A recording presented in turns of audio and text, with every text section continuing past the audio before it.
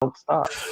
Well, Aunt's food's going to be here in 3 minutes. That's how we're going to welcome in, boys.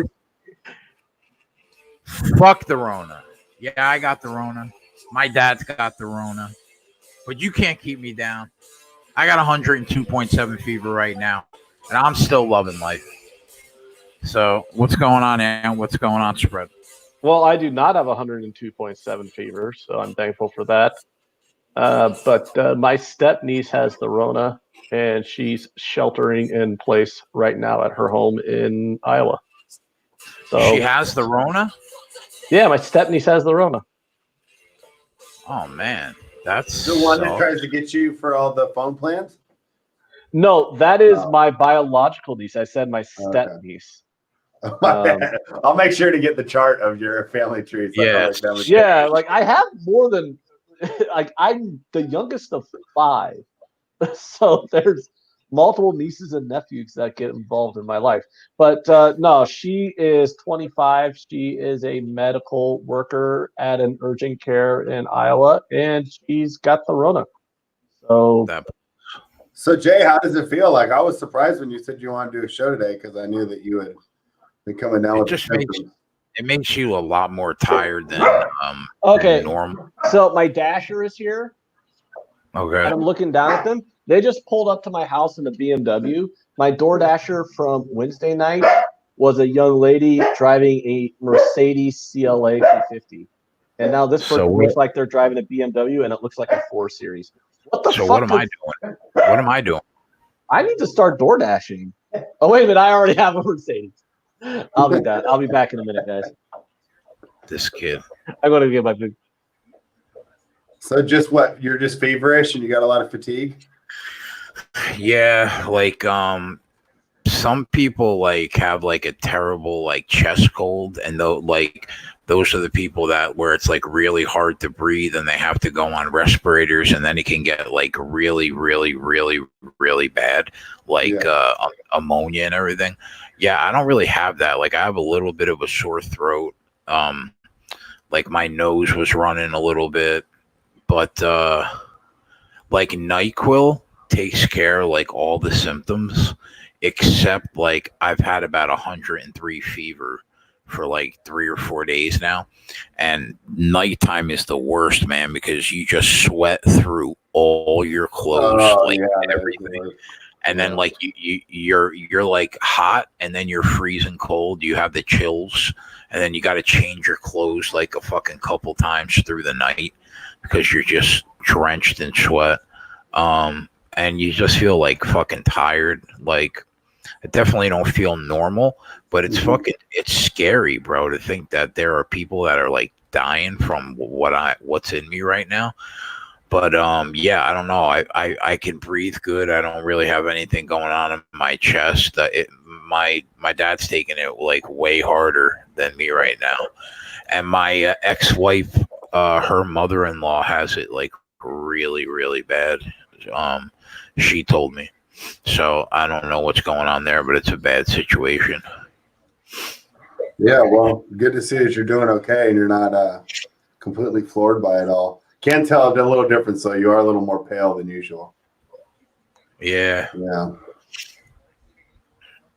But I figured it would be really awesome to spend the night listening to Ant complain about shit. Yeah, what could be better than that, right? Right. So what's going on over there? How's life treating you over there? You making money playing poker?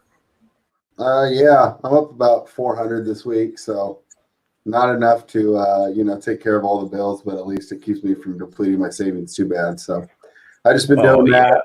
I have like weights and stuff in my garage. So I've been lifting weights every day, and at least for 20 to 40 minutes, just get some sort of activity in. Yeah, I've been leverage trading Bitcoin, shorting it on a few exchanges where it's been really profitable. But I've been playing poker too. I'm pretty much like even like since my initial deposit, but at least it's passing the time. Yeah. Tournaments, I think it's tough to be real profitable all the time unless you're just playing so many of them, Because it does come down to so Yeah, many it is things. hard. Where, when you play cash games, I mean, you don't need to get involved if you don't want to. Like I've had like last night, right? Friday night, usually the best night to play. So I'm like super excited, Okay, cool. And I just couldn't hit a card. And I'm watching people just stack off left and right, And I was pretty proud of myself. I think I was only down like $20 or $30, but I missed every flop, didn't get dealt anything. And then the one time I did get aces, I was real happy and I thought I trapped the guy perfectly. He flips over aces too. So, it is a high variance game, but like last night, I would have lost if I was playing tournaments, the hands I was dealt, I would have lost a ton of money, but just because I was able to steal some pots here, get a couple there, I was kind of able to mitigate my losses. So I do like that about the cash games. Yeah, I definitely plan on playing some poker tonight while we're on hanging out. Cool. How's the family, your girl, everything good? Yeah, everything's good. She's been hanging out. I've been teaching her poker, and she's actually just crushing the I love 10-cent, 25-cent stakes. So we've been hanging out on StreamYard, like in the evenings, like I'll play, and then she'll add her StreamYard, her screen. So I just kind of watch her games, and kind of give her advice. But she's real good at like reading people or reading their bet sizes and stuff. So she's been doing good. So I was gonna actually invite her to come on and hang out with us, but she's sleeping. So we'll see when she wakes up. Yeah. She can come and hang out anytime, man. Welcome to the boys, our boys, Kevin Taylor, Gerardo, D Money, Diego, RKE, Sonic Sten. What's going on, boys? Hang out for a few hours, shoot the shit. What the fuck else are we gonna do? I don't know, Jay. I don't know. So I have a question for you. Yeah, we want to hear this. Here it goes. No, I just want to know. So, say, for example, pretend you're the CEO of a multi-billion-dollar company who's basically the sole provider of N95 masks for the entire country. And say that we're entering a global pandemic, right? Okay. Okay. So say this company is theoretically called 3M. Okay. In theory, right? At what point do you think you would have decided to start upping manufacturing of your mask to meet the need that your product is going to have going forward with the obvious pandemic that's happening in the world?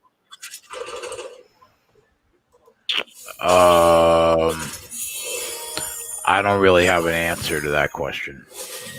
Wouldn't you say maybe January you'd start upping production of masks because you see where things are going?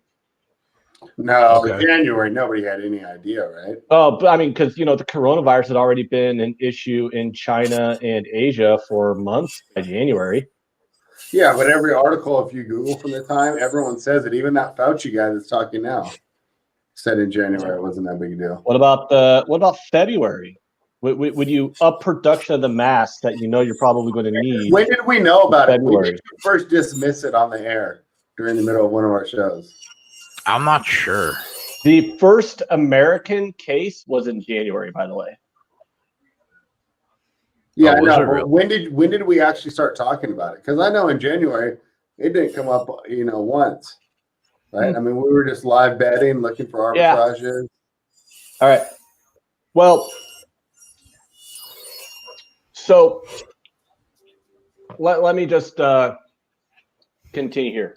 What about February? When the virus started getting ramped up, would you have decided to start producing these things in February? Diego says, and acting like he saw this coming when he said the total opposite. I'll admit when I'm wrong. Okay, well, that makes that over pretty quickly then. That's not my point. Like in February, bro, you weren't making fucking masks either if you had a company. This isn't my point. This isn't. This is actually not the actual point. So, oh boy, the point is the United States government asked them to start upping production on the mask as early as late February and early March. And the vice president of the United States even went to the 3M factory and met with the CEO, and insiders have stated that they requested back then on March 5th, exactly, there's a date, the United States vice president and head of the coronavirus task force met with this 3M CEO and stated that they needed production increased, trying to head off an issuing of the DPA, the Defense Protection Act, not wanting to have to go that route. And did you know what 3M did? You know what 3M said? Tell us. No, we don't want to do that. That would interfere. We could issue 100 million masks a month versus, the 5 million masks a month we're producing now. We could give you 100 million masks a month, but we're not going to, because that would interfere with our industrial masks that we make for like construction sites, etc., and also the conversion of that. And then when we said, well, pretty please, this is a pandemic, 3M said, well, how about this? We want it in the provisions because the coronavirus stimulus package was already working its way through Congress. They refused to do it until they put into the stimulus package liability protections on all their masks, which is a fancy way of saying we don't want to get sued if the masks are default. Now, in the act of an emergency, we can understand why they wouldn't want to get sued if the mask is in default. So you might think, well, that's actually a moderately reasonable request from the company, except they didn't want it just for this. They wanted that liability protection in perpetuity. That means 10 years from now, if Jay's on a construction site or Jay's daughter's on a construction site, whatever, 10 years from now, you're wearing a mask and it's faulty, you can't sue 3M for it because they have absolved themselves of faulty liability in perpetuity. And you know what the government wound up doing? Signing it? Of course! Of course! You have the sole provider of N95 masks, the mask that every healthcare professional in the country needs right now. The sole provider of those masks is holding out on ramping up production of those masks, holding our healthcare workers hostage in exchange for getting liability protection so they can never get sued. I mean, is no one else kind of thinking that's fucking horseshit? They're using a global pandemic as leverage to never get sued for product default forever. So how does that not enrage you when you hear that? Like, how does that just not like hit your ear wrong? Where you go, wait a minute, they're using a global pandemic to leverage themselves into making a shitload of money and holding the entire well-being of the world at hostage on it. Like, so is there like anything more evil that you can think of? Like, this is some fucking Darth Vader shit right now. Opinions on that, Jay? I mean,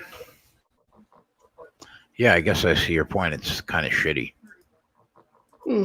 Greg, any opinion on that one?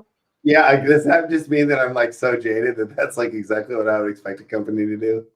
Yeah, and you know what's funny is like, I love how you say jaded, because I can't even be really all that mad at the CEO for doing that either. Because, if the 3M CEO did not do that, the board of directors would have fired him and put in another CEO who would have done that. Yeah.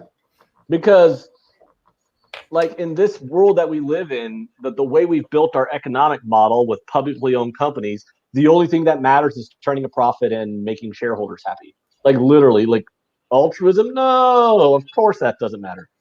So now they are making the masks, and then they're shipping them overseas. And now the U.S. government got mad about the masks being shipped overseas, so they put a stop to that. Of course, though, when we put a stop to sending masks to China, or not China, it was Canada. Do you know the unforeseen consequences that we could have when the presidential administration stepped in to try and stop any shipments from going to Canada of these masks? No, go ahead, tell us. You have one guess as to what country the pulp that's used to make these masks is manufactured in and shipped out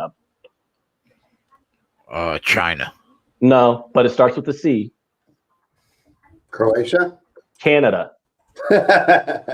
So in its infinite wisdom, it sounds great at first, America first, we need those masks, right?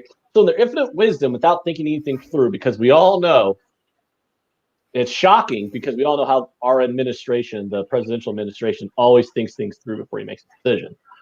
He decides to cut off shipments of 3M masks to Canada, saying we need them here, but not understanding that could then cause retaliation from Canada, because we can't even make those masks without the Canadian company who produces the pulp shipping that to 3M factories here in the United States. It's a give and take relationship is what I'm saying here. So if say, Jay, you are the owner of this Canadian company, which, by the way, the United States doesn't have any ownership interest in the company that makes this pulp. It's completely Canadian employee owned. So say you're Canadian employee owners of this company who produces this stuff for 3M, and you hear that the United States is shutting off all shipments of these masks to your country because you guys need them too. Would you be like, suck a bag of dicks and just stop manufacturing, sending the pulp to 3M? Would you? Yeah. Yeah. So it's basically a shit show. We have an evil corporation basically doing like the most evil thing it can do. Or a standard corporation. Yeah, well, evil corporation, standard corporation are synonymous, right? At this point. What was the movie that called itself Evil Corp? Oh, I don't know, but it sounds funny. I can't remember. Oh, I just recently saw that movie. Hopefully someone in the chat can help us out. So basically, you got a government and a corporation trying to out evil and out incompetence each other, and basically we're all kind of stuck in the middle. We still don't. Mr. Robot. Yeah. Oh, yeah, that was pretty funny. I mean, it's just. So, all right, I'm off my soapbox there on the evil of 3M, but did you watch Game of Thrones? yes, I did, but isn't there some total like Game of Thrones stuff going on here right now? Isn't this like something like the Lannisters and like Dorne would do to each other? Like, we need masks. Like, okay, screw their masks, we're keeping them. Right? Can't you see Cersei like sipping wine, looking out a window, like thinking that she's like got like 1 million masks for her own country that was supposed to go to another country? Yeah. I mean, it's just the thing too that I get really passionate and frustrated about this whole mask issue is because you guys both know my sister and my niece are both healthcare providers. My niece already has the fucking coronavirus, but my sister's been using the same N95 mask for 2 weeks now. You're not supposed to use an N95 mask for 2 straight weeks. So my sister's on the front lines on this fucking virus, every single day, and she can't get a fucking N95 mask. And then I find out the company that makes it is playing hardball with the government to try and get legislation passed to get liability protection, because they've actually been. It turns out they've been trying to do this for years. They finally get a pandemic to, So it just, the whole 3M story, like, it doesn't surprise me, but it just hits a little more passionate to me right now because it directly affects, my family members. Yeah. Who, they need these masks to do their job, One of them didn't have the proper equipment, and now she's got coronavirus, and she's at home. Speaking of which, you got the coronavirus. You look like shit, but that's not really different than what you normally look like. So how's it going with it? It's going, man. It's going. I just feel more tired than normal. The worst part is it's like 103 fever through the whole thing, and at nighttime when you're in bed, I'm just sweating through my clothes. Like I got to change a couple times during the night, and like you get the chills. Like you're sweating, but you're freezing. But then you put a blanket on and you're fucking hot. But Yes. I mean, like the normal symptoms, like a runny nose or a little bit of a sore throat or cough, like all that's being taken care of, like with NyQuil. But like what people are getting is this like intense chest congestion, which is why they need the respirators. But I'm not getting that, or at least I'm not at that point. Like I feel good there. Like my dad is that's hitting him pretty hard right now. But like I don't know. I think I'm lucky. Well, they say almost 50% of the people who get it their symptoms are very mild or even asymptomatic. So hopefully, wish you all the best.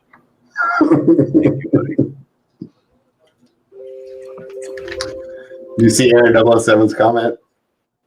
No. Probably.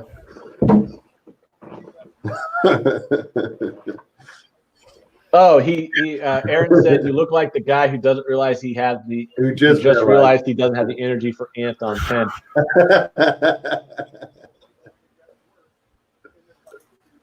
Well, you better have the energy for me because that's one story down, and I got more to go. Hey, Ant, did you ever watch the Clone Wars cartoons? Affirmative. Did you see they have a new season out? Yeah, I've watched the first 4 episodes. The story I was kind of hoping they'd get more into Ahsoka Tano and her, because she was supposed to be dealing with Darth Maul on Mandalore when the Order 66 happened. And she's like, they have this story with her and these 2 fucking brats I don't give a shit about. I'm like, why are we talking about this when everything's supposed to be coming to a head? Like they're supposed to be leading into, Revenge of the Sith territory here, So I'm kind of, I watched the first 4 episodes, but, I kind of want to get them into because, the finale of the show was supposed to basically be around when Order 66 happened. So the finale is supposed to be 2/3 way through Revenge of the Sith? Yeah. Episodes in episode 3, because like a lot of people don't realize that, like episode 2 and episode 3 of Star Wars, of the movies, they're like 3 years apart. The entire Clone Wars is in the middle, and that's what the TV show is about. I know you know that, but I'm explaining this for some of the audience who might not know that there's an entire cartoon TV show called The Clone Wars that's set in between episode 2 and episode 3 of the Star Wars movies, where it's actually showing what's going on during the Clone Wars, because the Clone Wars were set off at the end of episode 2, Attack of the Clones, and the end of the Clone Wars was episode 3, Revenge of the Sith. So there's a 3-year gap of an entire war that they didn't actually show in the movies, and that's what the show is. So, but I guess the show was supposed to, the last season of the show was supposed to take place basically leading right into Revenge of the Sith, and ending with Order 66. And I guess during Order 66, Ahsoka Tano was supposed to be on Mandalore with Darth Maul dealing with that issue. So that's what I really kind of wanted to get into, because Ahsoka Tano is like my favorite character. Yeah. Well, it's kind of weird. Like, so I'm rewatching right now. I'm on season 5 where she leaves the Jedi for a little while. No, she leaves them permanently. Oh, she's not going to come back? Nah, she leaves them permanently. She never becomes a Jedi. She's still Force sensitive and everything. Did you see the Star Wars show Rebels? I saw the first 2 seasons, and then I switched to Clone Wars. Okay, so did you see? But in Rebels, because Rebels is set like 4 years before Episode 4, Yeah. so it's like 14 years after Revenge of the Sith, where like her and Darth Vader have that showdown in one of the season finales. I don't think I watched that far. So I'll probably watch that one next when I finish up Clone Wars because I'm on season 5 right now. Oh, it made me cry, man. While I'm playing poker. Oh my god, it really hit me in the feels when she had that showdown with Darth Vader, when she realized that Anakin was Darth Vader and how like emotionally distraught she was over the situation because that was her. She thought Anakin died. She thought Anakin died during Order 66. Yeah. Oh wow. Okay. Cool. I'll be looking forward to that. Yeah. That. So she finds out that when she finds out that Darth Vader is actually Anakin Skywalker. And then Darth Vader finds out that Ahsoka Tano is still alive because he assumed that she was dead too. So there's like this kind of deals like, she tries to save him and bring him. She tries to reason with him and bring him back from the dark side. Which obviously, since you have episode 4, 5, and 6 with Luke Skywalker, she doesn't do it. Yeah. But it's a pretty powerful scene. If you want to have the emotions from a cartoon, there you go. Well, no, it's funny because I see jokes about it and memes about it. How people think like, oh, like you're watching Clone Wars, it's a kid's show, but they go through some it's like a normal adult show. It's just animated, Yeah. I mean, there are some like kid scenes, yeah. Well, here's the thing too: is for people who don't know who Ahsoka Tano is, Rosario Dawson is playing her in season 2 of The Mandalorian on Disney Plus. So I know everyone's watching Mandalorian, so Ahsoka Tano will be making her debut in live-action Star Wars canon in season 2 of The Mandalorian, and I am a massive fucking nerd, and I had a total nerdgasm when that news got let out. I'll show you some fanfic or fan pics that I saw online where it's like what we all want to see, and it shows Ahsoka holding Baby Yoda. Like what everybody wants to see. Like Ahsoka Tano, if people haven't watched the cartoon, haven't seen the Clone Wars, she's the best character. She doesn't start out as the best character. I actually find her annoying in her first few appearances. Yeah. But by the end of the series, she's like my favorite character on the show. She's like one of my favorite Star Wars characters of all time. Yeah. And I think like 90% of Star Wars fans probably don't even know who she is because they haven't watched the Clone Wars series. Yeah. So yeah, I've been watching that while I've been playing the poker. Just watching Clone Wars, and I forget like how much fun it is to be able to watch the lightsaber fights in animation. Because they can do so much more. Yeah. What's next up on the Ant agenda? So the economic stimulus, also known as the biggest robbery of all time. So don't you think it's kind of annoying that they literally just decide to give? All right, I'll wait until you're done with that. Oh, sorry. Yeah. A lot of they give banks like $4 trillion, and then they give the big corporations trillions of dollars, and then they give like these small businesses like $300 billion, which they need to like bail out these small businesses, and then they give the American people, and it's like, hey, wait a minute, we just totally bailed out all these banks and all these multi-billion-dollar corporations, but what we're not going to do is fucking diddly squat for the American people, but to kind of shut you up, we'll give you $1,200. Like, because all the politicians, right? Like, this is something a lot of people don't know. A lot of people understand this, but a lot of people don't understand this. All the politicians are millionaires, and they're funded by millionaires and billionaires. So if you're ever like, gee, why does everything Congress and the government do in this country only benefit the super rich and corporations? It's because all the politicians are millionaires and everyone who funds them are corporations. So they're like, I mean, what's rent cost anyway? When you're a billionaire, right? Like, what do you think rent costs? Like $20, right? I mean, $1,200. Yeah. I mean, they're out of touch is my point. So they're like $4 trillion to the goddamn banks. And Joe Blow, $1,200, right? Hey, Jay, you live in Jersey. Is $1,200 even 1 month's rent? No, it's about $300 shy. Greg, you live in Sacramento. Is $1,200 even 1 month's mortgage payment? Not mortgage, but if you had a studio apartment, it would make it. Oh, studio apartment.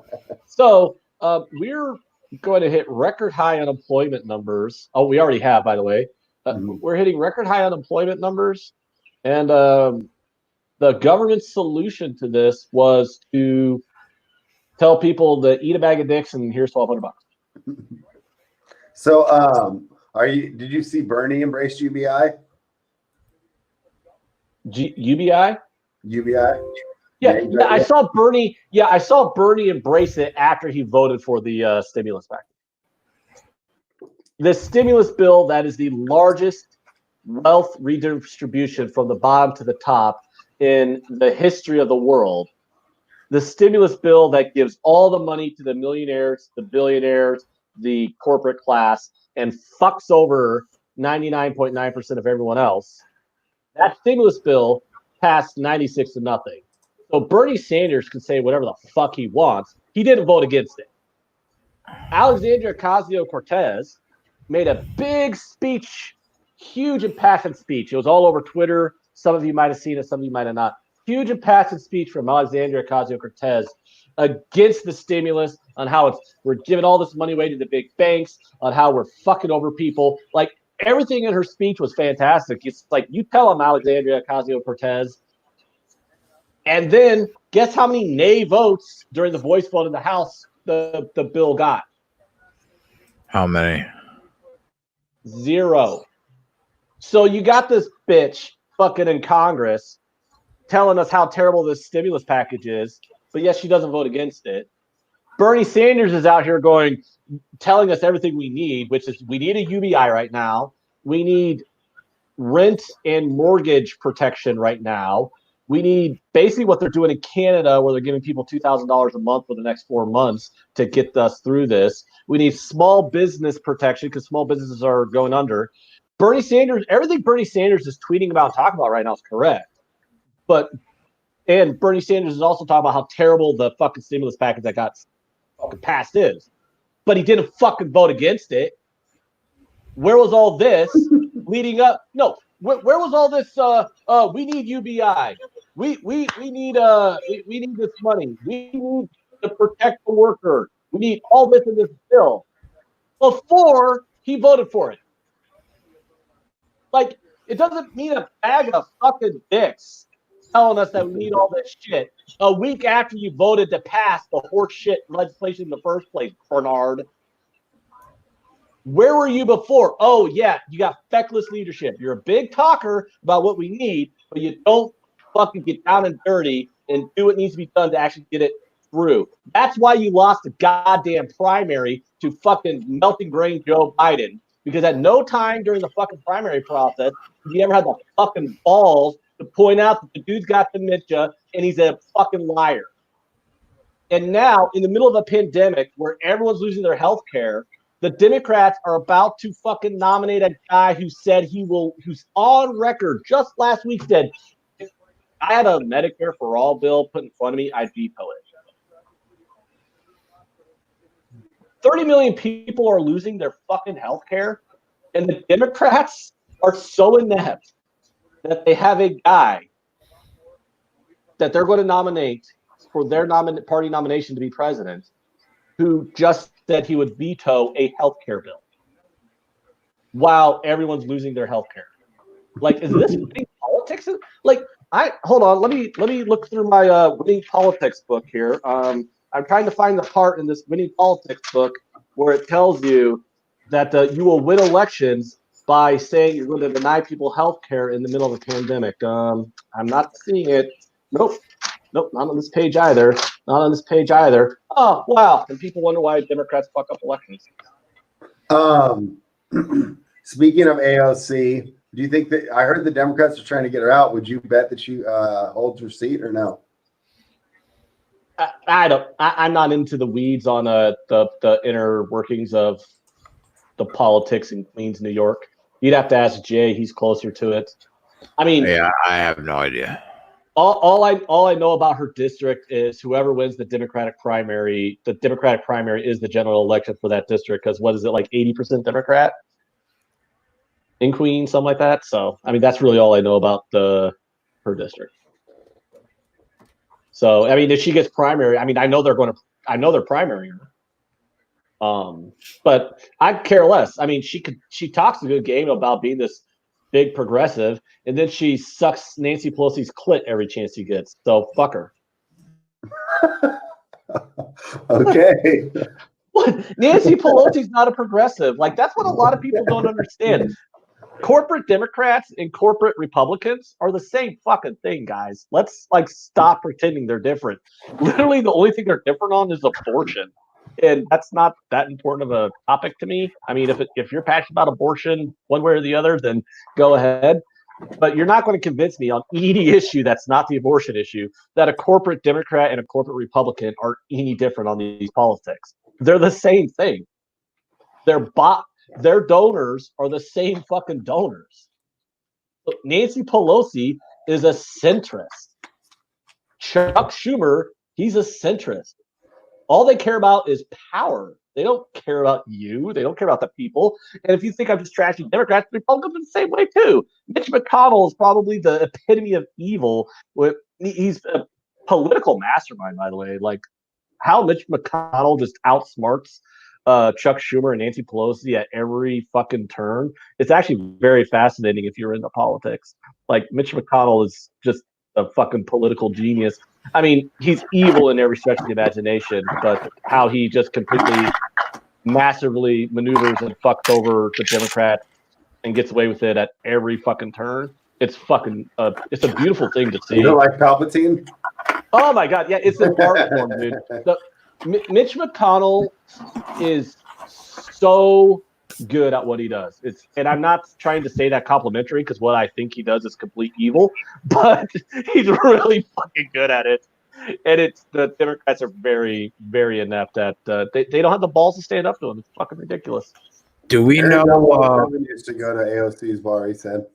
Do we know what happened on the call that Trump had with all the commissioners of all the leagues today? He said that they are going to try and be back by August or September. And so the little quick analysis hit piece I read over it was it could end up becoming like a political deal because out in California, obviously, in New York, you guys have liberal governors. So they might say, well, we're not going to allow stadium events by then. So, but he said it should be back by August or September. And the latest I read is that NBA is probably going to cancel the season. So, because I guess I don't know why anything has to do with it, but China canceled theirs. Okay, Kenny, I didn't even know that there was a virtual NASCAR race going on, man. I had no idea. I mean, if it was like normal Bristol, I would take Kyle. Hey, Ant. What's up? What do you think is more likely? Carol Baskin did it or Epstein killed himself? Or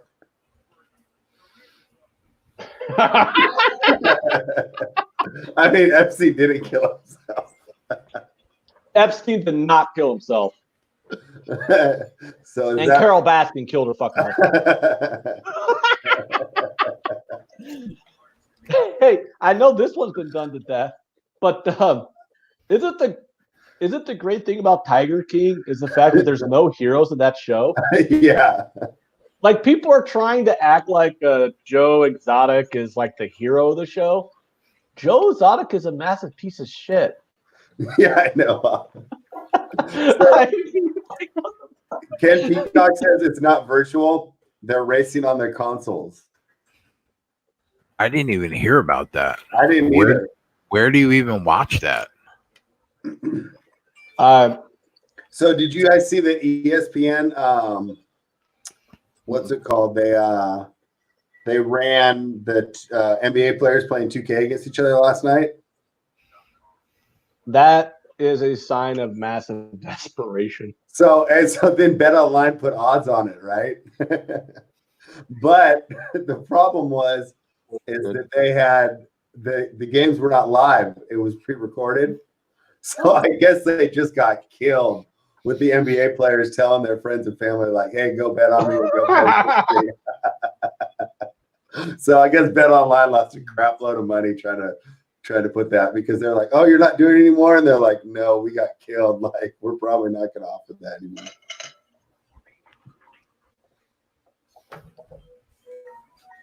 So, how much longer do you think you can tolerate this coronavirus bullshit? I mean, I don't really have a choice, do I? No, none of us do. I'm just tired of it already. Dude, I keep thinking it's not going to be that long. And then every time you get news, it seems like it's just going to be worse. You know, like they just keep pushing it back, right? Well, the problem is, God damn it, you're going to get me to go off again. When you got a president who is inept in every imagination, in every aspect of the word of inept, when you have a president who just won't do a stay-at-home order nationwide, so he leaves it up to the governors, so you just have a patchwork of fucking states coming up with their own rules on the spot. There's no overall, guys, this is the plan. It's just every state's doing their own fucking thing.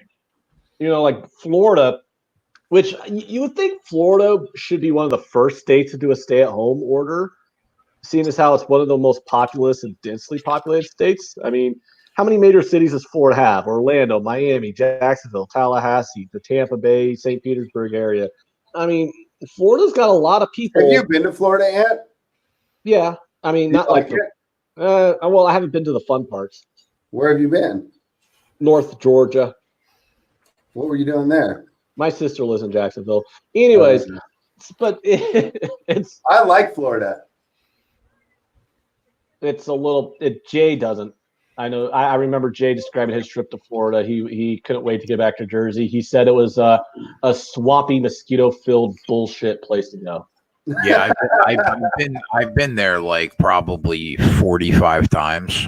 Oh wow, that's way more than me. I mean, my grandmother and grandfather had a condo down there. Plus, my biological father lived down there when I fucking talked to him, and yeah, I've just been there a ton of times, and yeah, I mean, you can cut the fucking humidity, bro, with literally a knife. I can't stand it. I hate it. New York humidity isn't that bad? No, not even close. Yeah. So but the problem is what I was saying is, like, you got one of the most populated states in the country is Florida, and they just did a stay-at-home order like 2 days ago.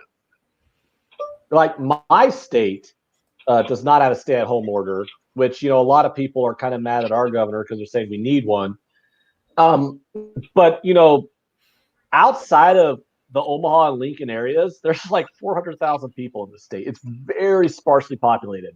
Outside of the two cities, it's literally just hundreds and hundreds and hundreds of miles of fucking corn. You know, so it's like you got like all these little tiny farm towns. It's just scattered with farm towns of like a few hundred people, a few thousand people. I mean, what's a stay-at-home order really going to do outside of Omaha and Lincoln? I don't know. So, you know, people like look at, South Dakota and North Dakota and Wyoming don't have stay-at-home orders either. Well, combined, South Dakota, North Dakota, and Wyoming have 15 people. You know, obviously I'm exaggerating, but I mean, like, come on. It's just, what's a stay-at-home order going to do for a state like Wyoming that's 5 times the geographical size of New Jersey but has 400,000 people in it? Like, Sonic Stan's not happy with you right now.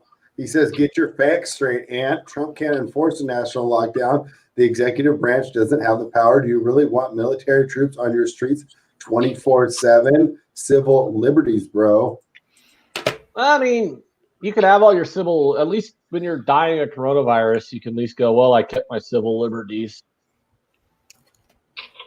The government probably can't, but the problem is you don't have what I'm pointing out is, like, you don't have consistent direction across the country. You have 50 different governors giving you 50 different directions. And then you got people like me and Jay who live 5 minutes from a state line. So we literally walk 5 minutes across the river, and now we have completely different regulations and stuff going on. So it's just fucking. If you really want to tackle this pandemic and get it over with, so we can get back to normal life, you got to have a consistent direction, and we don't have that. I mean, Steve Zhang says stay-at-home orders are against the Constitution. I don't think there's anything in the Constitution about a pandemic. Wipe my ass at the Constitution right now. Like, seriously. Oh, wow, you really are a commie. No, it's the thing. I keep hearing all these arguments about people who are mad that we're trying to stem the spread of the pandemic because it's inhibiting their civil liberties or whatever. It's like, you know what'll get things going? You know what'll get the economy going? Not having a fucking virus. You know what'll eliminate the virus? I don't know. Staying in your fucking house. Charles Krauthammer, who was one of the more rational Republicans that were left, I think, in the world, said that he's dead. He said that mandatory stay-at-home orders by definition goes against everything that the country stands for, right? But in these extreme circumstances like this, sometimes you just have to bite the bullet and realize that, you know, some things are more important than the normal liberties that we all live by, because there won't be fucking. Imagine if this was like a flesh-eating disease or something, bro. I live in Trump country. I've heard these arguments from like a lot of people already. Like if this was like a flesh-eating disease or something, and you had fucking jerk-offs sitting on the fucking beach, I mean, what do you do at that point? Oh, that's the problem. Is everyone's all like, well, first of all, like in the United States, don't even get me started on the whole civil liberties and freedom thing. We already don't have them. I mean, so let's get that illusion out of the way. You know, you want to know how many times the Patriot Act has been reauthorized over and over again and how that's completely fucked your civil liberties. So quit complaining about a stay-at-home order during the pandemic if you're not going to go ahead and agree with me on the fact that the Patriot Act is the worst piece of legislation ever passed in the history of this country.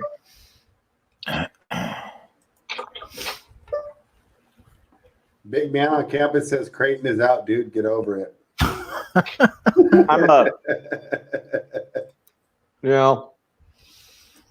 I'm a gun-loving Midwesterner who hates. What's your favorite type of gun that you own? 12 gauge. Really? Yeah, it's got good spread. Oh, that's cool. What do you think of the percentage of people who live around you that don't own a gun is? Huh? Like, how many people do you think, like in your little area you live in? Oh. Like, would you say everybody has one? I mean, I live in a city. It's like in all the small towns, everyone has a gun because everyone goes hunting. Uh-huh. I don't know. I mean, I've been at family barbecues, where, you know, there's like me and 4 other guys sitting on a porch, and I'm the only one who doesn't have a 9mm strapped underneath my shirt. How come you don't have your 9mm with you? I don't have a pistol. Oh, really? Well, what do you think of family gatherings then? I don't take guns to family gatherings. But I mean, there's people. It's not it was my sister's ex-husband and like his friends and things like that, or, you know, my husband or my husband's family. But I mean, yeah, it's like I've been to like plenty of, you know, like barbecues where, you know, basically like 8 out of 10 guys at the barbecue has a pistol underneath the shirt. Under their shirt, they don't have it like in the cool holsters? Nah. Half of them don't actually have their concealed carry permits. Okay. I mean, I know some people who think the concealed carry permits are an infringement of their rights to own a gun because they shouldn't have one, so they refuse to get one. And then obviously there's the other ones who do have concealed carry permits. My brother used to open in Washington. Uh-huh. Yeah, like he was one of those guys who just have his pistol in a holster for everyone to see when he went to the grocery store. Ken Peacock says, love watching Yanks chat about guns. Hit that like button, boys. Oh yeah, Ken Peacock's British. So you've never been to a barbecue, Ken, where like 8 out of the 10 guys there had a pistol strapped underneath their shirt? It's a great thing. But no, I don't have a pistol. In terms of like say home protection, I mean, I'm not a good shot. So it's like, you watch a movie, you go bang, bang, bang, and you have like 5 headshots, like Yeah. you 5 bullets fired and 5 headshots. In like real life, if someone's moving, you shoot the gun 5 times, you miss the dude 4 times, and you graze him 1. You know what I mean? Unless you're Tyler playing Call of Duty. Yeah, exactly. Unless you're Tyler playing Call of Duty. But it's like if you actually want home protection, just get a 12-gauge shotgun. It's got a good spread, and boom, there you go. Plus, like if you're, say you got empathy and you don't want to murder someone, even if they are breaking into your house, but you still aren't enthralled with the idea of murdering someone, you can just load the shotgun up with beanbags. Put a couple beanbags in, and then a real shell. And if they refuse to stay down after the second beanbag, then, well, I warned you twice, motherfucker. And the third shell blows their head off. But, give them a little warning. No, yeah, shotguns are the way to go. Like, I'm not a gun enthusiast by any means. Like, I'm not I got friends who got like 20 fucking guns, and I'm like, well, that's kind of unnecessary, but it's your right, so go ahead and do it. I mean, I haven't seen anything wrong with it, but I'm not like super into guns. Like, I just, have those, and if anybody wants to step up on my property and, do some raping and murdering and robbing, I mean, well, I got something to say about it. But that's why I go with the shotgun, because it's I think it's more but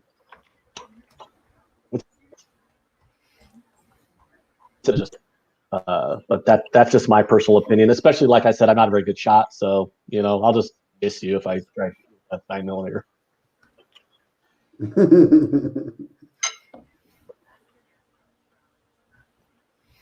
What kind of gun do you got, Jay? I know you're packing heat. I have a snub nose 38 shotgun. Ooh. And some kind of rifle. I don't know, it was my dad's. But my guns, I have a snub nose 38 and a shotgun. Not bad. I mean, what about you, Greg? I fired them like one time in my life. What are you shaking your head for, Greg? Or I don't have any. What? I wouldn't fit in very well. Well, I hate guns, to be honest, but I have them just in case some jerk off decides to come up in my house and somehow gets past my dog. Yeah, I got a couple cats, and I'll be okay. Oh, well, come on, Greg. You got to go get a gun. Yeah, actually, They'll give you a safety course. Shariah was trying to get me one, to get me to get one. I mean, they'll give you a safety course. She's got a couple at her spot. I'm thinking, if I get that $1,200 stimulus check, I should just go get an AR-15. Why not? It's fun shit. Please don't be in the AR-15 club. AR-15 and a Mercedes. You're ready to start a rap album, man. You never, Jake. Until you fire an AR-15, don't tell me don't get an AR-15. I don't know. I just don't have a desire to fire an AR-15. You go to the firing range, right? And you rent the AR-15 to shoot at the firing range. Then after you empty the clip, like you won't know what to do with your erection after you empty that fucking clip, man. At the firing range when you go there and get that AR-15. Whew. It's a pretty intense gun to shoot, man. It's pretty awesome. I highly recommend it. Highly recommend it. All right, what's next on your ant agenda? Well, Hillary Clinton's just a stupid cunt. Where did that one come from? I had that written down. Let me see. Why did I? Oh, okay. My notes. Hillary Clinton. All right. So, what was the tweet she sent out that set me off? Let's see if I have that saved. Hold on. Give me 1 second. I was talking to Jay about it. Let me give you guys the full context, though. I mean, like we really need context to explain that Hillary Clinton's a fucking cunt. All right. Here we go. She tweeted an article from Politico. The article headline reads, Trump rejects Obamacare special enrollment period amid the pandemic. So I'll repeat that. Trump rejects Obamacare special enrollment period amid pandemic. And Hillary Clinton's response to this article's headline is, millions of people have lost their employer-tied health care over the last 2 weeks because of the pandemic. It's an easy call. Reopen the healthcare exchanges. Now, I was talking to Jay, all right? So we're going to reopen the healthcare exchanges so people who lost their job can buy health insurance. So do you know the percentage of people in this country who are able to afford a $500 emergency right now? The answer before the pandemic was like only about 50%. So do you know what like the deductible is on these plans that you can get on the healthcare exchanges? One of the deductibles is $4K. Another one of the deductibles is $6,000. Basically, these are garbage healthcare plans with premiums in the literal hundreds of dollars. Like you'd be paying like $500 premiums on some of these. So her solution is to reopen healthcare exchanges for people who have no job and no income right now to spend $500 a month on shitty healthcare insurance. That's just going to have a $4,000 deductible when they need to use it because they got the coronavirus. Meanwhile, did you know what Donald Trump is proposing here? And this is baffling, and I never thought I would say this, but did you know what Donald Trump is proposing right now, Greg? No, I do not. That anyone who gets sick with the coronavirus will have their medical bills paid by the United States government to the hospital under Medicare rate. I think Bernie Sanders might have a name for this that he's talked about a lot.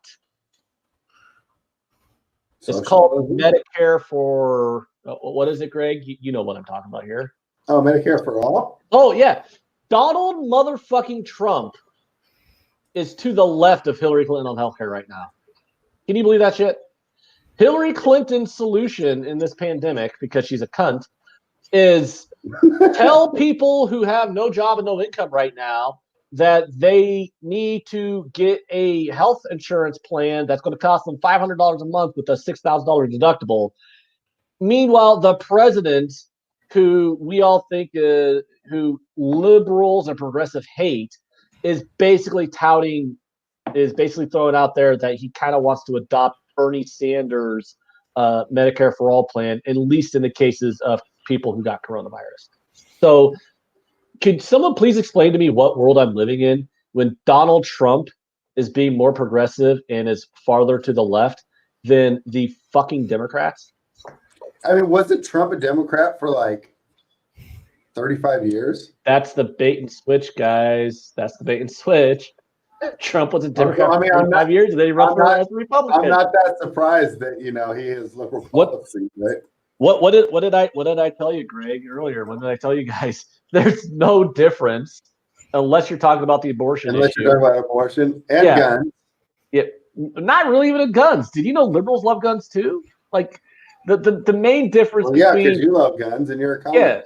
Yeah. The main difference between like Democrats and Republicans on the gun issue is how I don't know, really. I mean, I like guns. AR-15s. That's the main issue. Yeah. Right? Yeah, exactly. So, so that was what I had written down. Hillary Clinton is a cunt. Okay, So, what's next? No, I already bitched about Joe Biden. I had Joe Biden's a retard, and that was. You might have to tweet out a picture of these notes. This sounds pretty awesome.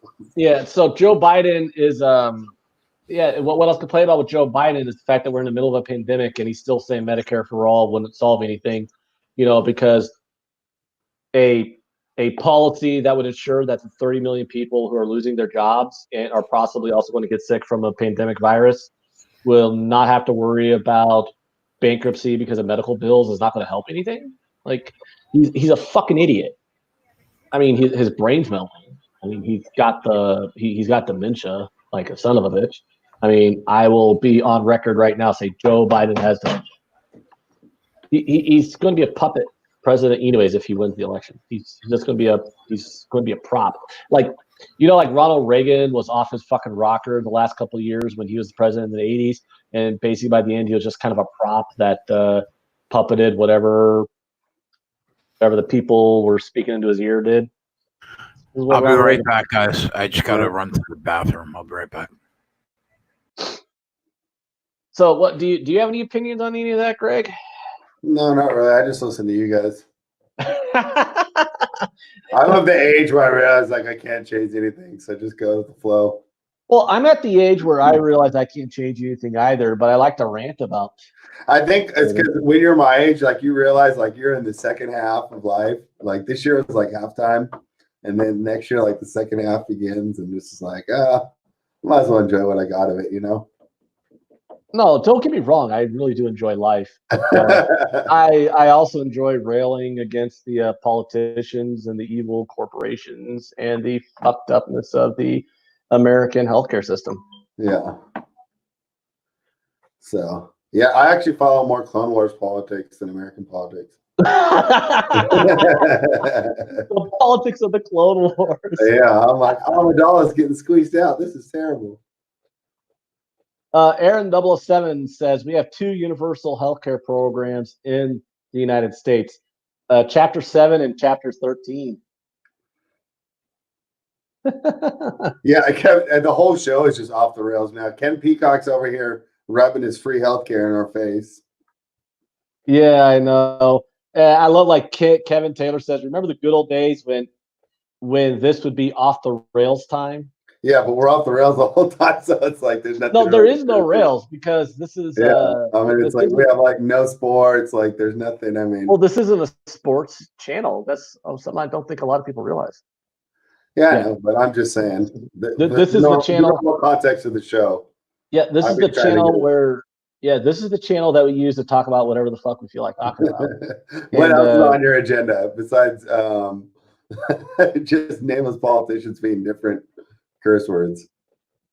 Well, it's one thing that I found kind of shocking. So, ask me this, Greg. Have you ever? Fuck this dog. Shut up. I thought you had shot callers. Oh, yeah, not now. Not on the weekends. But have you ever wondered why, like, every time like the government passes legislation or does anything, it always seems to benefit the richest people? It never really seems to benefit that doesn't surprise me. That's been happening since like Roman times, right? Yeah. Like it's not like the Romans had like a bunch of like generous senators that were trying to feed the poor people, right? I mean, they were all doing the same stuff, right? Yeah. I'll give you I'll let you answer this one.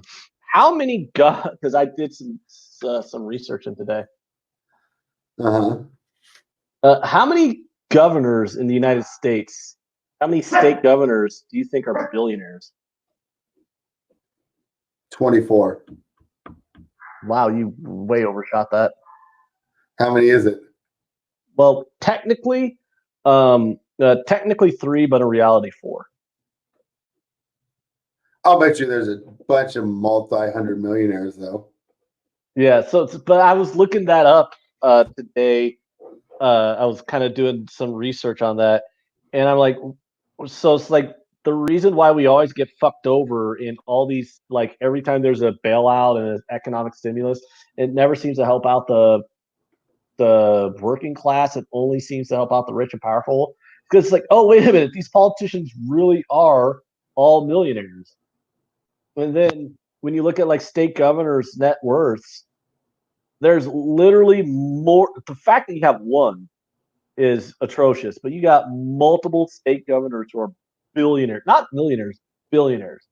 The Haslam in Tennessee, he's one.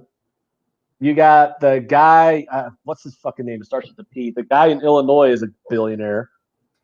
And then I just found this out today. The dude in Minnesota is part of the family trust that started Target.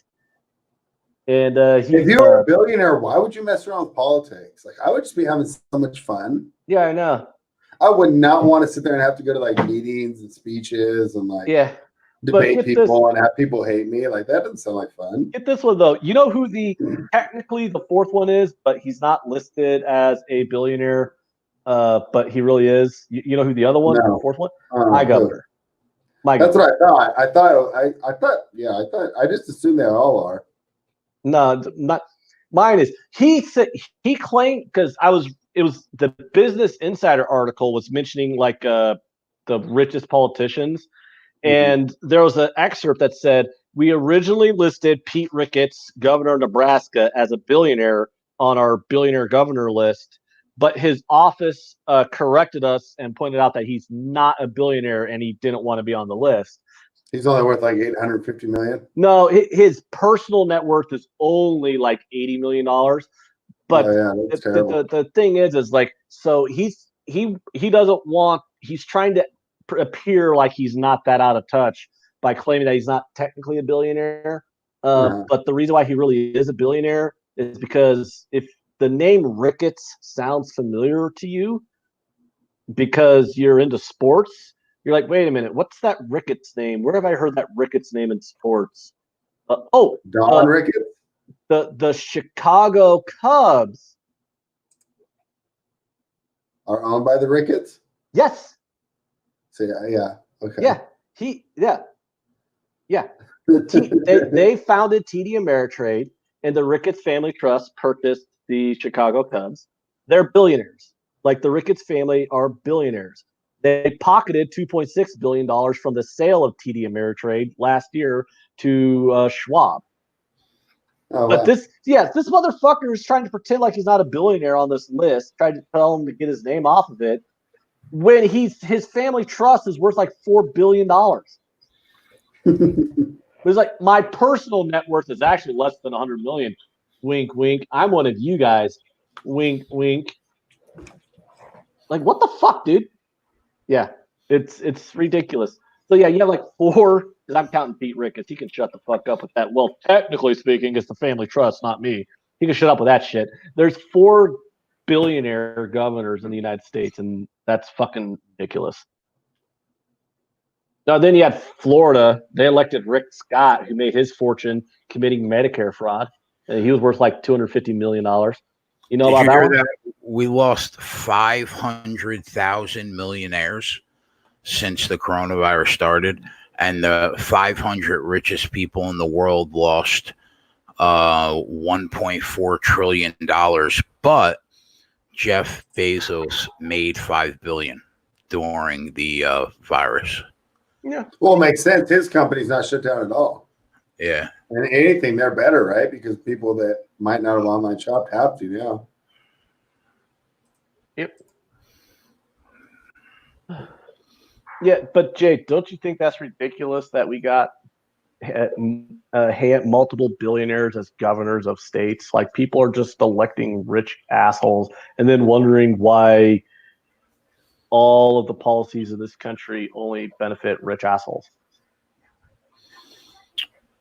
That's how the story goes, my friend. Well, it's not even like it's a fucking secret when they're running for office. You know, it's not even like it's a goddamn secret. So what else has been going on? I don't know. I'm getting kind of worn out bitching about evil corporations and corrupt politicians and the I billionaire feel class. bad. Well, I feel bad for myself because I'm also really not working. But I feel bad. 10 million people lost their jobs over the last couple months. That's rough. Yeah, I'll be back. I'll give you guys a breather from me because I've been monopolizing the conversation with my grievances. So I'll be back in a few minutes. That is absolutely shocking. Well, I mean, Greg's asking me what's bothering me and let me go, and you're not no, coming I in. mean, I love having you on here. I'm like, this is gonna be easy show tonight.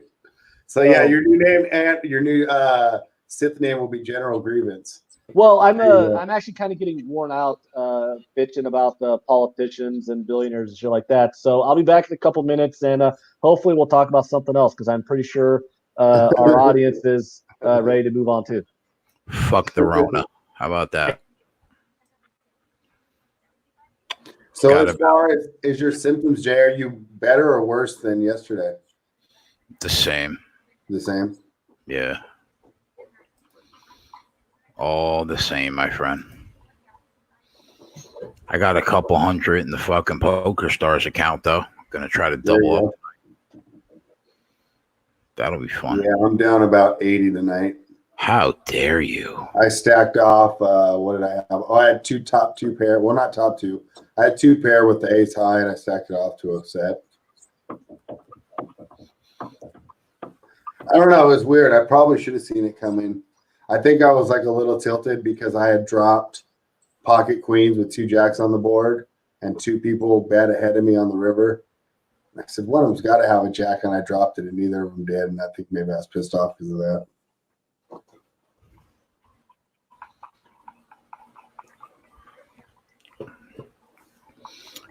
The only place I could have got it from was Stop and Shop by my house.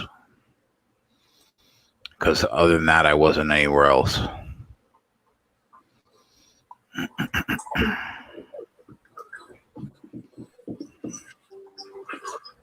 you betting any horses tomorrow? I don't know. I'll talk to Jeff. Maybe I'll fuck around. Bet a couple of races.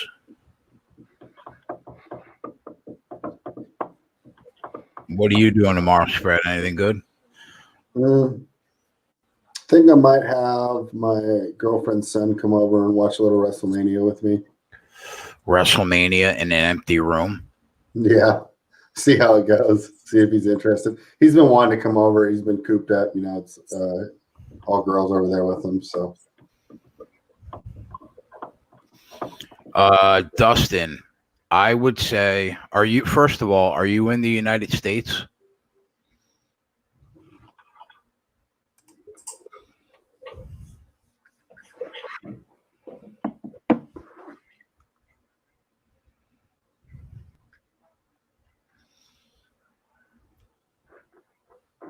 If you're in the United States, Texas, okay. So what I would do is I would use Kraken will let you leverage 5 times, okay? But places like Bybit and Binance will let you leverage up to 125 times. So, but first of all, you either go to Kraken or there's another place called Bit7, or get a VPN. I have a VPN, right? So I went to Coinbase. I bought my coins through Coinbase. I use Kraken a little bit, but other than that, I have a security key. I have an software crypto wallet, but then I back it up on a security key, like a hard, like a nano security key, right? So from Coinbase, get all your Bitcoin on your key, then use a VPN, and then you can go to exchanges like Bybit, Binance, BitMEX, because you need a VPN because they won't let you leverage like 10 times, 20, 30, 40, 50 times in the US. They don't really allow it. So that's what I would do. First, just run over to Coinbase, buy some coins. I'll tell you, man, the security process is a motherfucker. Like the things that I had to do I had to take pictures of my ID, pictures of me holding my ID with a piece of paper that says like Coinbase trading.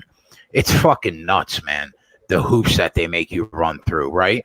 But I mean, is it worth it? Yeah, I mean, even if you had a quarter of a Bitcoin or a half a Bitcoin, and you wanted to make a couple trades, a half a Bitcoin, which would run you right now. Let me check the price. Probably about 3,400. Let me check the price on Bitcoin. Somewhere around 6,800 right now.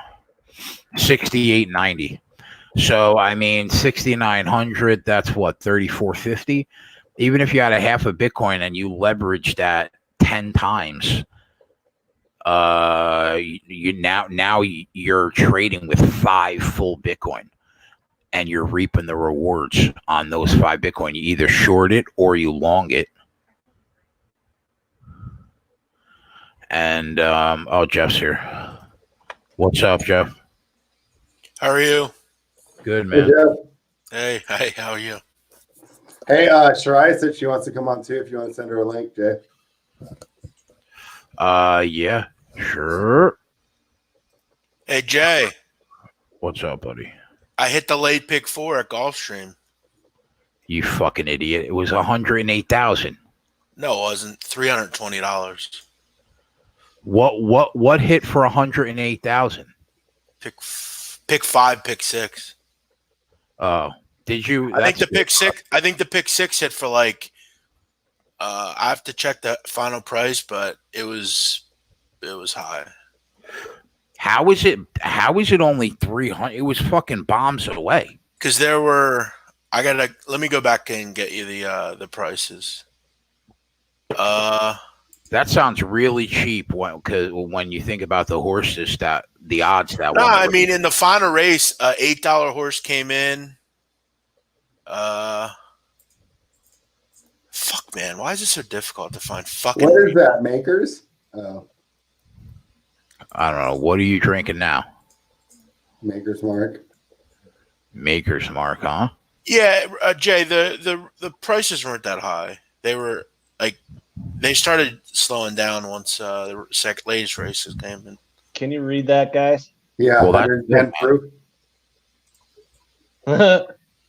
Uh-huh.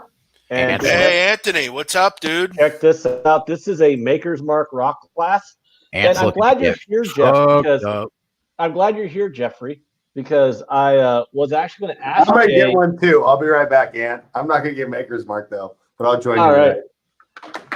Well, I'll wait for Greg to come back. But you read out some of my tweets, Jeff, and I thought they would be some interesting commentary. Mainly, the one that I think is probably going to be the most interesting to talk about is the documentary I watched on Amazon about the Hail Satan documentary about the Satanic Temple, the people in the Satanic Temple. Right. Like, I'm like most people. I used to. Who's this? That's Mrs. Spread Astaire right there. Oh, hi, Mrs. Spread Astaire. How are you? Shit. Wow. How are you, Mrs. Spread Astaire? Where are my goddamn cookies? You want my honest answer, or do you want a politically correct answer? I mean, I just want the goddamn cookies. Give me. They're not there yet. Then we're just gonna. Hold on, wait a minute. I tried something new with the recipe, trying to be extra nice for you, and I did not like it, and I refuse to serve anyone any food that I do not like. Okay, that's fair. Greg can attest to that if you were actually here. So you're whipping up a special batch for me? I was doing something different for you. I like it. Greg told me a rumor that you model baseball. Greg is correct. All right. That's pretty awesome. Thank you.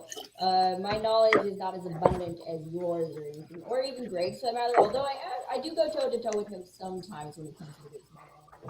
Oh, all right. Now that everyone's back, okay. Here you go, Ant. Ooh, Glenn Levitt. I do enjoy Glenn Levitt. What's the proof on that one? I couldn't see it. Oh, it's the same. It's 40.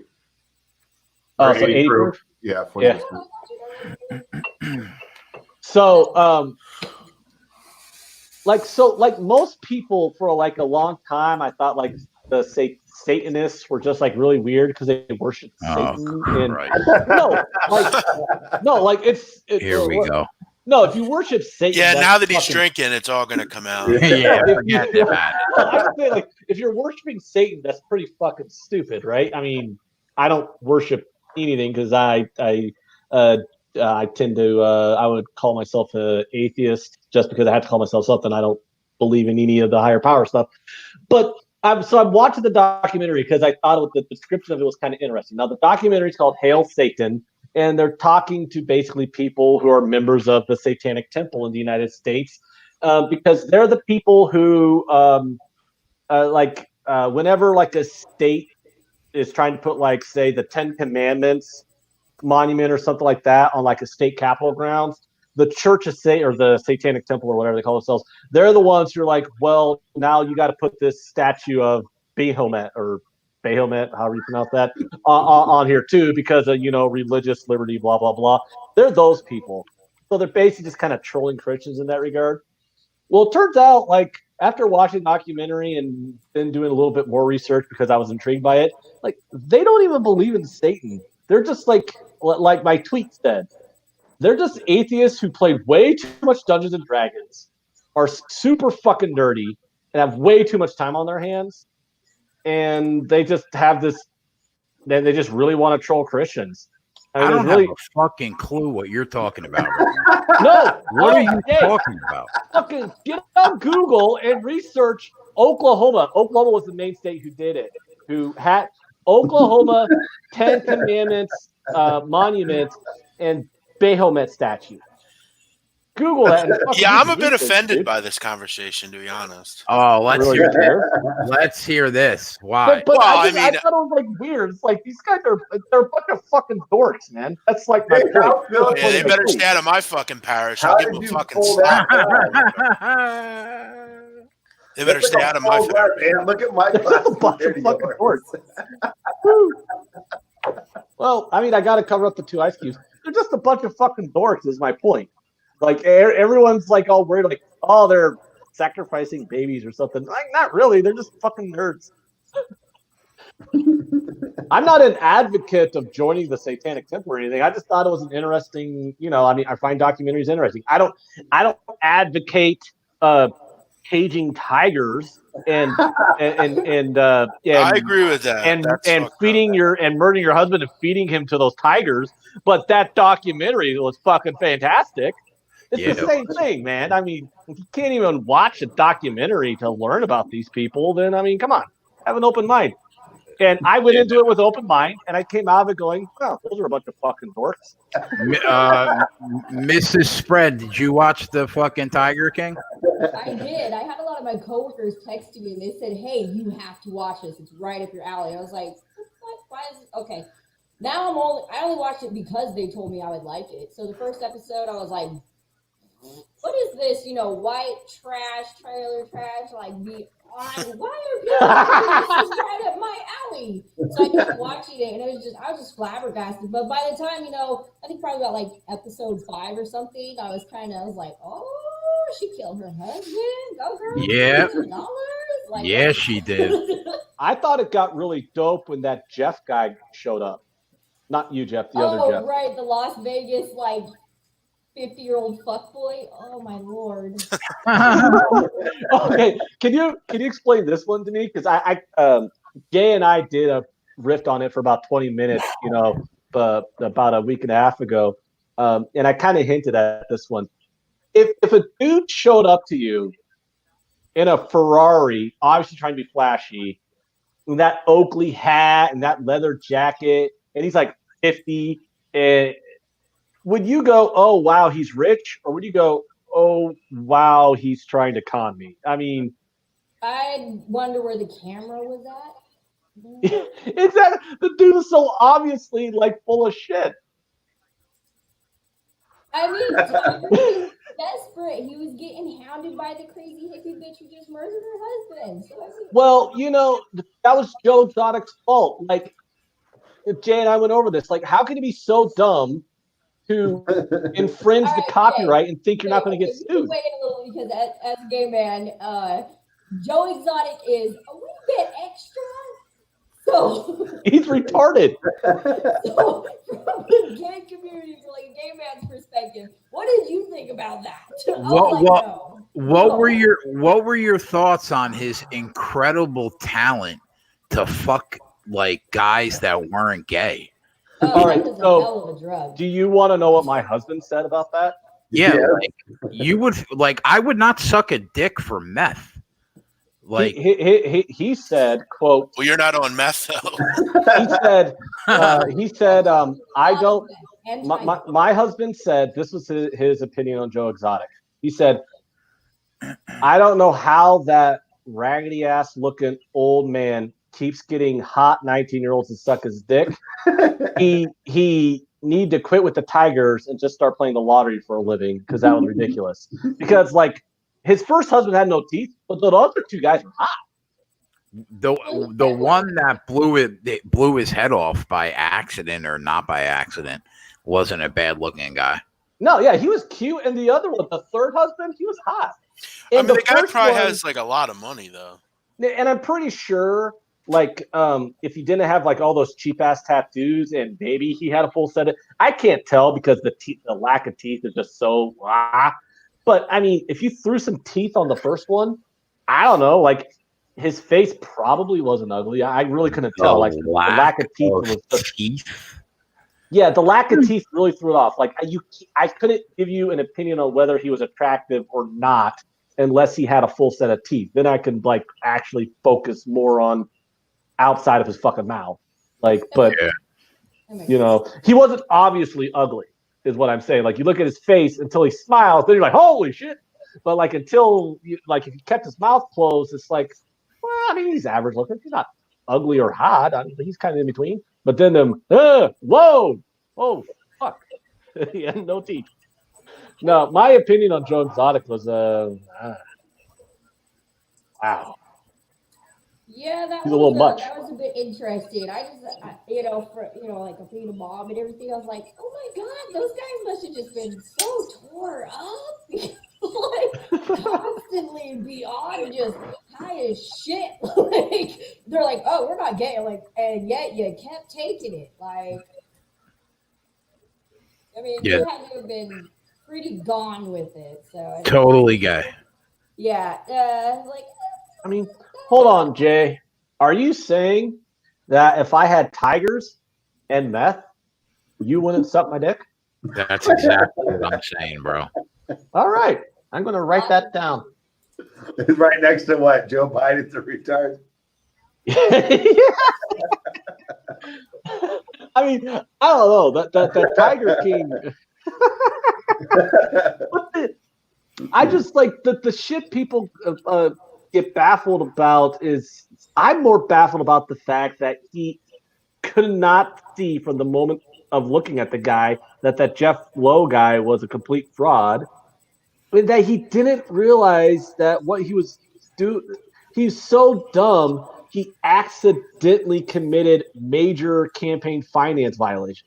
Like, that's how dumb the guy was. He inadvertently committed a crime that would put him away for 50 years. Yep. I don't think he was dumb. I think he just really was so arrogant. It was like, one person cannot be that stupid because he was mildly successful as a businessman. But if he was just slightly more intelligent, right? There's no way that he gets arrested for murder or attempted murder.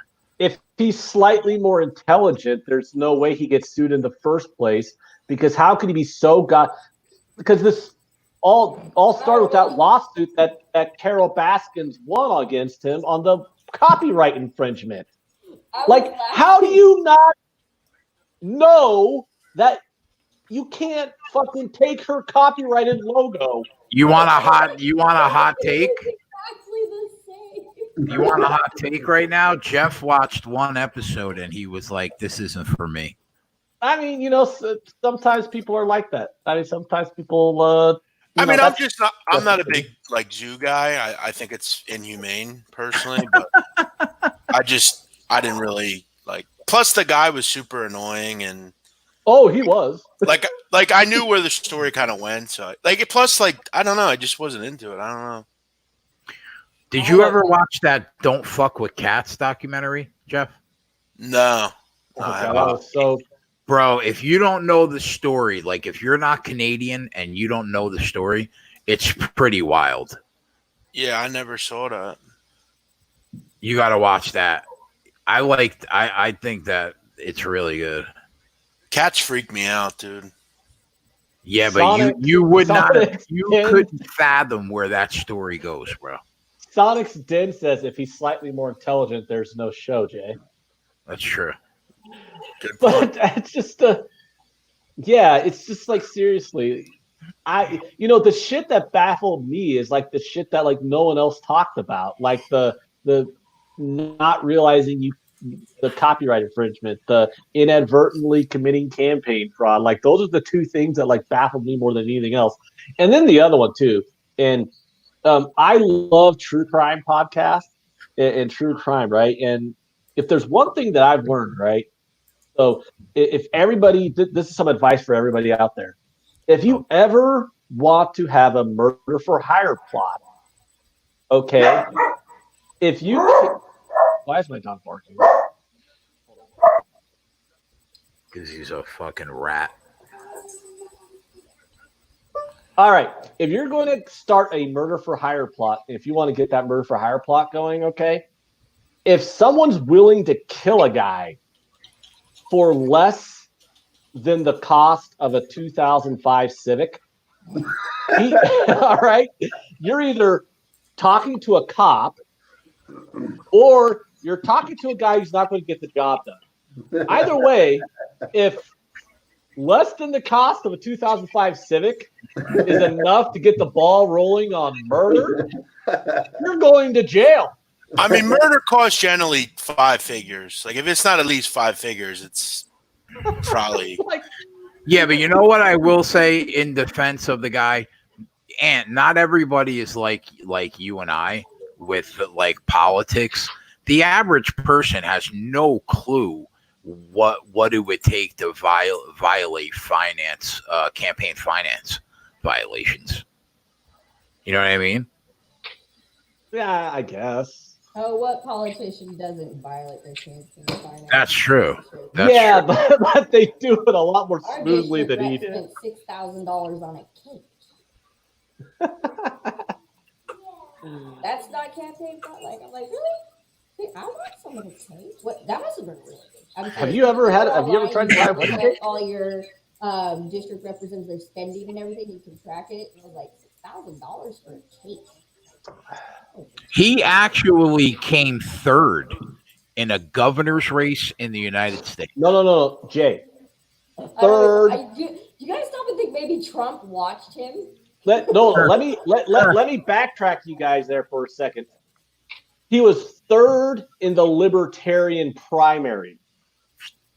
Oh, okay. So basically, he had no shot. Yeah, he was third in the primary that represents the 1% of voters who are registered Libertarian. I mean, Anthony, you probably don't know who this is, but like Jay, you know who Nikki Benz is, that porn star? Yes. I think she run for like mayor of Toronto. I think she got like second or third too. Did she really? Yeah, I think she. I want to say she did. Yeah. Out here in California, when they recalled Gray Davis, when Schwarzenegger won, a porn star ran and she got Mary Carey, right? Is that her name? Yeah, I can't remember her name now, but yeah. Yeah.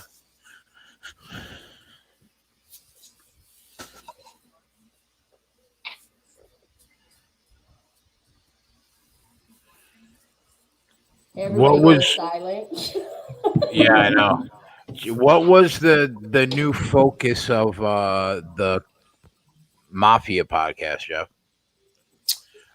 This guy Vincent Gigante, he was like he was a mobster that I haven't watched it yet. I got to see it. he basically for like 30 years he pretended to be like mentally retarded on the street, and the feds like bought it forever, and then they did all these investigations, and they obviously found out that he wasn't mentally ill, but he got away with it for like 30 years. He would just go to like a mental institution like once a year willingly, and he's got doctors to believe it basically. And he was one of the more successful mob guys like in the history. Oh, is that the guy that they would wire all the cars on the street, and he would be like walking down the street in his fucking bathrobe? Yeah, he would like talk to parking meters and like urinate and stuff, and like he would get his door kicked in sometimes, and he would like go in the shower with like an umbrella, and like he just he was a real like he was a smart guy. Like he definitely made them believe it. But Well, nowadays walking down the street in a bathrobe is just right, what but back everyone then, like people just assumed he was just like some deranged like invalid. does. Like nowadays, going to the grocery store in sweatpants is just Right, like standard. right. Actually, going anywhere in sweatpants is pretty standard nowadays. Oh yeah. But this was in like Manhattan, like during the day, like, and he looked just like a shoddy guy, kind of. Oh God, that sounds. So you're doing a podcast on that, or a YouTube series on it? Yeah, I just started doing like a YouTube show. Like I was just super bored, and like I, just needed something to do, basically. I hear you. It's life's kind of boring without sports to handicap it on. Yeah, I mean, you can only do so much, like so many times. Like days start to run together. I mean, I still have to go to work, but I mean, thank God I can still go to work. Knock on wood. Yeah.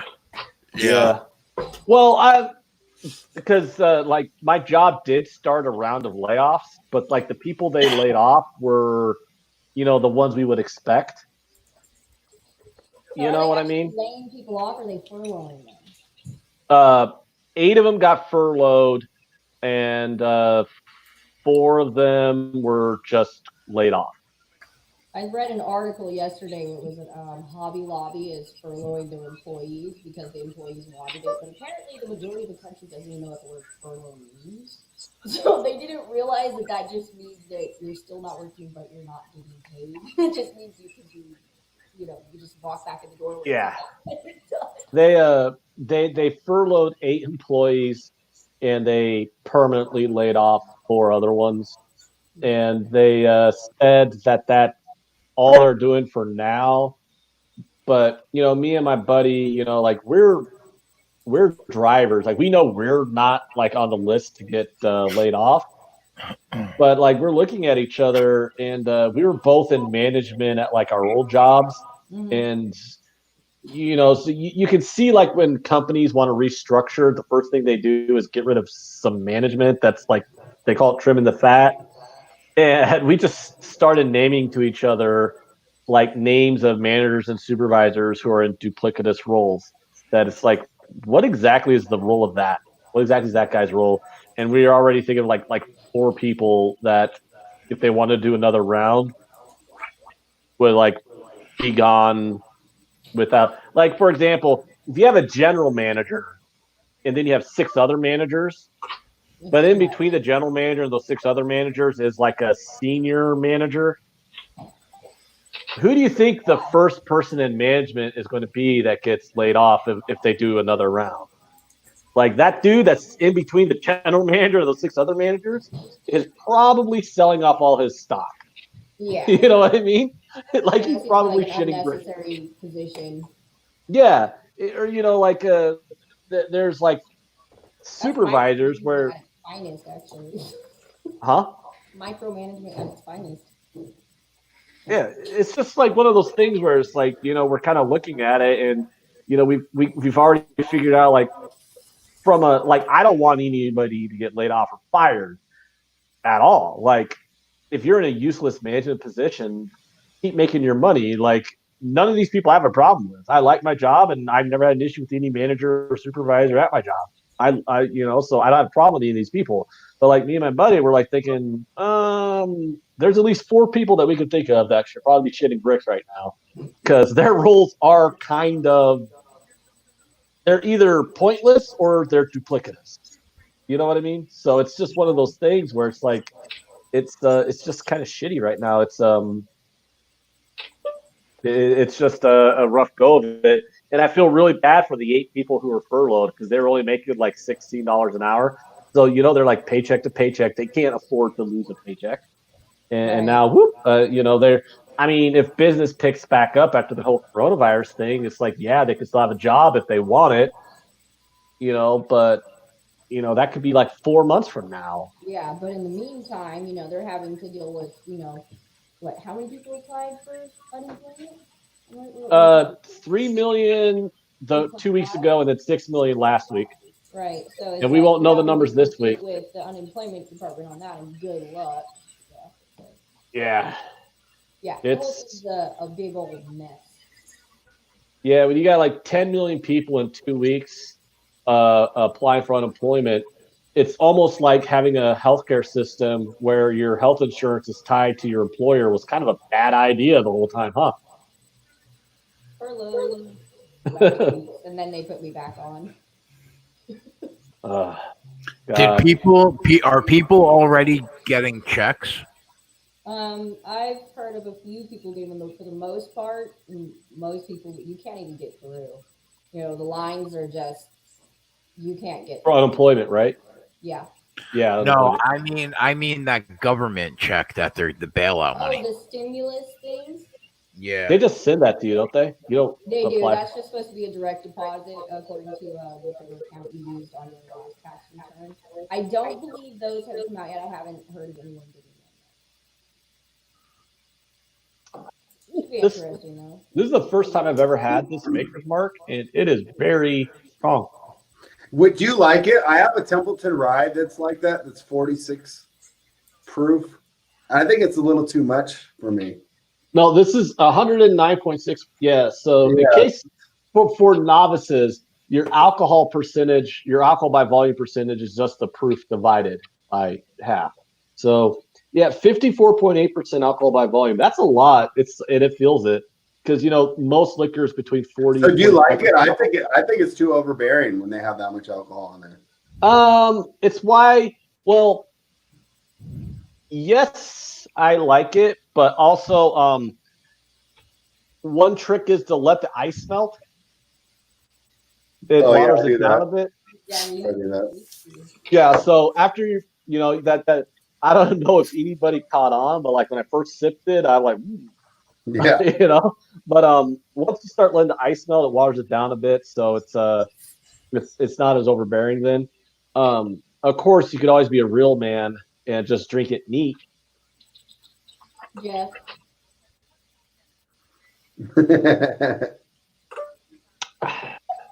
Fuck that. Jeff doesn't like cats. You don't like cats? What? Who doesn't like cats? I don't know. I hate them.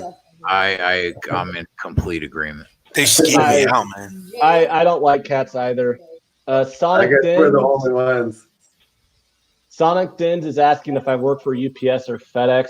The answer is yes and no. I prefer not to name my employer on the show. So basically, yes. No. Jay and Greg know who I work for, but let's leave it at that. I mean, I'll tell you off air.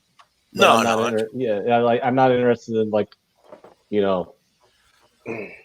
don't want your boss to get called when you give out like 3 losers on Major League Baseball in a row. No, like my supervisor knows I have a show on YouTube. I sent him the link before he's watched it. So I'll tell you what the government needs to do. They need to start paying out these small business loans. Yes. Government. There we go. I like the sound of that there, Jeff. Yeah. How about, make sure, or how about this, right? Since they gave $4 trillion to the banks, okay? Well, who are the people who own all the mortgage debt in this country, the banks. So how about we forgive mortgage payments for like the next 4 months?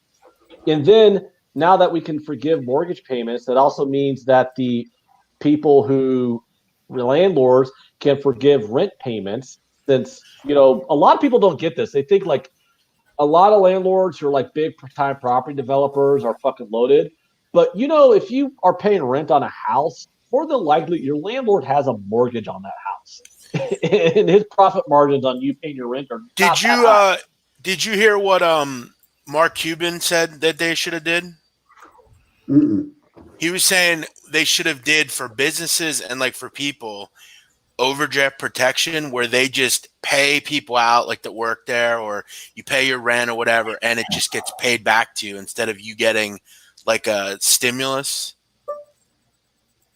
So like let's say you have 10 employees, you just pay them out and then the government will just reimburse you basically. Oh, reimburse, Yeah. keep you on the payroll, pay the Right. payroll for you. Right. And Yeah. they just, because then you don't have to go through like the hoops to like sign up for something. And because that's going to take fucking forever. Like you were just talking about unemployment. Like those systems are so fucking old that they're going to take forever to work. Yeah, and also unemployment varies from state to state, but it's virtually impossible to get unemployment approved in the state of Nebraska. Yeah. Because the systems are so fucking Yeah. slow and old. Like there's literally like when I was a manager, right, at my old employer, we would used to brag about how nobody I've ever fired got an unemployment claim against. It's like in 10 years of working for this company, we've never had a successful unemployment claim filed against us, things like that. That's like something people would brag about in small businesses too. Like some of my clients, they'd be like, because I was talking to one of them the other day. He's like, yeah, in 40 years of owning my business, I've never paid out never had to pay out an unemployment claim. I've never lost an unemployment claim. It's like literally. He actually fought it. Yeah, it is so hard, Jeff, to get unemployment in this state. Is Nebraska a right to work state? Of course it is. It's fucking red as red can be. So what? They go and like fight it, you mean? Like the company fights the unemployment? Yeah, is that what you're saying? Like, yeah. Because like I remember when I was young, like I was like 20 probably. I remember I filed one time and I was told that if you fight it, make sure you fight it because they just don't show up. And I did fight it and they just didn't show up. And I remember I was like 20. I got like $4,000 from the state, like in back thing. And I thought I was balling. I remember that. And yeah, they never fought it ever.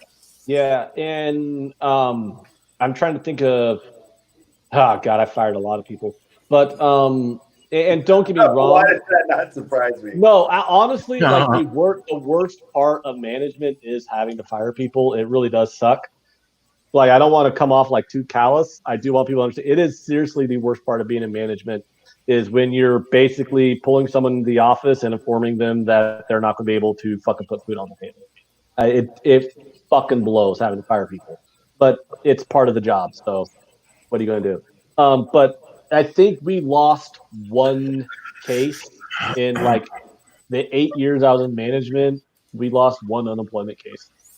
So why would you even go fight it? Like they're about to lose their job. Like why would? Like well, there's a you hearing. don't pay it. There's a hearing. The company pays it.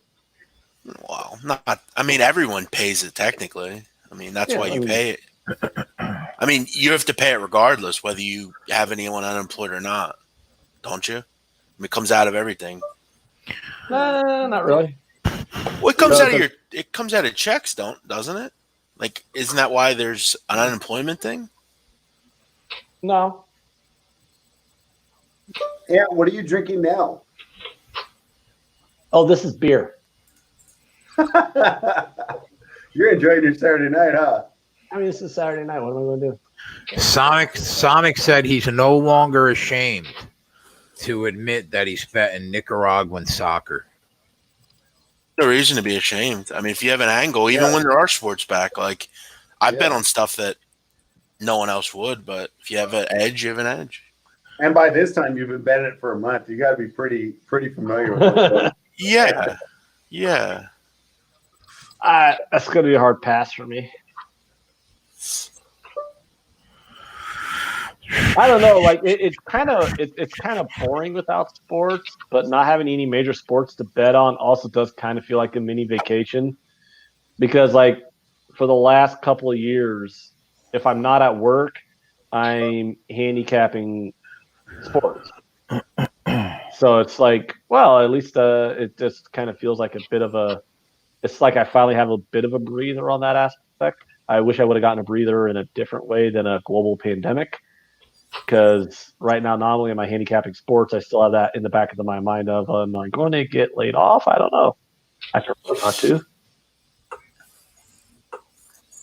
Yo, you were talking about documentaries. There's a Donald Trump one on Netflix. It's good. I actually watched that one with my son. What's it called? I can tell you in 1 second. Hold on. I think it's just called Trump. Like, hold on a sec. I think that there's a few. It's called Trump: An American Dream. Oh God, it sounds awful. I'm not gonna lie, and I mean this 100%. I would not lie to you. I don't like Donald Trump, but I got to tell you, watching this, I respect him way more than I did. Like, you did learn a lot of things about him. I think. Yeah. He is a fucking go-getter kind of guy, and I can't knock his ability to do things. Like people say, oh, well, he just got money from his dad. He did. That's true. But the things that he did in New York are things he did in New York. His dad didn't do them. He did them. Like, he's actually kind of interesting. I think it's interesting that you bankrupt casinos. I cannot believe I just watched. He didn't all in with Jack 7. He bankrupted it. He just went on the spree. Wait, what? Jay, what was that? What'd you say, Jay? I just saw. I'm playing at a 50-cent dollar cash game. Oh, I thought you said you did that. No, I'm playing a 50-cent dollar cash game. I just saw a $230 pot. Right, the guy had Jack 7, and he Saturday pushed nights are the best on cash games. Friday night and Saturday nights are so fun. That's why there's so many people. You're not hitting, because he's like, obviously you need the cards to pick the If you just sit and grind, you could make a couple $100. But it's funny because you'll like Friday and Saturday night are so easy, and then you'll wake up like Sunday morning and you'll log on, and everyone's like 10 times better, and you're like, oh, why don't I just wait till tonight? One thing I found out today, and I thought was funny, was when you're playing Omaha High Low, pot limit Omaha High Low. Yeah, and you're in like a 3-way pot, and this guy is just jamming all in, and all he has is the nut high hand. Mm-hmm. He doesn't have a hand. He has no low hand. All he has is the nut high hand, and he's jamming all in a 3-way pot, and it's like, you're probably going to get quartered, right? or the guys who like jam all in with the low hand. And it's like, or like I had one where the dude jammed all in on me and I called, and he had the low hand and I had I had both. I had a high hand and a low hand, but he had the better low hand. But it's like, if we're heads up and you jam all in and you have no high hand, you only have the low hand, you do realize all you're doing is maxing out the rake, right? Because it's going to be a split pot. Omaha High Low is a split pot game.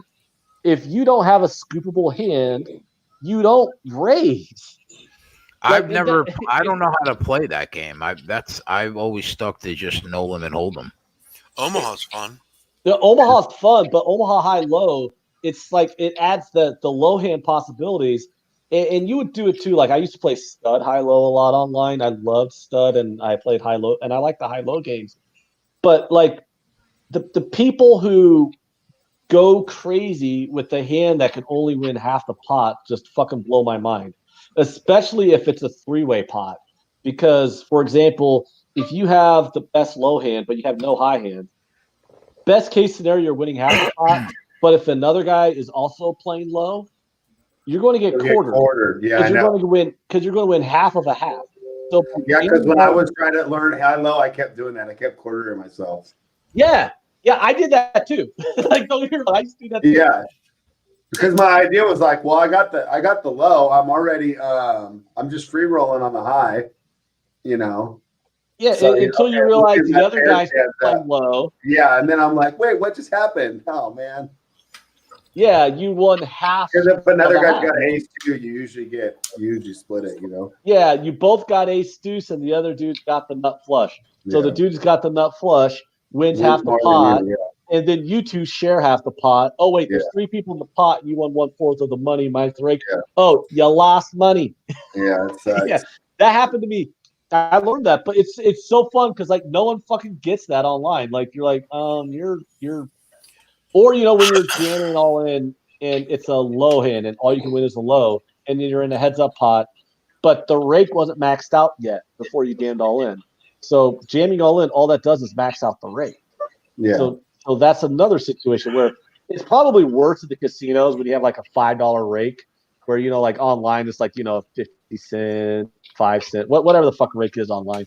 But like in casinos, you can have a $5 rake, and you have a guy like Omaha High Low in my local casinos played limit, and you can have unlimited raises on the river in a heads up pot. So you're in a heads up pot with this guy, and he's just re-raising you constantly. And it's like you got the second nut low and the nut high, so you can have a scoopable hand. He's re-raising you with the nut low. He has no other hand but the nut low, and now all he did was cap out the rake. So it's like, dude, like I'm not folding, right? So all you did was cap out the rake, and we split the pot. Congratulations. Like math is hard for some people.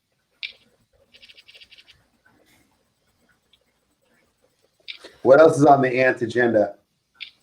I don't know. I already told you guys my agenda. I got burnt out. I Hopefully went on for an nothing.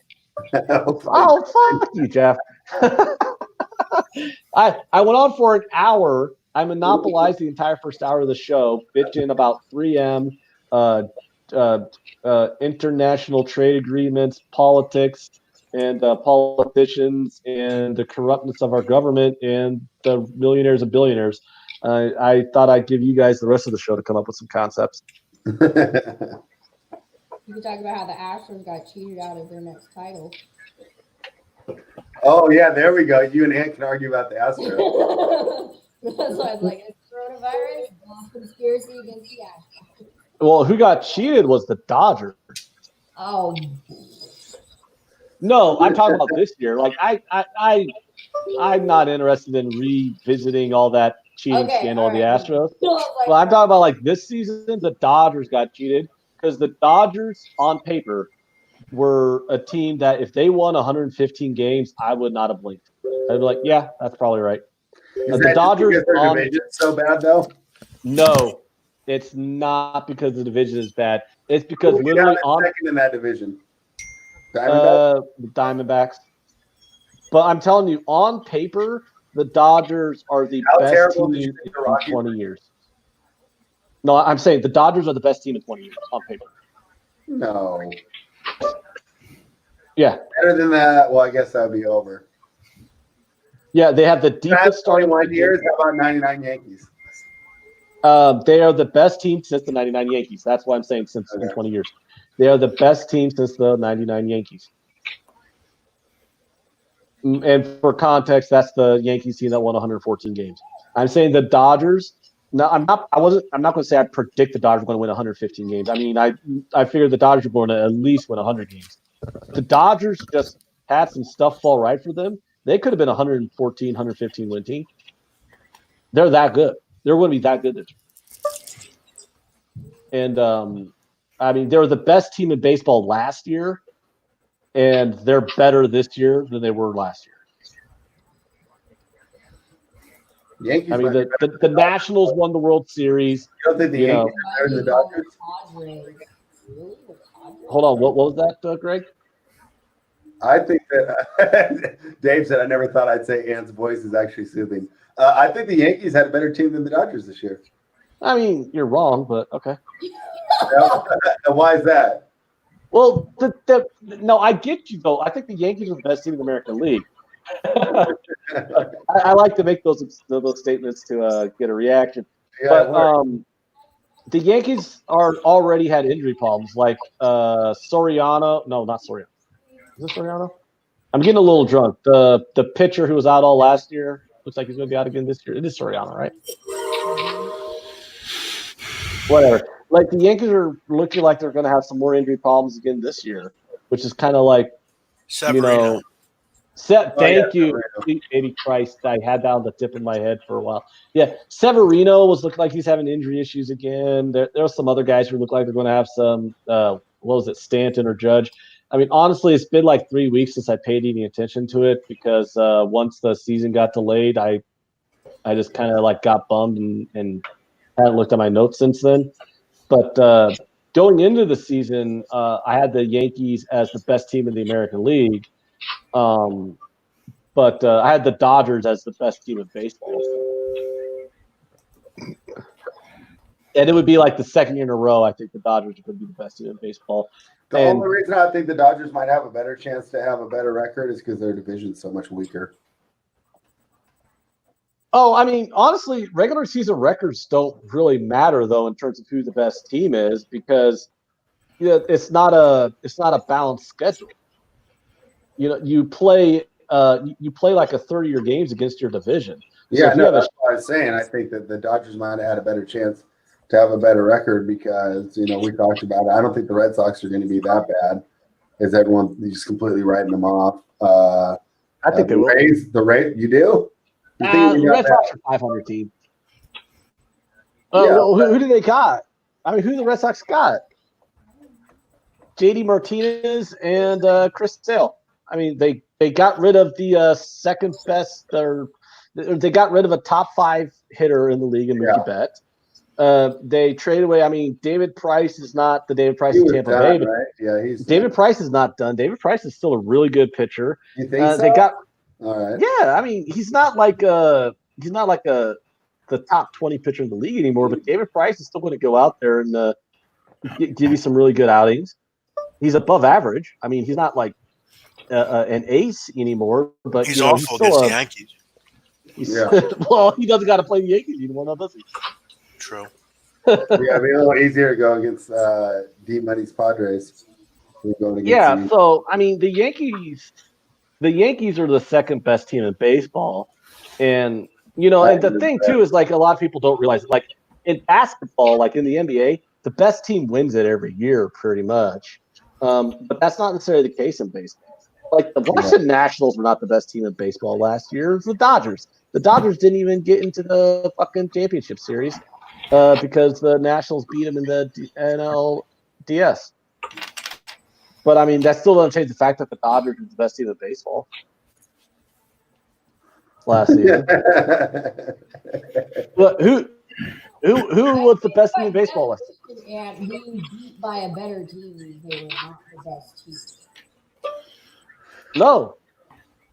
The baseball postseason does not necessarily reflect who the best team is. There's so much variance, and also you can ride a hot pitcher until his arm falls off. Like playoff baseball is so much different than regular season playoff. Like the Nationals were able to throw Scherzer, Strasburg, and Corbin out there 1, 2, 3, but they were also able to limit Corbin's starts and put him into the bullpen, which is not something they could do during the regular season, but they do it in the playoffs. So you basically have ace, second-hand ace, and then you're throwing Corbin into a setup position to lengthen their bullpen. It was basically a starting pitching strategy where they're able to hide their worst starting pitchers. This is not something you could do over a 162-game season. Honestly, if they had to play the Dodgers in a 7-game series instead of a 5-game series, because in a 5-game series, you really do only need like 2.5 starting pitchers to get you through a 5-game series. If that was a 7-game series, the Dodgers would have won because they would not have been able to pull that little trick with Patrick Corbin off in a 7-game series the way they did it. So it's like, it's you throw out Scherzer, you throw out Strasburg, they fucking play tits up, and what are you gonna do? You know, I mean, you got two of the 5 best pitchers in Major League Baseball. So yeah, but as a team, as a whole, the Dodgers were the best team in baseball last year, and they're even better this year. They had the best lineup. They had the best starting pitching depth. They didn't have any of the best starting pitchers, but they had the best starting pitching depth. They had like 8 guys they could plug into the rotation and not miss a beat. The problem was they didn't have that Garrett Cole or that Max Scherzer, who was the absolute number one guy. I mean, their number one guy's Kershaw, who's lost a bit of a step, but they still have the best starting pitching depth of any team in baseball. They had one of the best bullpens, and their lineup was elite, and their lineup's even better this year. So, yeah, I mean, here's all you need to know about is the playoff baseball reflect who the best team was. The fucking Cardinals won a World Series with an 83-win team. There you go. No one's going to tell you that fucking Cardinal team was the best team in baseball that year. Yeah, but did the New York Giants win at 9-7? Yeah. Like, I mean, couldn't you say that about any sport? All that matters is you get hot going in the playoffs. Yes. Yeah. I'm a huge Giants fan. I'm not going to contend that the Giants were the best team that year. Either of those years they won it against the Patriots. Yeah. I mean, is the best team in baseball. The only major sport where the best team wins the title at least 90% of the time is basketball. Is the NBA. Yeah, it's the NBA. That's the only one. I mean, the team with the best record in baseball. Well, I have already mentioned, the best record in baseball doesn't necessarily mean a lot when it's an unbalanced schedule. But, I mean, there's just so much variance in baseball, and starting pitchers mean so much in the postseason. If you could just ride a couple really hot starting pitchers, it's like in hockey where you could be a mediocre team that's a 7 seed or a 6 seed or an 8 seed. You ride a really hot goalie and you win the Stanley Cup. Like, was the Los Angeles Kings as an 8 seed the best team when they won in 2010 or whatever it was? Fuck no. But they got hot at the right time. The only sport where that's not true is the NBA. It's probably why the NBA is also the only sport where you have a team win 3 out of 4 titles. Well, the Yankees won how many in the 90s? 4 or 5? That's true. The Yankees did win a lot of those titles, but there was a couple of years where they didn't win it. Somehow the Marlins and the what was it, the Indians snuck in one of those years.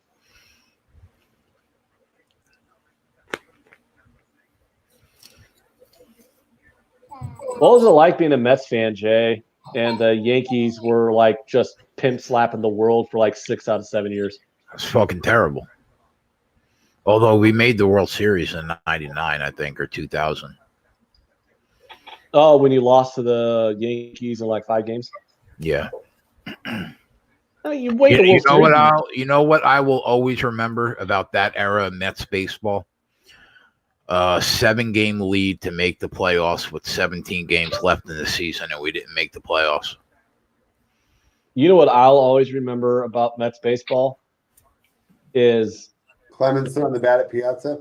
Oh, I'll always remember that. Good one. No, I was about to rib Jay by saying the fact that I'm really me and Matt. All right, the 2 people you respect in baseball the most, Jay, are both telling you that the Mets are going to be really good this year. And a dark horse to make the World Series, Yeah, good luck with that. And we're probably not even going to have a season. It's just like it's just like here. I'll let the Jeff fucking razz me a little more, piss Jeff off a little more on this one. Just like the greatest team in Creighton history, we're going to get a number 2 seed going into the fucking tournament. That didn't happen either. Fucking canceled. You're muted, Jeff, but I want to hear your shit. Likely would have lost in the first round. No, they would have lost in the second round. Creighton can get past the first round. It's the second round that they have a hiccup in. Guess we'll never know, huh? We won't, and I'm annoyed. At least I was at the game where they won the conference title, the last game of the year against Seton Hall. I was at that game. It was a fantastic experience, and no coronavirus could take that experience away from me. Amen. I immediately bought that. They had the shirts. They had the Big East regular season championship shirts on the tables downstairs in the arena as we were walking down, and I bought one up, and it was a great experience. And then me and my buddy went over to the casino, and I promptly lost $500 in craps. I That didn't was care. the first time you went to a Creighton game in how long? I didn't go to one last year or at all this year, so first time in 2 years. And God took sports away from us forever. Yeah, well, I go to several a year, but with you and I doing the show and all that stuff, I mean, I didn't really, I didn't have really any opportunities to go because we were always doing this kind of stuff. So Hey, Jay. I wish what I should have done was done the show during Nebraska football season instead of going to the Husker games and gone to the Creighton game. Great, it was actually good, and all I did was just waste a lot of money watching the terrible football team lose to fucking Indiana, and I don't know, they lost to someone else shitty. But they lost a lot of shitty teams this year. They were really bad. What was that, Jeff? No, I was going to say to Jay, you want to get on these Aussie horses? No. I'm giving up on the Aussie horses. Why are you being a pussy? Are you trying to peer pressure me into betting Australian racing? Yeah, come on, dude. We got Toowoomba and Gundaji. You know you want to. Is there golf stream tomorrow? Yeah. Golf stream? Yeah. Yeah. It's in Florida. Gulf stream. Gulf stream. Yeah. That's what I said. You said golf stream. It's like the jet, Gulfstream Jets. Yeah, I said golf. There's a U, Jay. You're not pronouncing the U. You're pronouncing it like Bro, golf. I said golf. Golf. Gulf. What do you mean? There you did. Once I pointed out that you but before you said golf. Jesus Christ, dude. He's on your ass tonight. I'm always on his ass. Every Not fucking day. Dude, I wish Cameo would approve me so I can do videos. Cameo? I'm gonna do videos and just donate the money, and it was like the good way to do it. And isn't that the Word Up singer who had the I love that app. Yeah, it's like it's like a program you can like. It's where only famous people can go and do videos for people. You mentioned Cameo. You're talking about an app, and I instantaneously think about a one-hit wonder from the 1980s who wore a red cod piece in his music video. No, I'm not talking about that. No, like you can pay. You could pay Brett Favre like $500, and I'll send you like a personalized 2-minute video. Did TMZ really tweet this out? They have a picture of R. Kelly that says, "Breaking: R. Kelly has tested positive for she wasn't 19." I saw that tweet. Oh, that wasn't TMZ. Is that true or no? It's no, that was a meme from like a week ago. Okay. I mean, I just saw the meme. I didn't know if it was like something they actually posted. Let's see here. What do we got in the chat? Anything interesting? Oh, D Money wants to know what I'm sipping on. The beer is a local beer. It's Brunette Nut Brown.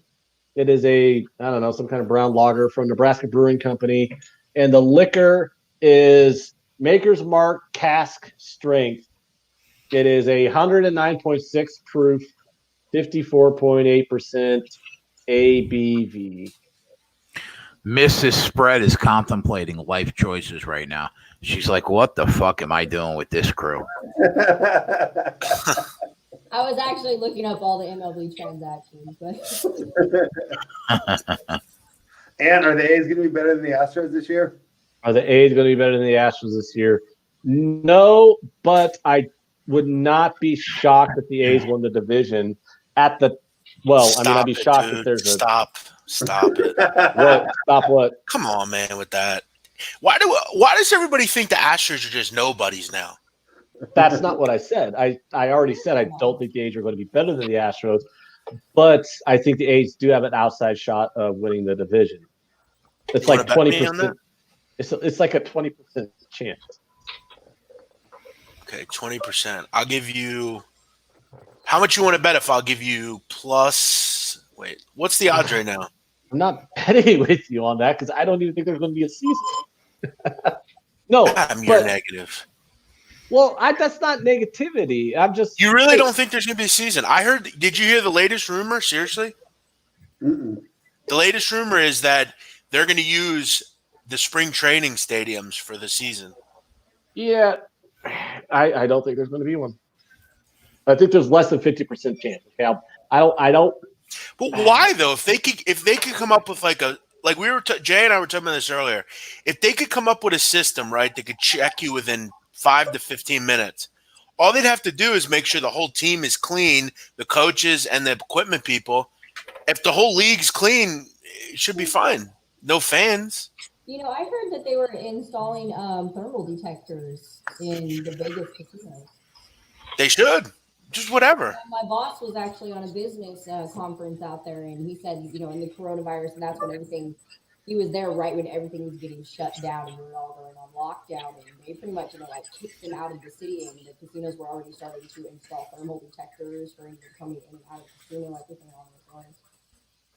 Like, Yeah, I mean. So on that line, well, yeah, you're right. They could do that, but they're not. They should. I don't know what, like, it wouldn't be that hard, and like you don't need the crowd. I mean, they've done game. They did a game without crowds a couple years ago during those riots in Baltimore. Well, Yeah, they do 81 games in Miami without a crowd anyway. Yeah, true. I mean, look at Atlanta. Who goes to their games? It seems like no one. Oh no, I mean Atlanta gets, you know, people. Like there's literally no one at Marlins Stadium. Like a year or 2, 3 years ago, they get nobody. Phillies games used to get nobody. Well, my contention with that though is like you're in the South, right? Jay already complained earlier on toward the beginning of the show about the unbearable humidity when you're down in like Florida and Georgia and all that stuff. Like, really, if it's the middle of summer, who the fuck wants to sit out in a hot stadium? Well, I guess like they would play all the games at night, probably. I mean, I want them to be able to figure it out. I don't want to be negative. I'm just kind of saying, like, you know. I think you'll see all sports come back, except there won't be crowds, like the whole year. Like, even in, like, NFL and, like, shit like that.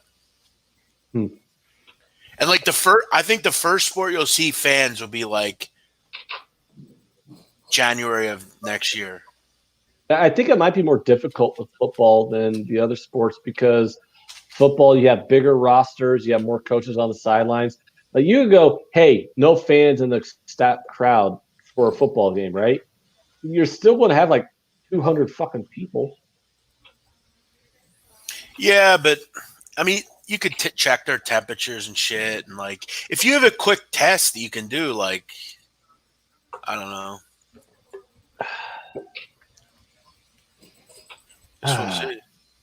We'll see. You know, Jay, for someone who has a deadly virus, you do seem to be doing pretty good.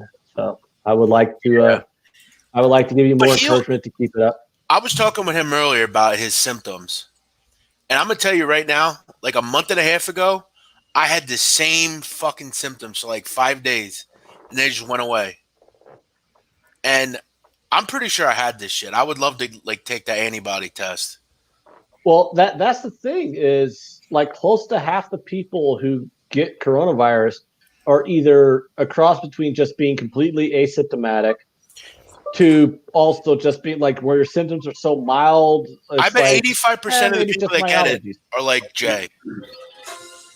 Yeah, but the problem is it's so the problem though is like it's just so contagious. So it's like it's one Okay, thing to Anthony. be like, Okay, then take the people that are high risk and they quarantine.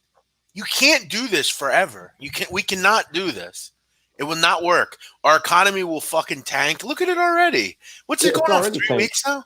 It's already tanked. Yeah, but you've got to do something here.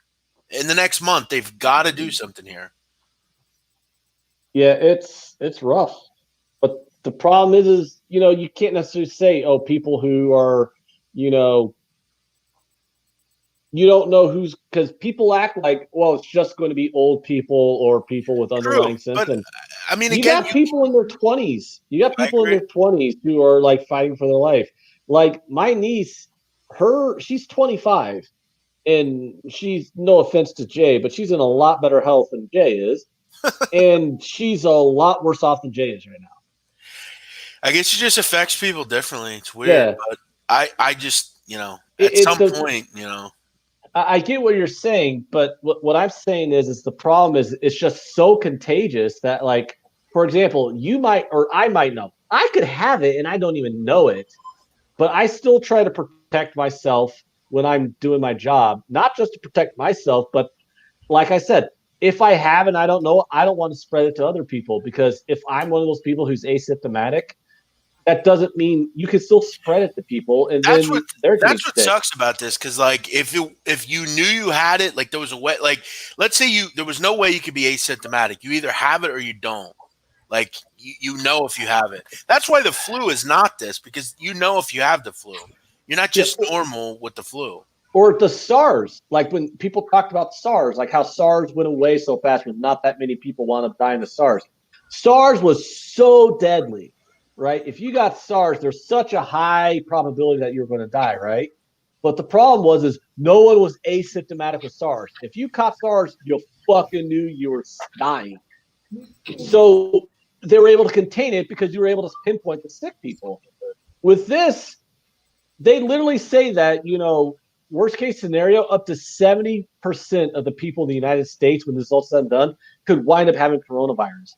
So that means even if the death Yeah, but rate it would is not only be at 1%. the same time. I mean, it could be over 2 years. Well, that's why they want to make it, they call that balancing out the curve. Right. Because you say if 50% of the country gets coronavirus, that's 150 million people at least. Even if it's 1% death rate, which is a pretty low death rate, right? 1% of 150 million people is 1.5 million. Yeah, but that's still very small. You know, you're talking very small. Like you live in Philadelphia, that the population of Philadelphia is dead. Yeah. That's what. Yeah, that I is. hear you, but again, we got to talk about this. They talk about 200,000 people are going to die, right? That's what they've been saying. Like that's low amounts, they say. I mean, throughout this entire thing, only 64,000 people have died in the entire world. That's underreported. So you tell me we're going to more than triple the whole world? Yeah, because those numbers are wrong. First of all, China's a bunch of liars, and second of all, the numbers in the United States are fucking underreported. Like Jay's got coronavirus, but if he hasn't been officially tested, he doesn't officially have it. But how many people are? But here's another thing, though, to curb what you're saying. How many states are saying someone's dying from coronavirus when, like in Philadelphia, I guarantee there was a kid today that got killed by a store owner. He tried to rob a store. I guarantee they're putting that as a coronavirus. That's what they do, because it will fuck up their statistics if they say that's a murder. That's what they're doing. I'm telling you, the statistics will be fucked. So we don't really ever know. My sister's a nurse, right? So she's already pretty much said, okay, if you show up to the hospital and you're showing coronavirus symptoms, unless they think you need to be admitted, they're telling you to go away and go quarantine, go self-quarantine. But you know what? So you got all these people who are being shooed away from the hospital, right? Because, and it's not just here in Omaha, it's in pretty much every city in the country. This is most likely going on. They're shooing you away out of the hospital, saying, get out of here. Because there's nothing they can actually do for it anyways, other than treat the symptoms. I mean, there's no cure or anything like that.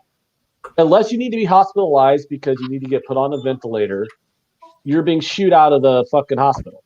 Well, guess what you're not being put into? The statistics.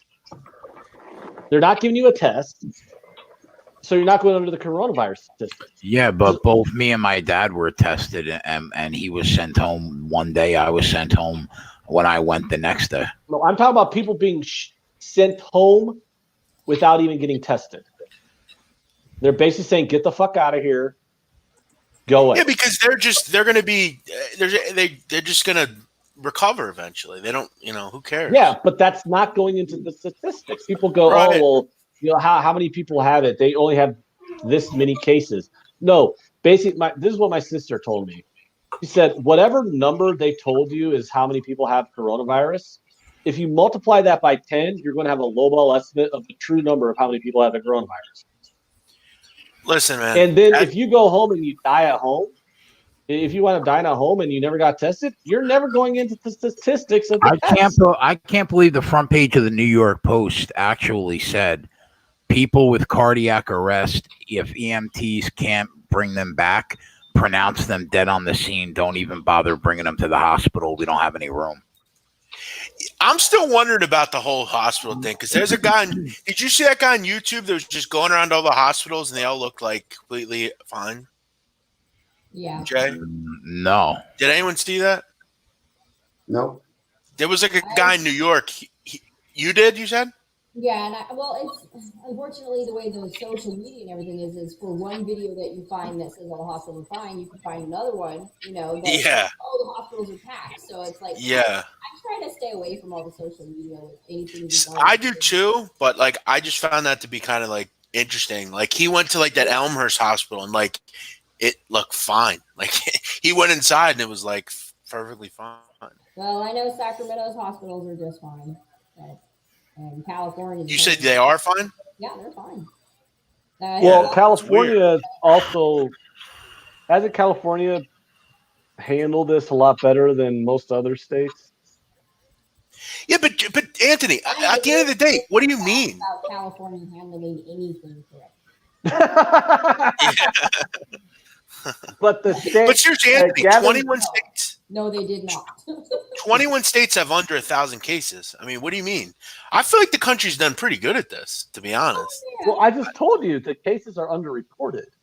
Okay, but who cares about cases, Anthony? It's about deaths. How many people have died? A lot of people get the flu and get drunk every night. We don't care about how many do it. How many die? That's the talk about how the CDC had to issue guidelines for basic hygiene for this shit. Like, yeah, that's. I mean, wash your hands. Yeah. Keep your ass inside. And I'm like, why do you need to tell people that? Haven't been doing this. Yeah, yeah, that's funny. That's true, actually. Yeah, exactly. I'm like, you're supposed to do that when you have the flu. You're supposed like on every channel, they're teaching you like how to wash your hands correctly, and like, Yeah, didn't we do this in kindergarten? Yeah. The whole country leaves their freaking mind and goes out and buys all the hand sanitizer and soap, and I'm like, is this a new concept to you guys? Nobody knew to wash their hands. And apparently they don't know how to wash their hands because they bought 17 gallons of hand soap. Yeah, I wondered that myself, to be honest. Yeah, so I've decided to adopt the germaphobe way of life because I'm now realizing that the human species is fucking disgusting. Yeah. About 20 more minutes. What? Yes, we're getting pizza for dinner. Spread.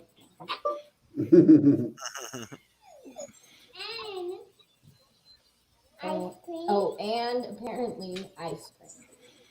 And pie. Pie too? Spread, that's your daughter? No. My fault. She said yes. Well,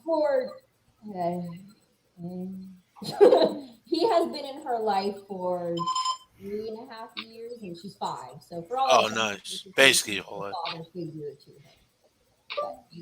3.5 years, and you don't even share a house yet. Wow, Spread, you're. No yet. No. There's no misses. There's no, But like, who cares though? You like go out. Who cares? You don't need to get married or live together. I mean, I have my way of doing things in my house, and he has his way of doing things, and we would kill each other if we lived together. We tried, and it ended up with all of my. We got into an argument because I'm very verbose and whatnot. Right. Because I know Spread seems very docile, but he's really not. So, anyways, I digress. It ended up with all of my stuff. Let me see. He threw a blanket on the living room floor and then threw all of my stuff on it. And I had to pack my shit hobo style into my car. What the I don't fuck? remember that. I don't think that happened. Oh, it happened. Being on someone else. I believe her, Greg. I believe No, her. and it's my fault. It's my fault because you and I have gotten into an argument, and I went back and spoke with my coworkers. I work in the construction industry, so I asked all my coworkers, all these big burly men, like, hey, I'm in this argument. My fucking boyfriend's pissing me off. He's got a fucking mouth on him. We'd only been dating for like 6 months, maybe a year or something, and they were like, what I would do is I'd tell him to go F himself. And I was like, oh, so I took it literally. And so then when we got into it the next day, I was like, well, you should just go, and then he was like, oh, here's your stuff.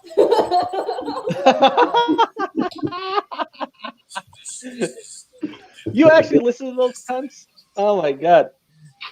Oh, I'll just tell him to go fuck himself. That won't have any ramifications. Yeah, so then I went to work the next day and I was like, I pointed at my coworker, I was like, I'm never asking you for advice.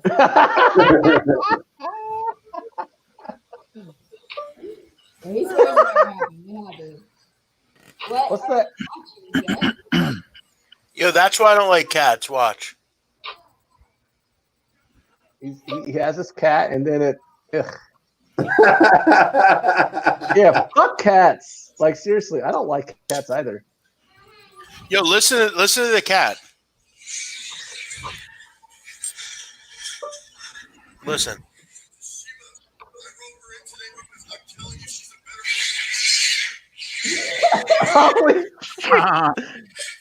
Well, here's the thing, man. So, say you're in your house with your cat, right?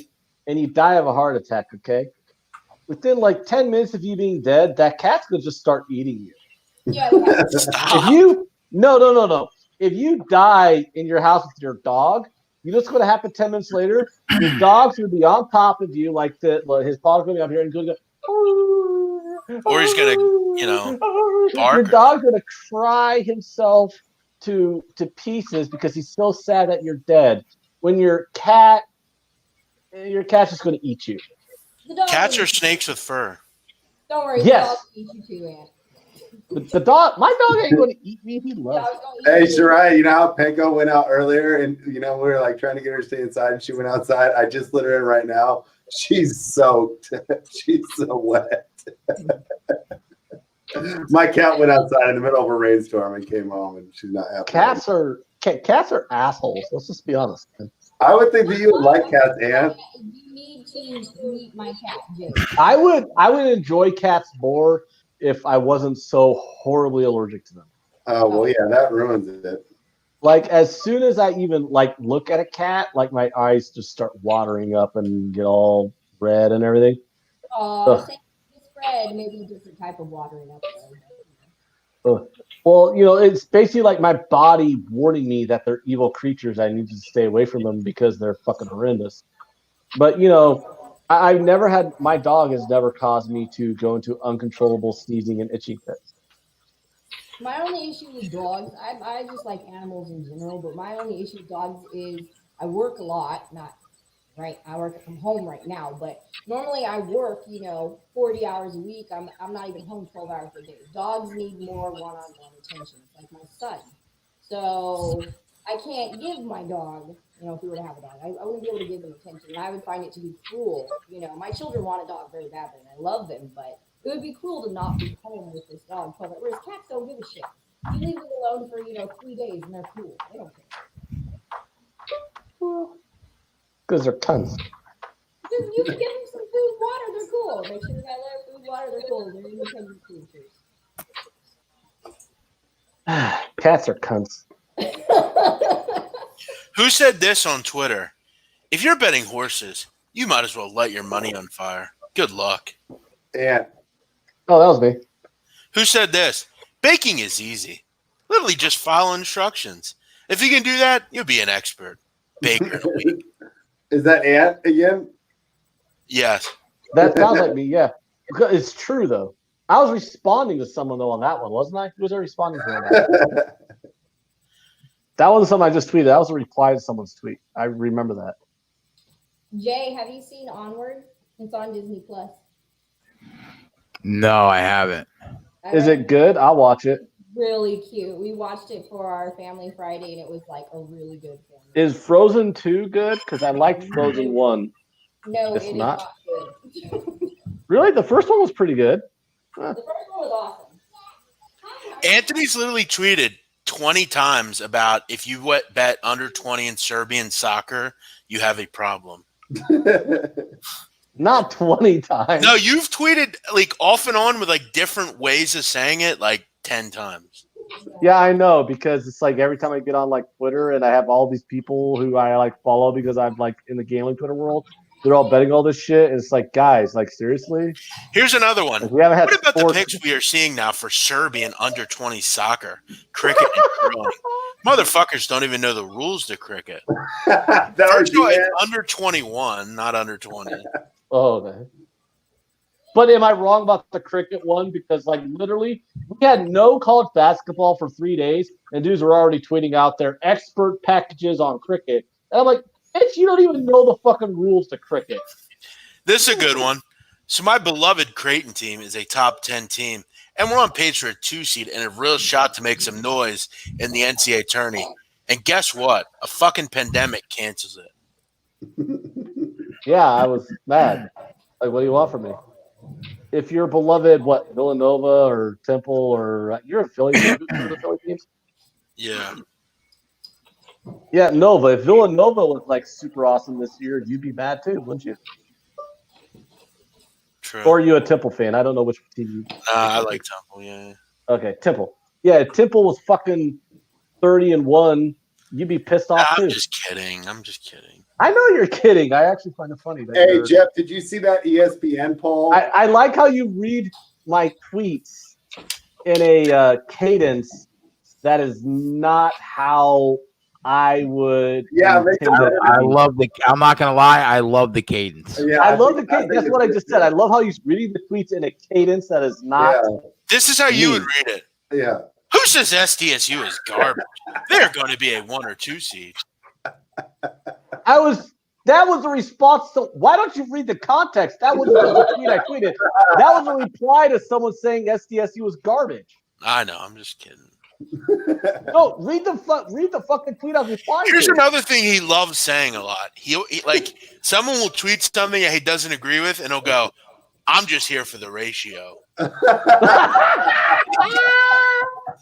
Oh, I did that. Oh. Wait. What does that even mean? He'll write like someone wrote, "Bernie now digging his grave, blaming America for overthrowing governments." He just tweets back, "I'm just here for the ratio."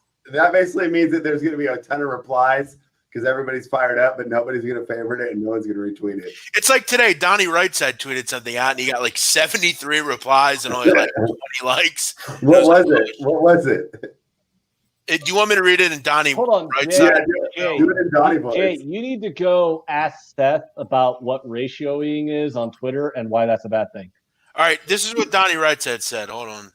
So someone tweeted, per ESPN, Trump said he hopes to have fans back in stadiums by April or September, or August or September.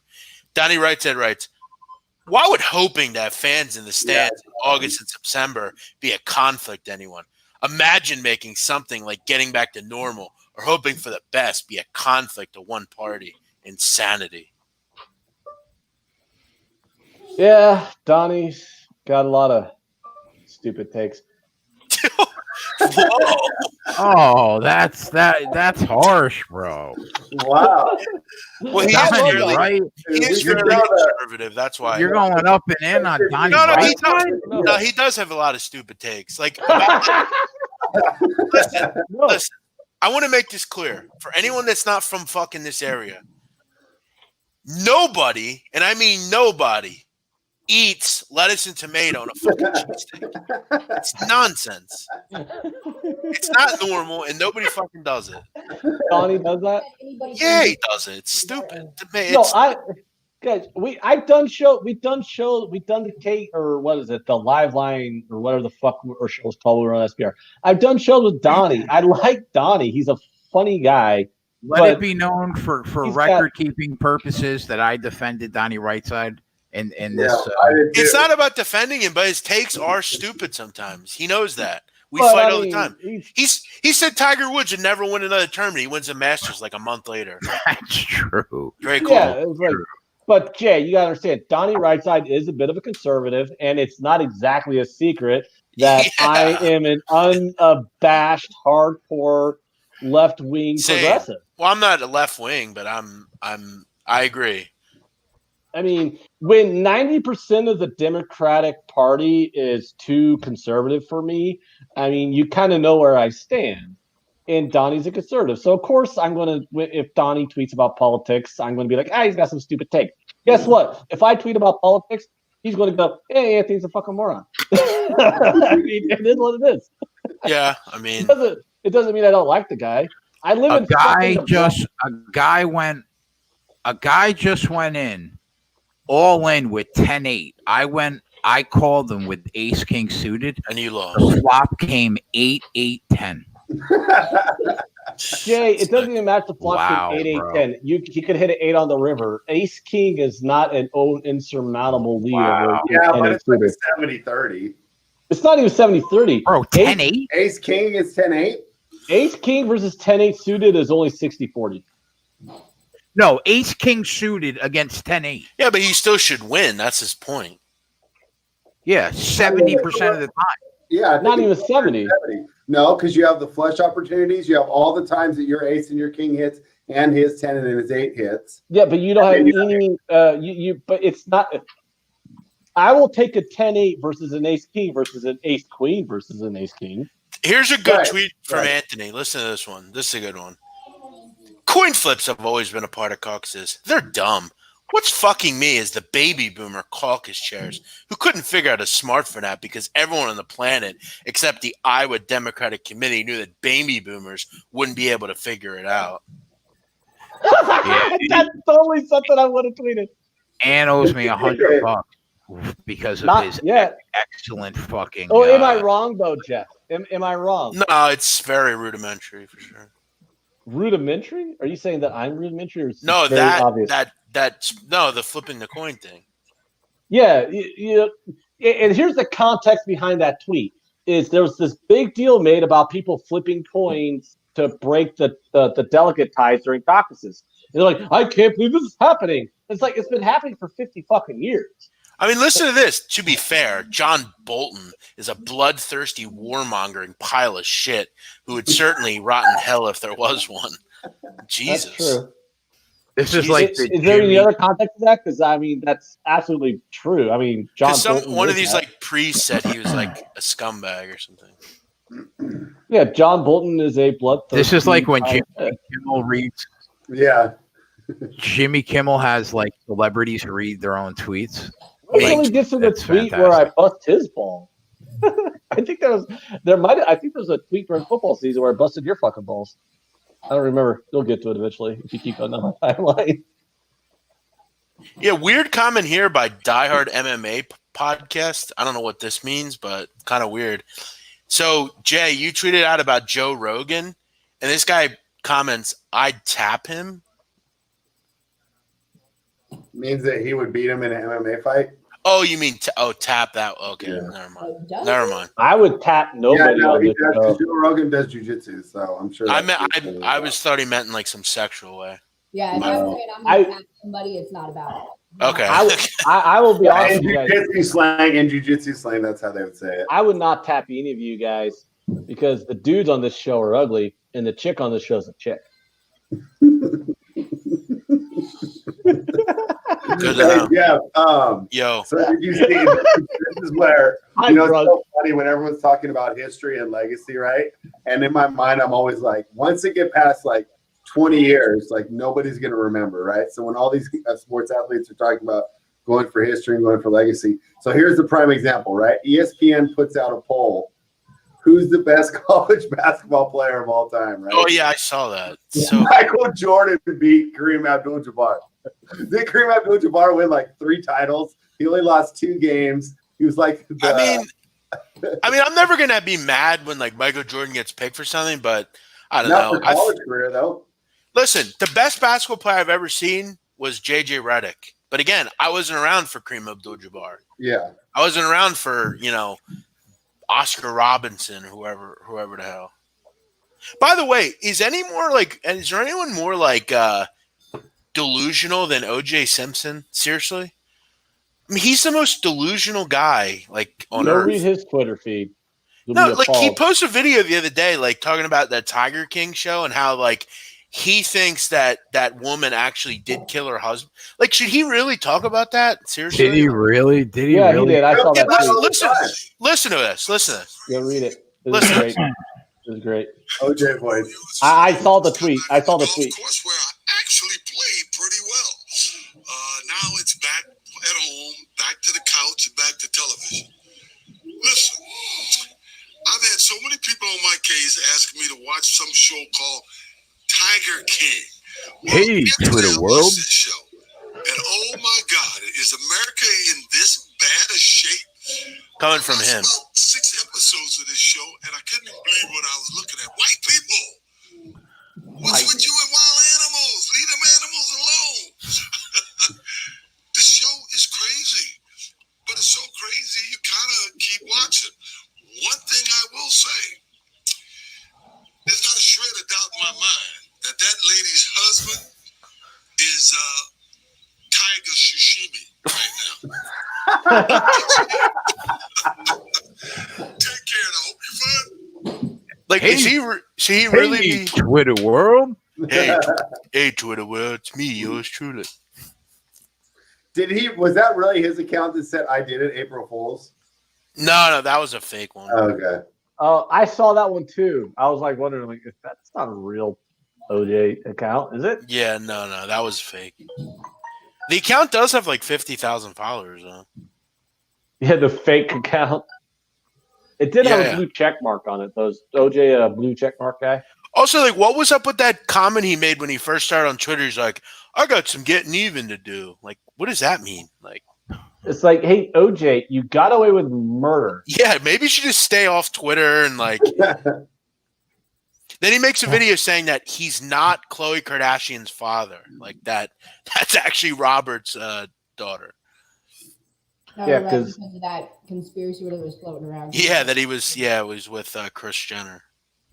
Well, Kris Jenner. I'm pretty sure lots of people tap Kris Jenner. What's up with that? Like, how the fuck did, like, Bruce Jenner and then turned into Caitlyn Jenner? He was so with weird. Kris Jenner. So Well, weird. I mean, like, that's like, think about any guy that's ever been with Madonna. What happens to them? Isn't that just throwing a hot dog down the hallway? That wasn't like Dennis Rodman. What's the other one that's like, like all No, guys- Dennis Rodman Can't banged say Carmen that. Electra. No, he got with Madonna too. That's when he got crazy. Yeah, Madonna maybe turned him out. Madonna Yeah. is like, No, Oh, yeah. Rodman. Rodman was just a normal guy until he hooked up with Madonna, and that's when he started doing all that weird shit. Oh yeah, and Jose Canseco fucked Madonna and Yeah, then Canseco wrote a did. book about steroids and blew the lid off for baseball. yeah, that Ken Peacock said he hit a woman in a car crash and Caitlyn was born. Yeah, pretty much. It was like, how do I get away with murder? I'm gonna become a Oh woman. yeah, exactly. Like everyone forgets about the fact that Caitlyn Jenner killed a guy. Right. Like everyone's all like, "Oh, South Park Like- didn't. Did you ever watch those episodes? yeah," Oh, yeah. but how ridiculous is this? Like Buckle up, literally, buckaroo. like a year after transitioning to being a woman, ESPN gives her the fucking courage award, or ESPN gave her some kind of award at the ESPYs, and she's named Woman of the Year and all that stuff. And it's like, are we all like literally forgetting that like just 24 months ago she killed a guy? Yeah, drunk driving. Yeah, like everyone was so anxious to act like really woke and be all like, "Hey, we're totally in support of her for transitioning and blah blah blah." They all just forgot that like she's like actually a really shitty person, and that entire family are really shitty people. Right. Like I try, I'm proud of the fact that I've never successfully watched an episode of that show, but I tried watching 15 minutes of it one time, and it was an awful experience, and they're awful people. And Caitlyn Jenner killed a guy. Yeah, he hit the person so hard. He hit him with the Hummer. I remember reading. It's been a while since I read up on it, but yeah, he hit them so hard it killed him instantly. It's like he like I don't know how drunk he was, but it's like man, you had to be going pretty fast to like completely squash your Hummer, rear end somebody. It's like, did you even try to tap the brakes or just? Yeah, Ken Peacock says Bruce created Caitlyn to avoid jail. Well, and it worked like a charm. It did work. I mean, that's America for you. Hey Jay, are you listening to this? If you commit vehicular homicide, just grow a pair of tits and call yourself Jasmine. I think I'd rather do the jail time. Yeah, I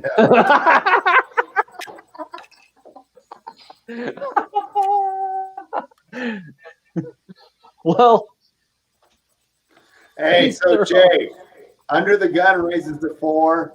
Second under the gun raises to 1450. I got pocket jacks. Should I get rid of them? are you guys playing poker right now? I have been, yeah, but I just that bad beat made me take a break. Should I fire up my 5-dime software? And, No, we need you to carry the show. How's he been playing? The first raiser's been playing like a maniac. The 5 guy's been playing pretty tight. He's a pretty good player. So by maniac, you mean fun? Yeah, like just shoving like $90 in a $10 pot. Yeah, like going all in on fucking 10-8. Fuck out of here. Oh my God, Jay, will you quit fucking crying? Maybe he had pot odds. There's no way you can have a pre-flop. Sometimes you just want to gamble. Has it ever occurred to you that sometimes it's just more fun to win with the shit hand and watch a guy cry about how you won with the shit hand than it is to win with the good hand? I've never thought of that way, no. I mean, it is. Here. Ken Peacock says every girl he dates watches the Kardashian show. I suggest you make that one of your standards is on your Tinder swipes. If it says like you watch Keeping Up with Kardashians, swipe the wrong way. What is it? Left for no, right for yes. Which one is it? Good fold, Jay. It was Kings versus Queen, and I had Jack. There you go. This is lame. Like, there's like hardly anybody on. Yeah, go to Bovada and play. I'm gonna have to like deposit money into Bovada eventually. Yeah.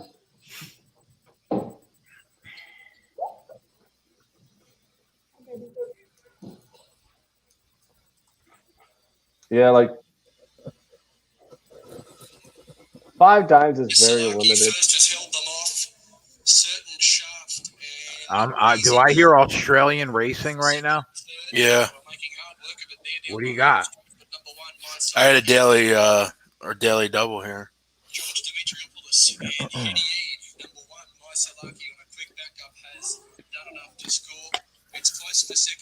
Oh man.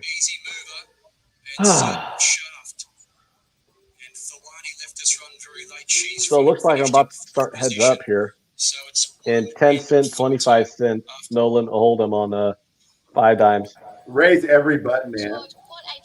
Well, duh. I just. Why are you laughing? Well, duh. I know. I figured you and Ant will make a great show together. Although I couldn't bait him into the outro time. So my main goal was thwarted. I know. I know. It was I was trying to get Ant to go off on the Astros, and I figured that would fire you up. Go off of what? The Astros? I mean, they're fucking cheating, but I mean, that's been done to death. Doesn't.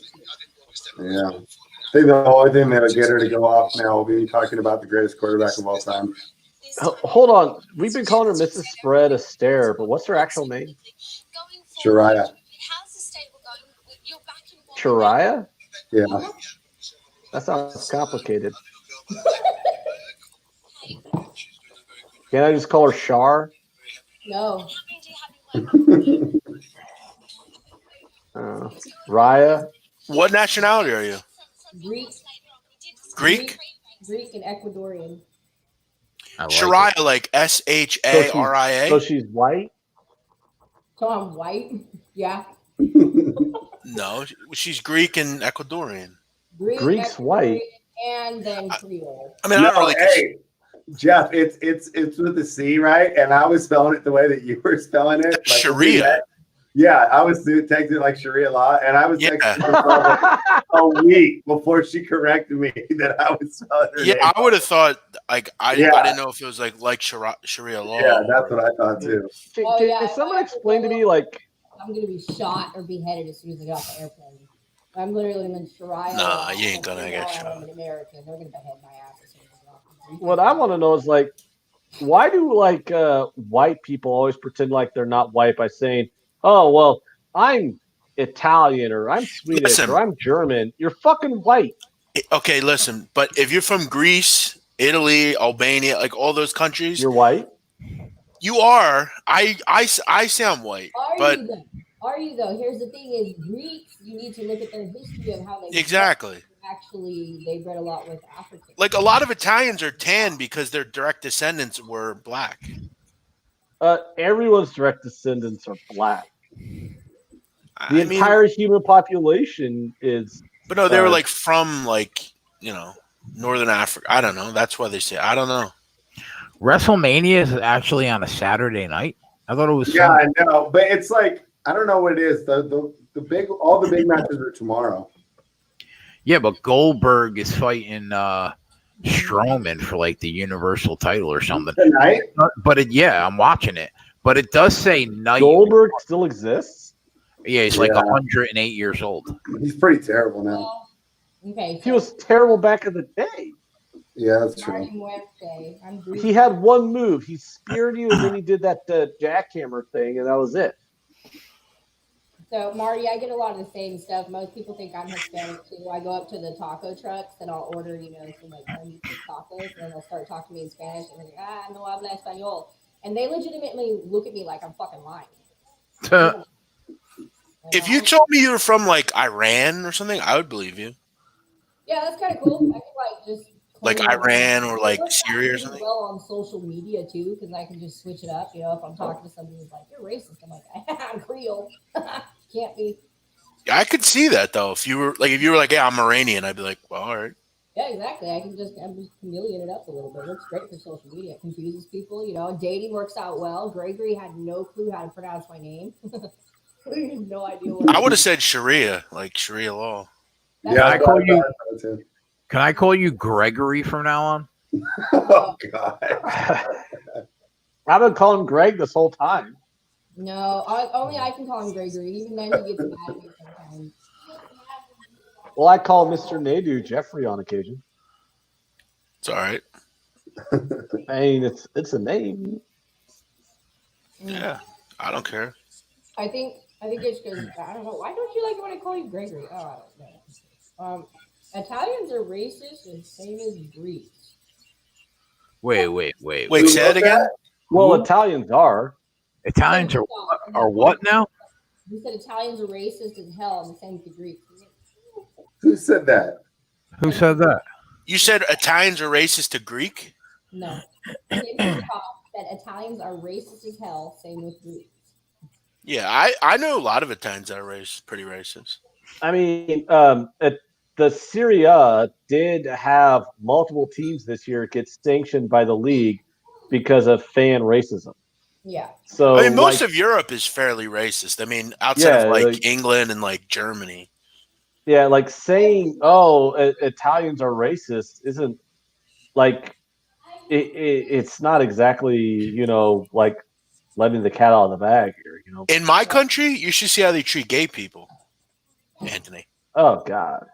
Like you have to live in a different, like, you know how like sex offenders have to live in like their own like kind of like neighborhood basically here, or like they're not Yeah. allowed to live. That's how gay people are in Albania. Like they can't live with like Yeah, I never like understood why like people get worked up over other people's fucking business. because in certain countries they just don't.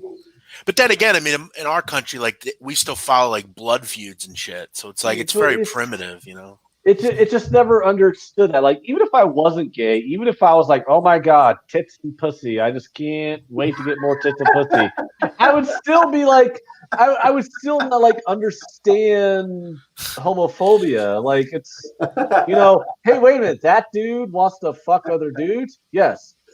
Is he trying to fuck me? No, he just wants to fuck other dudes who want to fuck other dudes. Oh, okay.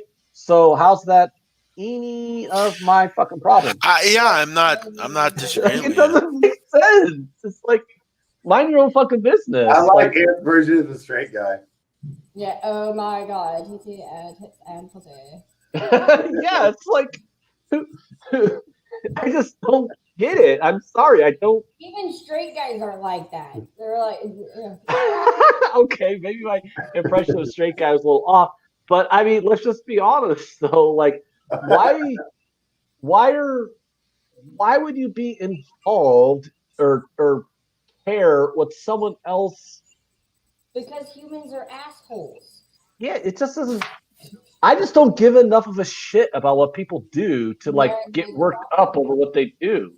Well, because everyone has their opinion is more important than anything nowadays. It's like opinion is more important than fact now. So, and everyone has the ability to voice their opinion, and everybody thinks they're smart. So That's true, and a lot of people are stupid. Well, yeah, like you kind of got a good point there because you'll like look at when they'll ask like these people like, what do you think of gay marriage? And they'll go, oh, I don't think it should be right. And then they go, well, why? And they go, well, I don't agree with homosexuality. It's like, then don't suck a dick. I don't know. I think gay people have every right to be just as miserable in marriage as straight people. Amen. But like, do you agree with that though? Like, hey, if you got a problem with homosexuality, then just don't suck dick. Oh my God, problem solved. Huh. I don't. How about that? I have no issue with getting married or anything along those lines. I'm like, why does it matter? First of all, it was institutionalized. No, I have a problem with marriage. Who cares? So don't even get me fucking started on that. Yeah. No, I don't. I mean, the institution of marriage was established for what was it? Creating. Explain this one to me, all right? Like, gay or straight, why the fuck would you walk into a courthouse, a government institution, and then pay them money to give you a license recognizing your love to someone? That's so fucking stupid. Like, here, aren't you married though? I don't got a marriage license. So you're not really married. No, we are, but we don't have a marriage license. Are you able to get legally married in Nebraska? You're able to get legally married in any part of the country. If you're not legally married, hold on, I got a set of sixes, and I just got this guy to go all in. Yeah, that's like saying I have a legal license, but I don't have it. Fucker. If you're not legally married, bro, you're not fucking married. Yeah, I agree. Did you know that you could go to a lawyer, right, and give your partner POA just like you would if you were married? You could also purchase a house together, purchase cars together, have a joint bank account, and have a domestic partnership, which gives you all the benefits of marriage without actually going to the government. You're still not married, though, technically, right? It doesn't matter. Like, why do I care what the government thinks? Well, dude, I wouldn't be legally married if I was straight. Like, that's what you're not getting. No, what I'm saying is, like, you don't have a husband. You have a boyfriend that you've lived with for a really long time. No, I'm not going to let you dictate to me what our relationship is. Well, I mean, the government does. No, the government. You're either married Go! or you're not Go! married. Go, Jay! Go! Oh my God! Don't! No! Fuck! You live together for so long, the government would recognize you as Yeah, like first of all, she's right. We've lived together for so long. We have a legal domestic partnership. Yeah, you where that affords us all the benefits of a legal marriage. right. Second of all, we would have to go through an actual dissolution of marriage. Yeah, so you enjoy all the benefits of being married, except you're not fucking married. Did you know you can just go to a lawyer and have all of that stuff worked out with the lawyer, where you have power of attorney, all that stuff, passage of property, everything, every benefit of marriage. I understand what you're saying. I can do all that stuff with my sister too. Yeah, but aren't you glad though? You're just mad that I found a loophole where I don't. I'm not mad, bro. I'm not mad at anything. I hate marriage. I loathe it now, especially. But I'm just saying, you loathe it, but you did it. Facts. Yeah. That's exactly why I loathe it. But the facts are the facts. You're not married. I mean, he's my husband. So if you guys split up, though, would you guys have to get a divorce? Yes. No, he's not fucking married. No, we would have to figure out our property because we own the house together. We own our cars together. We have a joint checking account, and we would have to go to a lawyer and revoke our power of POA. Huh? Who would get the dogs? He definitely wouldn't. I would get Zombie, and he can have that fucking rat. Dude, you hate those dogs. It seems like. No, I love Zombie. I hate the rat. Separated from his baby mama after a few years.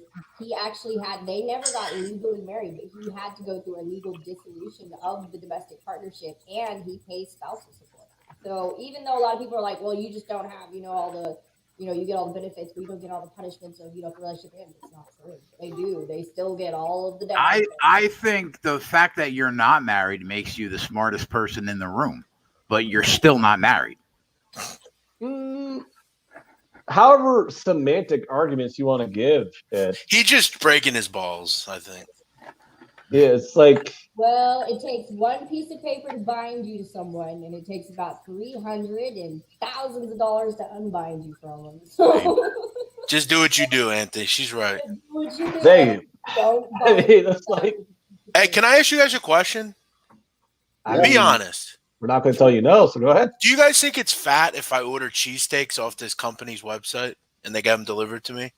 No. You mean like DoorDash or something? No, like this company that goes and picks them up and like sends them to me. No, what's the difference ordering food? Because I don't feel like going to the city and buying them. So don't. That's why DoorDash and places like that exist. No, this is like a delivery service. Like it's like Amazon for food. Oh yeah, yeah.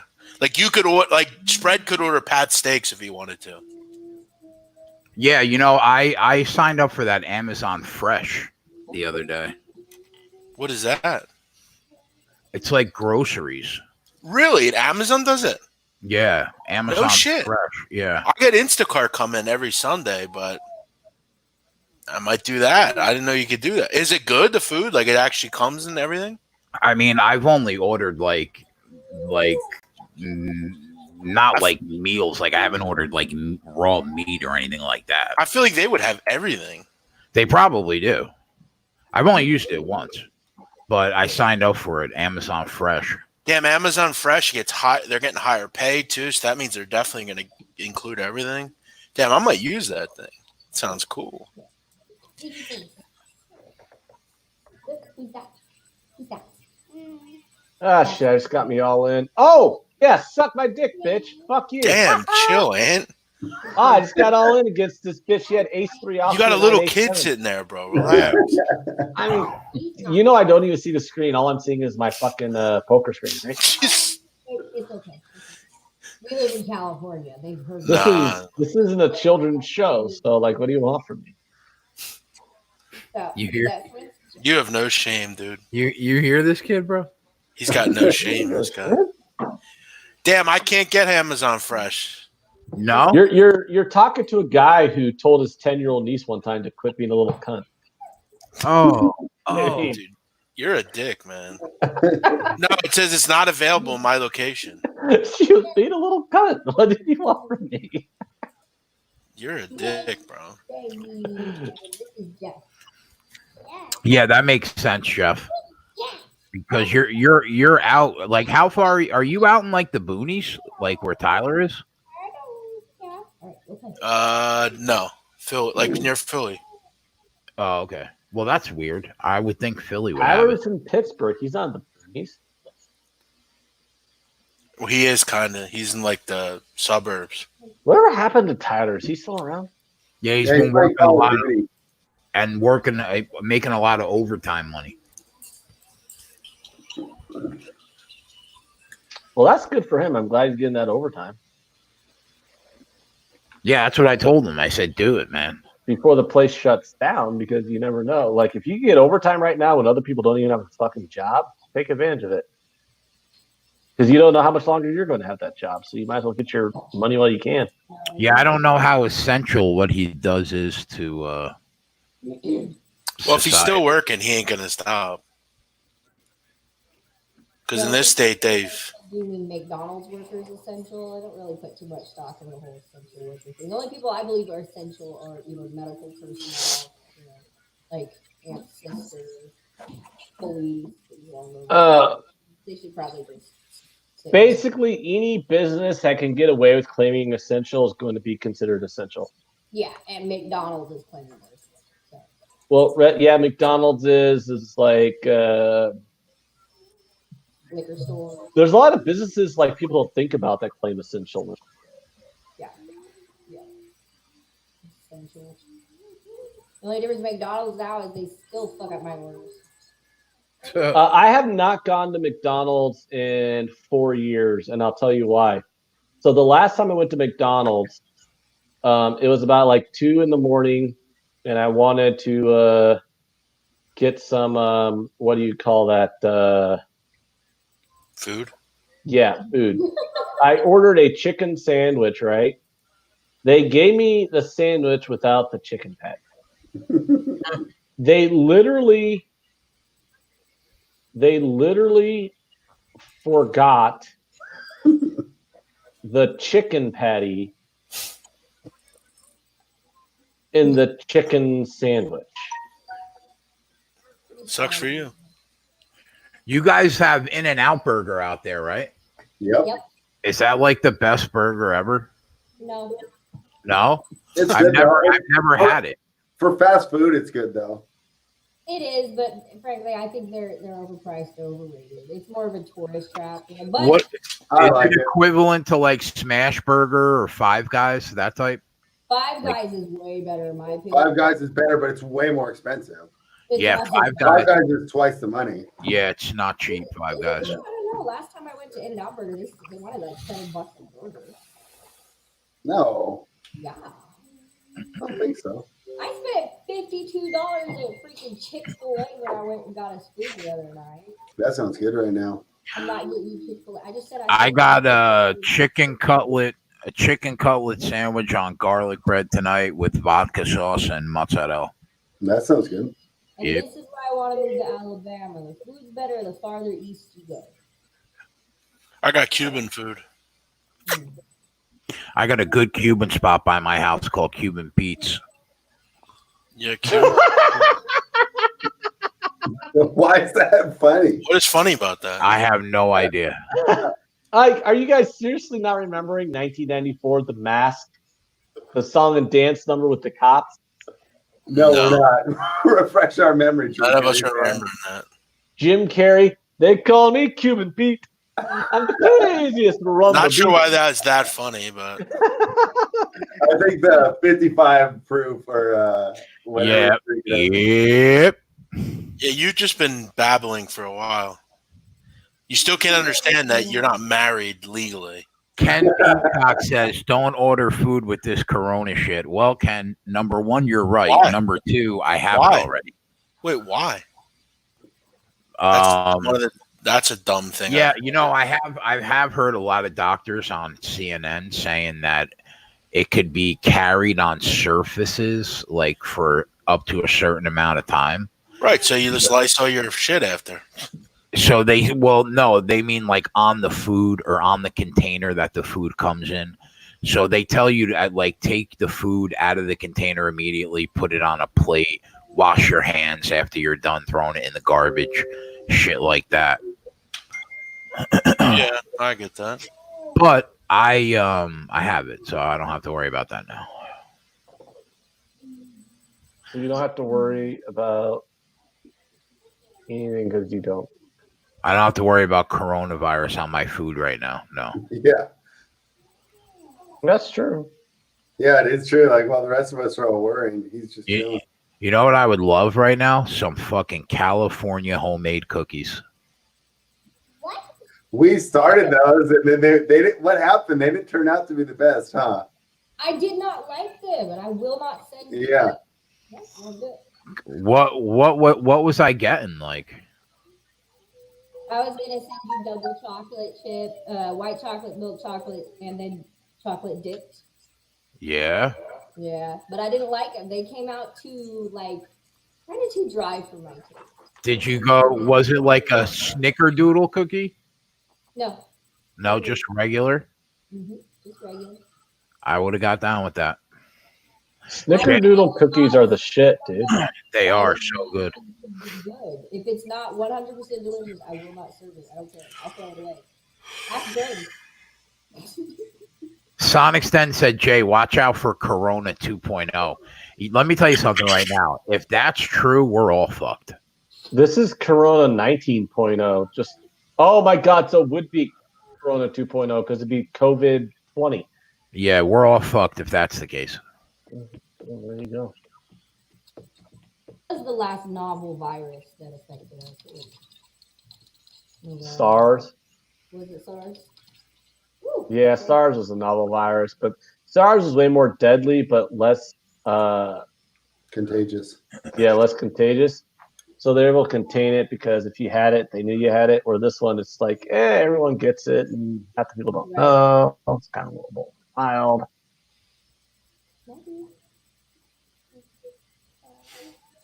So Jay, when did you get all that new Mets gear? I told you I spent like a nickel on Fanatics, remember? Oh, really? Yeah, so I got like 15 shirts, like 2 or 3 hats.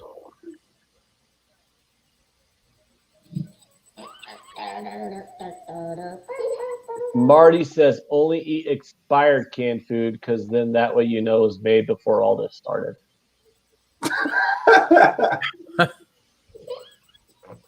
Oh, the Dark Knight's on the Paramount Network? Sign me up. Dark Knight, that's the one with Heath Ledger, right? It's the best comic book movie ever made. It was pretty damn good. I like the enjoyed it. original one the best. What, the Michael Keaton one? Yeah. Oh, I Yeah. was about to say, are you talking I about the enjoyed Adam it. West one?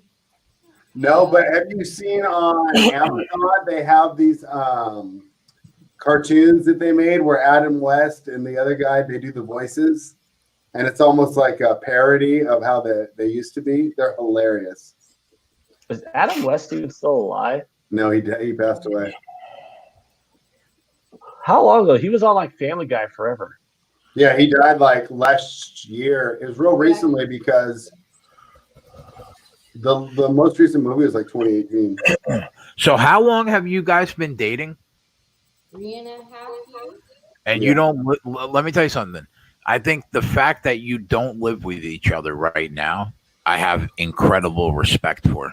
Because what I see these fucking young, dumb, fucking idiot kids doing today is like they're dating somebody for like 3 months, and then like all of a sudden they're living together like 90 days into their fucking relationship. Like people that just need to chill the fuck out. And that's why relationships fail, I think. I mean, I had a couple long stretches, so, but I mean, yeah, I think that's great. I don't do well with living with people. Good for you. You know what I say to that? Good for you. I tried it. I did everything. I got married legally, did everything how you brought up good Christian girls first. It didn't work out. I'll tell you, it's really hard to look at somebody 15 years later and actually still want to be with them. I don't give a fuck if you're married or not. Statistically, people change. It's like 5 to 7 years. Is that you kind of recycle? You become this like new person, basically. So you're falling in love with a new person. But unfortunately, if that new person, that comes along 5 to 7 years, what happens if you don't fucking like that person?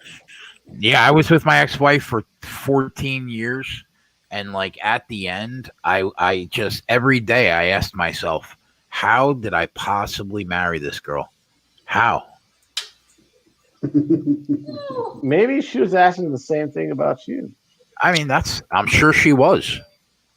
But you know what the problem was, bro, is I didn't change. I was still doing the same Are shit you sure? yes, trust me, I'm sure. And it was like all of a sudden the things that I had done for like a decade, like weren't cool anymore. And I'm like, wait, what? Well, because Like, maybe it was cool when you were 20, but now when you're 30, it's like, okay, why are you still doing shit you're doing when you were 20? but it's like, I don't know. I don't know. I don't know. Yeah, I mean that kind of coincides with what I'm saying about people changing. Women change more than fuck. I mean, I can look back and think, of the person I was at, 16, and then, 22, 25, and then 30 when I met Gregory, and, even 3.5 years later. Yeah, some of my interests are the same, but I'm very Like you can't all of a sudden not like my job when when it put you through college. Like I paid for you to go to school for 4 years with that same job. And now you're a teacher and you're fucking a vice principal making whatever the fuck you're making. And now you have an issue with what I do for a living? Like what? What? Well, it sounds like a case of somebody that kind of just went up in ranks, and then there was a hierarchy. But I got a daughter that's pretty fucking cool. So Yeah, so you got something good out of it. And yep. you got a lot of good things out of it. You got a lot of good experience out of it. Maybe some bad. Yeah, I can't believe my daughter is going to be 12 in August, man. I have a 12-year-old. I'm getting fucked. She's only a couple years away from dating boys. Oh, stop! I pray to God that she loves girls. Girls are even. Why do you want your daughter to be a dyke so bad? I don't know. I just think I'll deal with it better. You think you'll deal with it better if she's a lesbian? Yeah, like if she's dating girls in high school, I think I'd be completely fine with that. I mean, I don't see why you wouldn't be, but why is that? Wouldn't you just be agnostic toward it being boys or girls? Why is girls better? I don't know, bro. Is it because you just don't like the idea of a dude getting her pregnant, or boys are just so many boys are just fucking dumb and full of cum. No, that's true. Yes, but What if your daughter was a boy? Would you prefer him dating boys versus dating girls in high school, or is it just a daughter not wanting her to get plowed by dick thing? I wouldn't care either way. So I guess I wouldn't care either way. And if he dated a boy, then like I'd have the extra added bonus of him never ever coming to me and saying that he got a chick pregnant, which is really cool. Like that's a really good perk right there of being gay. So I mean, I wouldn't care either way. Yeah, that is true. Like I've never fucked somebody and said, darn, I sure hope they don't get the pregnancy. Yeah.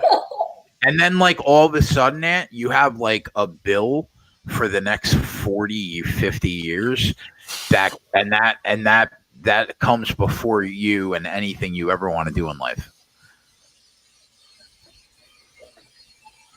It's crazy. little crotch. Yeah, I don't want. Yeah, I like my money. I like my house, my cars, and that's why my 12-year-old, she's she's got a very good head on her shoulders. She doesn't want to get married. She has her life planned out. She wants to be a general surgeon. She does not want children until she has finished. Good for her. her own home. She has the minor interest in boys, but from the one boy that she dated, I was like, oh hell no. Like, well, I just lost an all-in pot when I flopped 2 pair. My and the daughter other has person a had straight. boyfriend, like my daughter has a quote unquote boyfriend, right? And I looked at this kid and he's like this little nerdy kid. His glasses are like crooked on his face and he's like pudgy. And I'm like, you know what? I'm completely fine with that. I am completely fine with your choice right there. I'm like, you haven't kissed him or anything. And she's like, no, Daddy, but we hold hands sometimes. I was like, well, try to cut that shit out. And she was, Trying to cut what? yeah, yeah, try to cut that shit out. Yeah, hand holding. You fucking Puritan. At 11 and a half, yeah, hand holding is too intimate. You fucking Puritan. Well, let me see. I always told my children, as long as you keep your grades up and whatnot, and it's not, it's not affecting your academics, and by all means, because I know it's going to happen. So I'm more along trying to live the philosophy like, my children are going to date. It is going to happen. So rather than just like beat my head against a brick wall, like, oh my God, I restrict their movements like my parents did, which made things super fun. Yeah, I'm very lucky in the fact that she's really good with school, and her mom's a vice principal. So like my ex-wife has that on lockdown. So she's really good. Is your daughter like obsessed with TikTok? No, not anymore. I took it away. Oh, my daughter won't stop with the fucking TikTok. I won't let her do TikTok. I let her do it first because I was like, yeah, you're gonna do stupid little 10-second videos or whatever. But then I saw what other people were putting on TikTok, and I didn't like the fact that I was like, you're not old enough for this. And what the fuck is TikTok? They all do little dances. It's like Vine, right? Isn't it like Vine? Yeah, but I thought we were done with that Vine bullshit. Well, people just go on there and do a lot of really, really stupid, inappropriate stuff. And as from last time I looked at the app, there was like no way to filter all that shit out. And I was like, there's things that your little 12-year-old mind does not need to be exposed to yet. Like, well, that was Vine. That was the great thing about Vine because, who needs a porno that's longer than 7 seconds? You guys see those little like compilations of little Snapchat porns? Those are fun.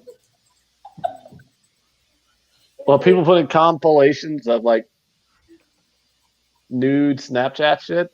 No, like just Google it or Pornhub it or whatever. Oh, Pornhub it. I mean, what would happen, Aunt, if your domestic partner / husband walked in and you were watching straight porn? Probably laugh at it. How would he react to that? I don't know. That's not like a situation I can imagine happening. Bit of wasting his time on that one, Greg. I mean, what would let's say you were like, I'm wondering what she's talking about. Let me Google it and find out. What would Charissa think if she walked in on you watching gay porn? Who the fuck is Charissa? Charissa? Shariah? Yeah, that. Once. Yeah, I walked in one time and he was busy and he was like, oh! And I was like, what are you watching? Like, what are you watching? Oh, she walked in on you watching porn? She walked in on you watching porn, Greg? Yeah. That embarrassing? I don't remember that. Having a free time and I walked in on it. What are you doing, child? How do you not remember her walking in on you watching porn? I PTSD. PTSD? I mean, she knows you watch it. Like, everyone knows you. Everyone knows everybody watches porn. Everybody watches porn. It's not like anything to be ashamed of. Okay. Kidding. I love Mickey Benz. I mean, it's so you shouldn't be ashamed. No, Yeah, I keep thinking your girl is like this girl I know I watch on reality TV. You look like this girl on reality TV show that I watch. Which one? It's a show in England. It's called Geordie Shore. It's like a Jersey Shore, but in England. You're not the only person who said that. All right. Yeah, you look like the girl in there. All right, you're just like third person who's fine. Okay, I'll Google it. What? Okay. Geordie Shore. If anything, I would imagine that if Shariah walked in on you watching porn, she would just be like, "Well, obviously, since you're ready to go, then okay." Jesus and that Christ. was my thinking too. but it didn't work out. Wouldn't that be the reaction? I love Jeff's reactions to what comes out of your mouth. That's what He's I a love. fucking nut, this guy. That's what I love. That That's should what be the supposed to reaction. happen. That's what happens in all the fucking videos that I've seen. But no, in reality, Aunt, it does not happen that way. I know because I tried. It doesn't work out that way. Okay. What you walked in So, on? Anna, what do you think of Joe Biden? Spread. What are you doing? Trying to change the subject. Spread. What? I mean, what she just said is blasphemy. Hold on. So you walked in on watching porn and you offered to help him out, and he turned it down. What am I listening to? Sweet mother of Christ. I'm going to tell you right now, I have to rethink Spread being a part of the Sports Keg. Oh, no. All it took was one episode. Because that behavior right there is just it's uncalled for. All right. So which girl from Geordie Shore? That's a weird name. The girl Marnie. Oh yeah. Okay. That looks like a blow I don't know, I keep thinking you're her. That looks like a blow up doll. So. I mean, you just kind of look like her. All right. Wait, before or after surgery? Because I googled this chick and she's like before she was like really famous. Okay. Oh, she's a little cute. Yeah. Cool. All right. Well, you're not the only working now. I know what people are talking about. All right. I got a lot of different people, like a lot of different. You know what's a really underrated cookie? Animal crackers. I agree. I mean, yeah, because I'm not 12. I mean, I think they're just a really underrated cookie. Okay, Jason. Damn, these cheesesteaks. I don't know. Should I order them? Are you still contemplating the cheesesteak, bro? It's 11:15. Jay, when I say order them, it's like they won't be here. It's like next week. It's like an ordering thing. Oh, okay. Yeah, no, I wouldn't eat them now. I don't eat after 8:00 anymore. But what are they? They're pre-made? Yeah, and they like wrap them and send them to you. Like you could get Shake Shack if you want it delivered to you, or. Oh, well, that's just like DoorDash, really, isn't it? Yeah, but they're like in this like special like packaging, and like you can eat them whenever. It is, Jay. Here's what it is. It is meal planning DoorDash. Yeah. Like DeFaro pizza. I could get a DeFaro pizza sent to me. What's it, the Faro? Is that like a? It's like the best pizza in the history of pizza. Is the whole Philly cheesesteak thing, you think, like, is it blown out of proportion? Are the best cheesesteaks in Philly? Oh, yeah, for sure. Yeah? Yeah. I think it's blown out of proportion. But, like, cheesesteaks to me are like, I eat them like we eat them like a lot. It's like something you eat all the time. It's like eating like I don't eat fast food like McDonald's and shit. I would just go get like a steak, you know. If your cheesesteak has anything on it besides cheese and grilled onions, then you're a piece of shit. Agreed. Well, what about bell peppers and mushrooms? Yeah, they wouldn't like it. I put mushrooms and garlic on mine. Oh, come on, Spread. Well, I mean, not that I make them, but the place that's by my old work. That's what they had on there. Mushrooms? Yeah. Yeah, mushrooms are good because they absorb all the flavor. It's not a bad point. My dad's a mushroom guy. I could never do it. I don't know. I don't like See, them. I hate mushrooms because where I live, they like make mushrooms. Like they package them and stuff, and it smells terrible. I mean, I don't mind mushrooms. No. Fuck! What the hell? I lost it. I had Ace King. The guy, we both went all in. He had two flush, and he hit it on the river. Like Well, what I about me, love. Greg? I had top two pair, and I got all in on the flop, and the guy had a straight, and I failed to make a full house, so I was sad too. Yeah. I love chicken marsala. Like I love it a lot, right? But I won't eat the mushrooms. Yeah, I mean, I don't hate mushrooms, but I don't like love them either. Kenny Peacock, my guy, says mushrooms are banging. Mushrooms are good, yeah. Especially when you get like the stuffed mushrooms, like you fill the head of the mushroom. Yeah, my like, dad cream makes. cheese and Yeah, stuff. my dad makes them for holiday, for the holidays, stuffed mushrooms. It's Like this is a lot. $100 for 4 steaks. That's a lot. How big are they? I don't know, like 10 inches. Oh, that bro, what are you crazy? 100 For 4? 4 10-inch sandwiches? That would cost like $30 if I went and got them on the street. Oh, I mean, is the lady that cooks it gonna come jerk you off while you eat it? Not sure. The cleaning I mean, lady might. I've had cleaning ladies Yeah, want the to do that. cleaning lady might. Did you tell your girl about that spread? No, you can tell her. I don't think I did. No, I won't tell her.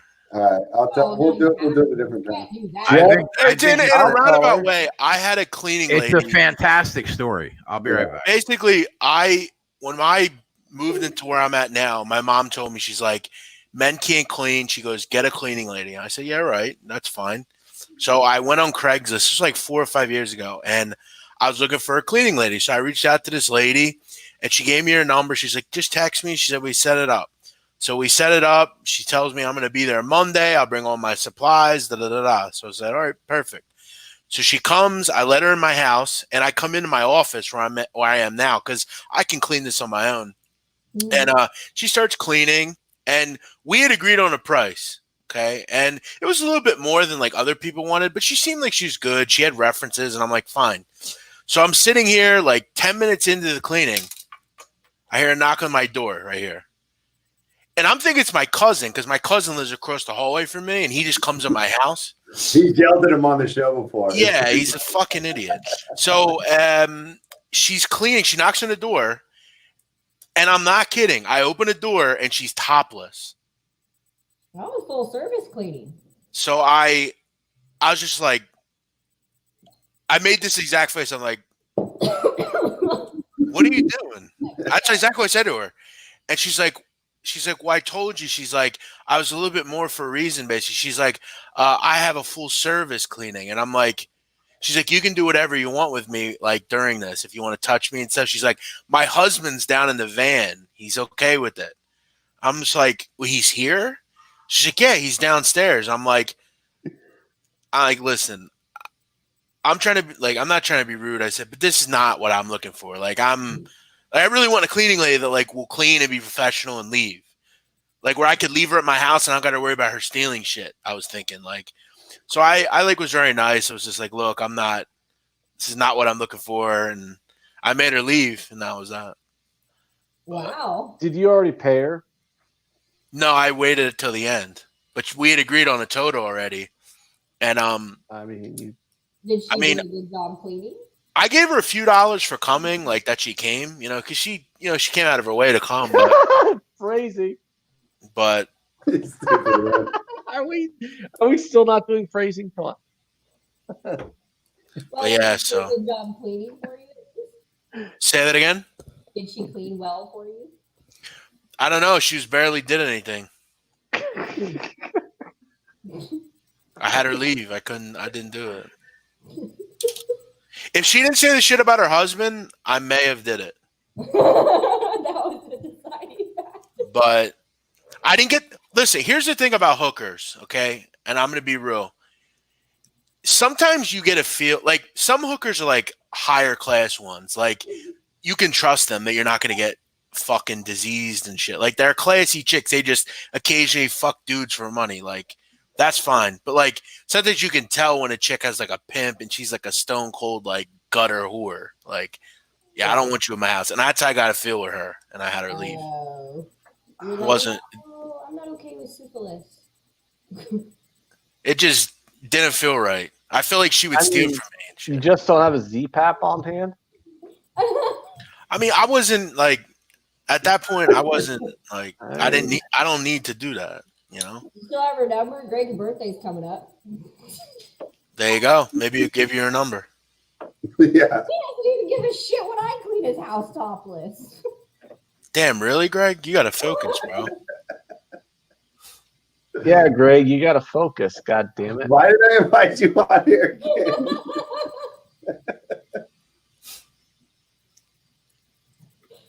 He does focus. What he's always focused on. Sports, cats, or sports, or cats. Oh, Greg, have you focused on a crypto like Jay has? No, I've just been playing poker. How the hell did you teach Jay about crypto, and now all of a sudden Jay's like the crypto master? Well, he took it 10 steps farther than me. Oh yeah, Leveraging his stuff. I've never done that. I've never done that either. I want to leverage crypto also. Jay's on the show with fucking Jeff earlier today, bitch about not making a $2 bet one day after fucking shorting Bitcoin for 30K. It's like, shut the fuck up, Jay. Here you complain about a $2 bet. Yeah, but he was he bet more than $2. I know. Yeah, he still continues to talk about money on live YouTube shows. I told him not to. Oh my god. You think he should be smart on that? I don't know. I wouldn't. I don't talk about any money on the internet. I've told him that a million times. But again, I filed taxes last year. For the record, There he is. for the record, I said that what I made in Bitcoin in a private chat. And Yeah, you're the one that $30. screwed that up, Anthony. yeah, You made $30. yeah. So practice what you preach, bitch. They're going to send you a fucking tax form for that. Either. What are you eating? Chicken marsala? No, a piece of that chicken and vodka sandwich. Yeah, but you don't got to worry about that. They're going to send you a fucking tax form for that anyway at the end of the year. Yeah, definitely. So, No getting away from that. so how much fun was that though? Learning how to short Bitcoin. I'll tell you, it is a lot of fun, man. It really is, and it's exciting. But man, I'm halfway through my second 120-hour web course. It's just there's so much fucking information to take in, man. All the different charts and what RSI is, and like the volume index, and it just goes on and on. The Fibonacci fucking graphs, and Fibonacci. yeah, the Elliott wave theory. It's crazy, bro. It's a goddamn investment market. Why are you talking about Fibonacci sequence? I'm telling you right now. I'll send you a couple links. Oh, that sounds like way too involved for me. Oh, because you're Who still wrote a song off the Fibonacci sequence? you're still working, so there's just no way you would be able to obtain all that information and go to work. Damn. Yes, true. How about this? But it is fun though. How about it you is just fun. text me when you're about to do it, and then I'll try and just follow you along. Because That's substantially less money, but like if you take one Bitcoin for $6,800, right, and you put 20 times leverage, you're actually trading the market with 20 big Bitcoin, which is worth $140,000 right now, right? But at 20 times, that would mean that if, like, let's say you want to short Bitcoin at a 20 times leverage. If Bitcoin goes up 5%, your position gets completely liquidated. but you can set stop loss gaps where you're only willing to lose this amount of money, and then it'll automatically close your trade. But at the same time, if that Bitcoin goes down 5%, which it often does in a day, you just picked up a full Bitcoin which is valued at right now just under $7,000. I'm falling asleep, Jay. Falling asleep at this. Sorry, bro. No, I'm kidding. It's fine. Just fucking with you. He's basically explaining to you how the financial collapse happened in 2008 when people were shorting the mortgage markets. If Bitcoin doesn't really strive right now in this market after what they just fucking dumped into the marketplace, $6 trillion, then I don't think it's ever going to be what. Well, what about the other ones like Ethereum? Because I don't just have Bitcoin. I mean, I like half of my shit's in Bitcoin, but I got Ethereum and Litecoin and XRP. Yeah, I have XRP is like the great white hope that they hope one day skyrockets. It's at about 17 cents right now. Ethereum, I bought it at like 15 cents, and now it's at like 17. So it's like, Ethereum is kind of tied to Bitcoin, so it often flows with Bitcoin if it goes up or down. And that's only at about $140 right now. What? That thing you retweeted last night was pretty funny. That like, I guess he's like some like freaky like financial guy. Oh, he's like yeah, Japanese or something. Yeah, Dude, what is that guy on? What kind of drugs is that guy on? Bro, these hardcore crypto people, man. Yeah, they're nuts, right? Oh my God, yeah. That guy was saying some nutty shit. Some of the predictions of where they think that Bitcoin will be. Well, the big event happens in 39 days, which is the halving, which happens every 4 years, which means the supply is going to considerably drop. Because when a miner mines a block in the chain, they return 12.5 Bitcoin for their service, right? The halving is going to happen, so they're only going to get 6.25 Bitcoin now released to the miner, which is going to drastically drop the supply of Bitcoin when it is increasingly coming up in demand because it's a deflationary currency, right? And so in 2012, it rose 800% off that halving. In 2016, it was something like 480%. In the following year, it went up after the halving. And now in the beginning of May, it will be the third halving. Now there's 18.3 million Bitcoin in circulation right now. The code is only written for 21 million. So once those 2.7 million Bitcoin are bought, it's done. And then that's when the price should really go up. But it's going to take a few years for all those Bitcoin to be bought when you think that it started in 2009. This guy writes, won't free money destroy USA? Answer, yes. End is near. What will happen? 4 futures. 1, US defaults on bonds. 2, hyperinflation. 3, never in default on bonds. Yeah. 3, US sells assets. 4, IMF bailout. Question, what should I do? Answer, buy real gold, silver, crypto. Study real teachers and prepare for brave new worlds. Like, this guy's a nut. And then Ant, listen to the first guy. Well, this guy obviously doesn't comprehend MMT and how that's the reality of our monetary system. Listen to the first response. Listen to this. Forget gold, silver, and Bitcoin. Why don't you just learn how to grow food, cook, build shelters, filter water, and keep animals? Then you're better prepared than 90%. Did you see what happened in Egypt? The run on the banks. Could you just go back to the beginning of that Jeff, so we can dissect what that dude said? He said, explain how he's wrong. He basically says, won't free money destroy USA? His answer, yes. End is near. Question, what will happen? A, 4 futures. 1, U.S. defaults on bonds. 2, that'll never happen. Yeah. 2, hyperinflation. 3, U.S. sells assets. 4, IMF bailout. The U.S. is what do they call that? Base currency or damn it? Why am I? Because I'm drunk, so I'm like blocking out the terminology for our currency. But it's the currency of the world, whatever they call that.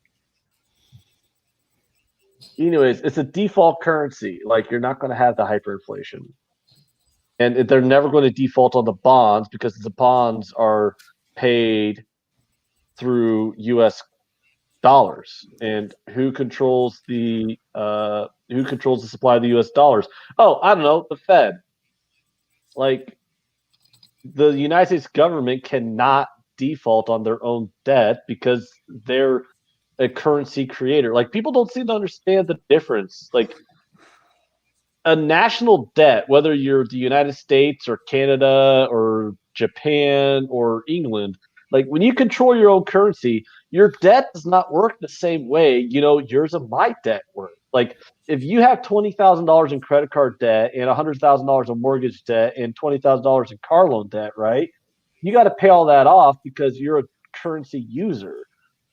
Government is not a currency user. The government's a currency creator. So government debt works completely different than personal or business. Yeah, but this debt. guy, like, someone wrote, "You've been saying all this for years." Someone just says that. Like, I think this guy's just like using, like, it's like those people that say the world's gonna end, and when and it never ends. Like, yeah, it's just I don't know. It just gets frustrating when I hear people say that. Oh, the country's so far in debt it'll go bankrupt. It's like, no, you don't understand how monetary systems work.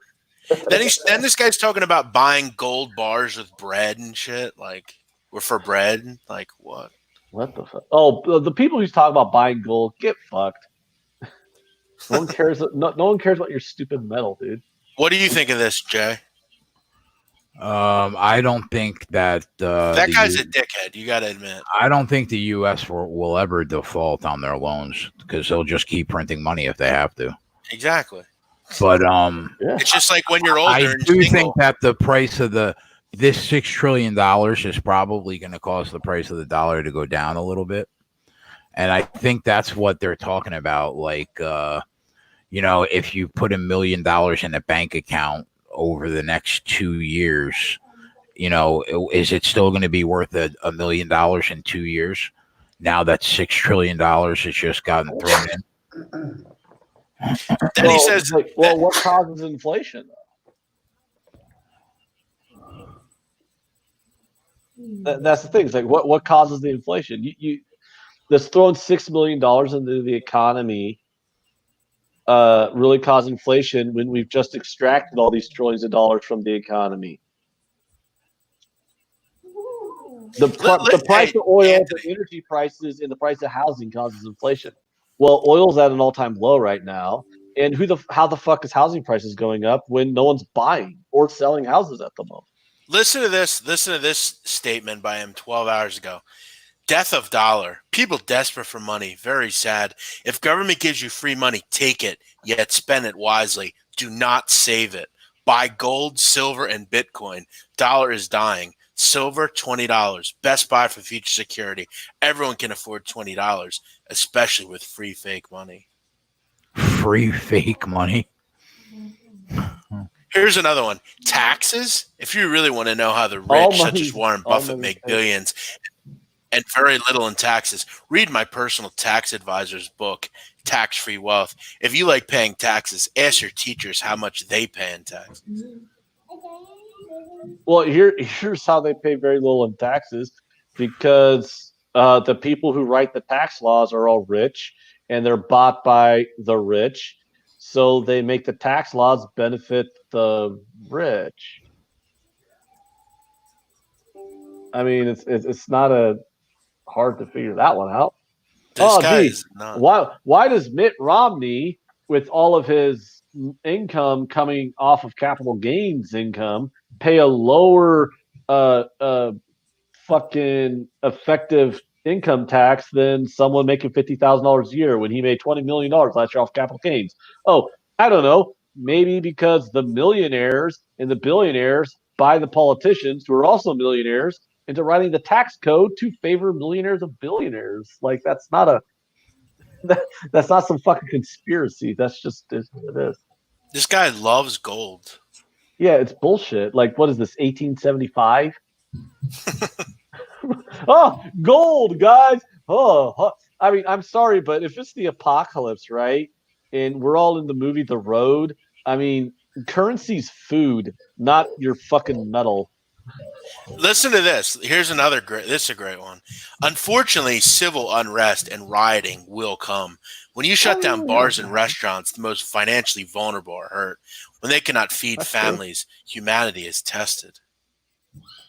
Yeah, I mean, that's true. I mean, you can't really. That's not like the most. That's the least outrageous thing that you've quoted from this guy. Prep time. Grab food, gasoline for escape vehicles, gold for money, ground safe property, gun. No, he really said that. Prep time, the 5 Gs. Grab food, gasoline for escape vehicle, gold for money, ground for safe property. Sonic Sten, yeah, that's the guy that wrote Rich Dad Poor Dad. Yeah. What is Mad Max? We need a war for gasoline. Some guy wrote, you're missing one. The Bible, too.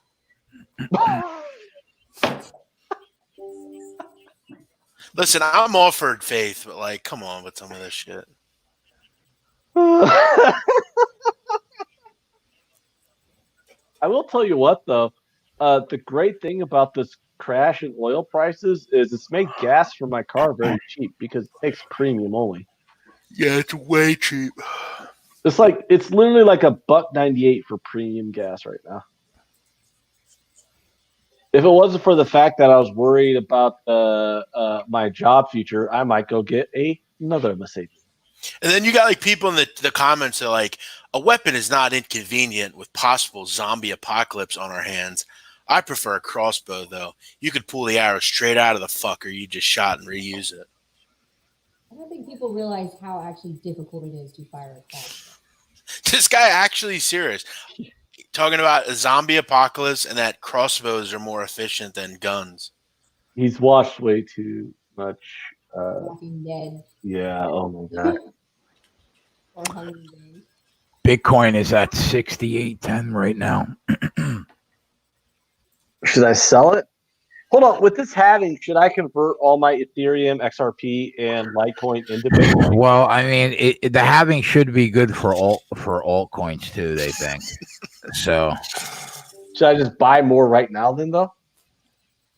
Well, they think in the next 40 days that it's going to test the $5,600 resistance.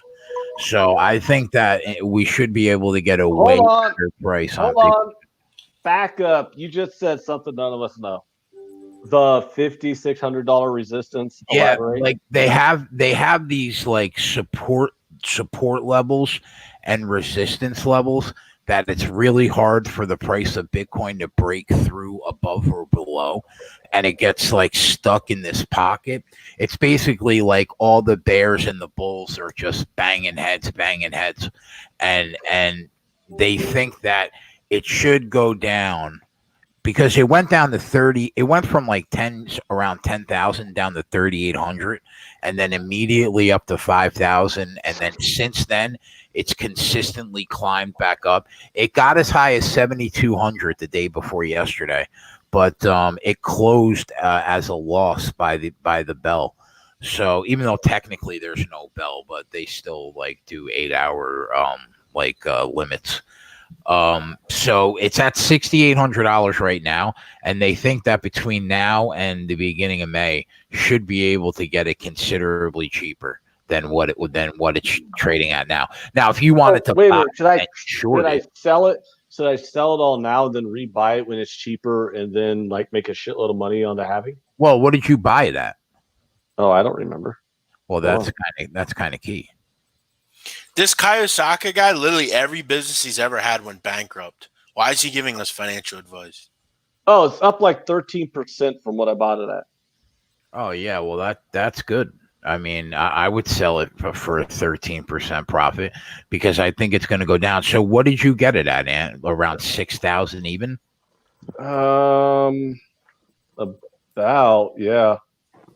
Yeah, it's at 68.20 right now. Yeah, I mean, I don't think that's a bad idea because I think that you should between now and then, according to all the experts' fucking charts and analysis, it should go down below 6,000 again before the halving.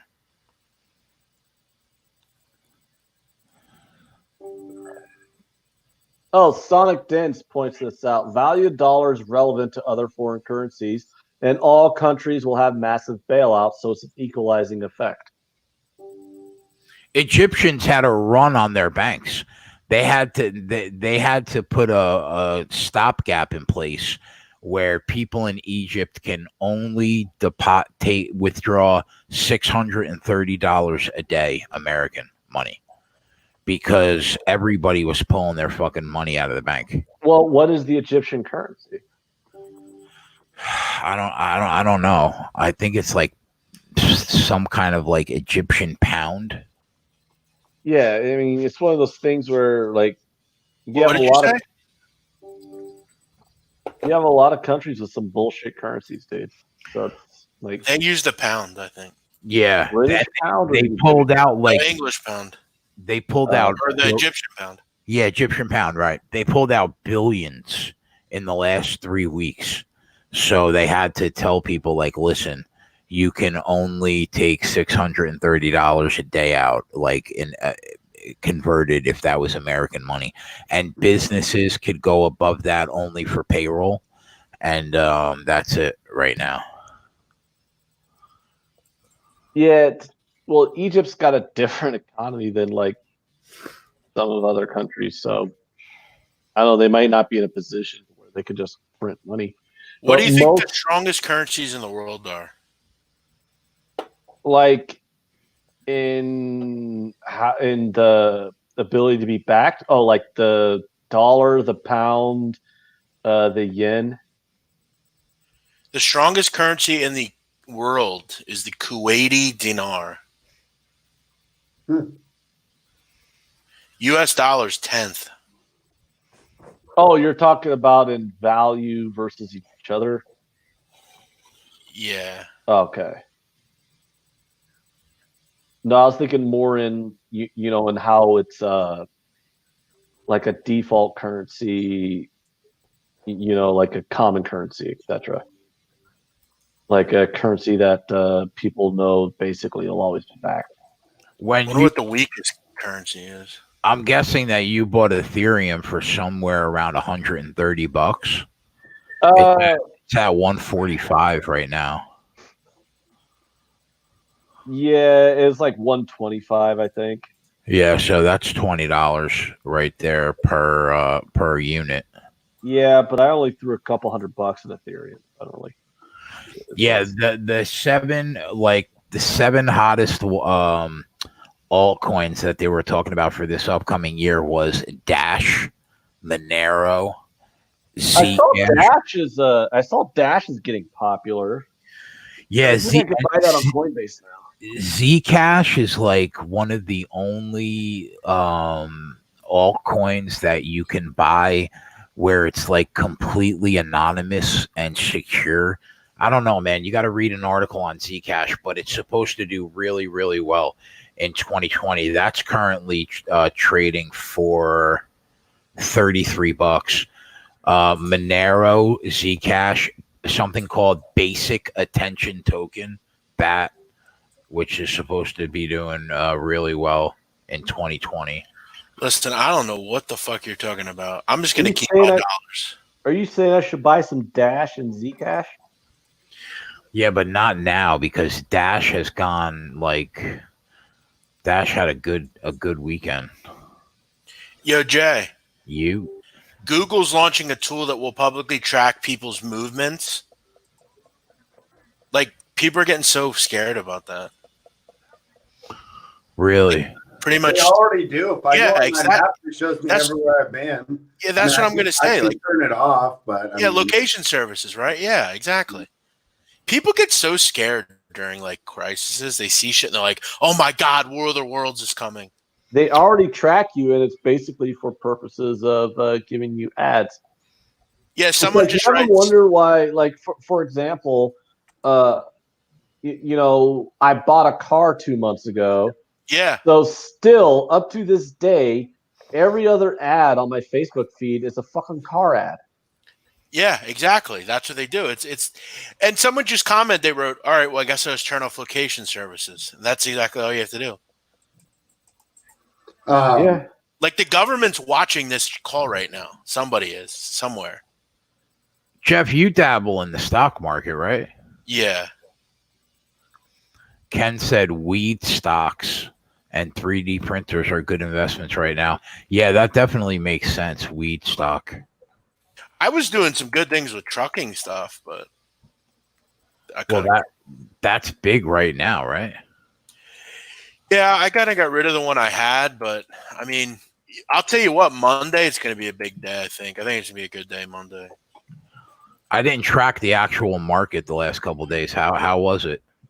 It wasn't as bad as I thought it would. I mean, the jobs reports came out and they were really bad, but it hasn't really been too bad. Hold on. I just want to say, seeing this out, like what I says, all my ads on my Facebook feed are car ads.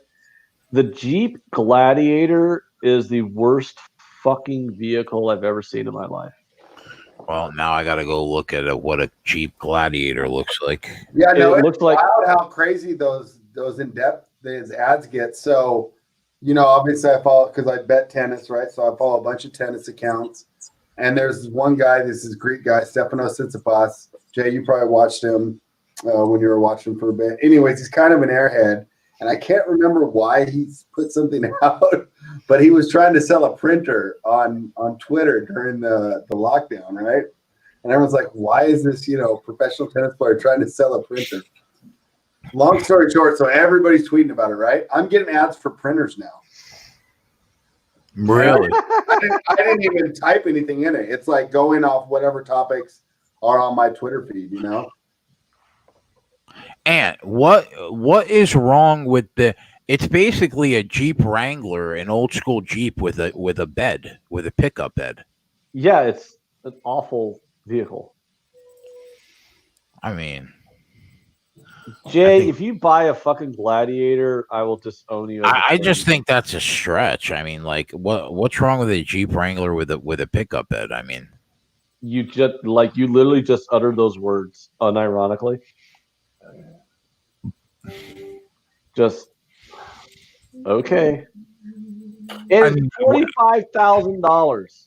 Would I buy it? No, but I don't think it's hideous. Oh my god, this one slightly higher trim level, $52,000 for this fucking monstrosity.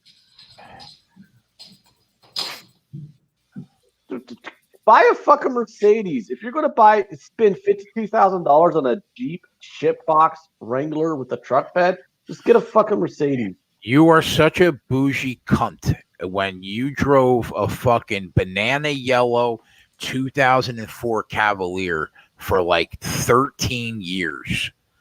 And now you got a Mercedes for a couple months, and now you're a bougie bitch.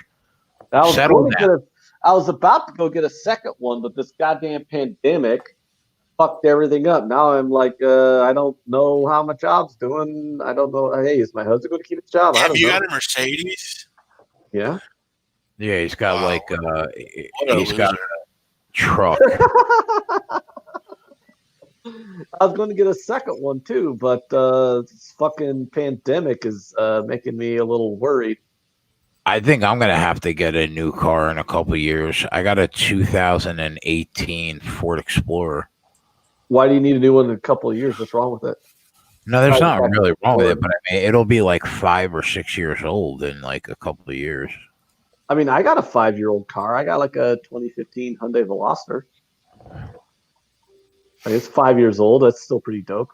Yeah, I mean, I like it, man. It does the trick. It looks nice. But I mean, I'll be honest though. I was thinking about trading the Veloster in for a C300, but this fucking this pandemic, man, it's got me worried. You know what else I like, bro? 'Cause I was looking at it. There's a fucking Kia that is banging. The Stinger.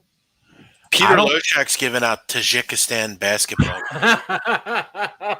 Of course, is. Come on, man. Hold on. Come on. Which Kia were you talking about? Are you talking about an SUV or are you talking about the Stinger?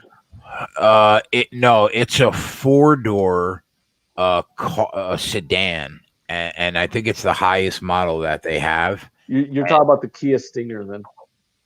I think I'm talking about the Kia Optima. Yeah. Oh, you are not talking about an Optima. Bro, go look at a picture. Go Look at a picture of the Kia Optima. That car is fucking slick, bro. No, look at a picture of the Kia Stinger. Type it in right now. Type in Kia Stinger. Tell me what's wrong. The Optima.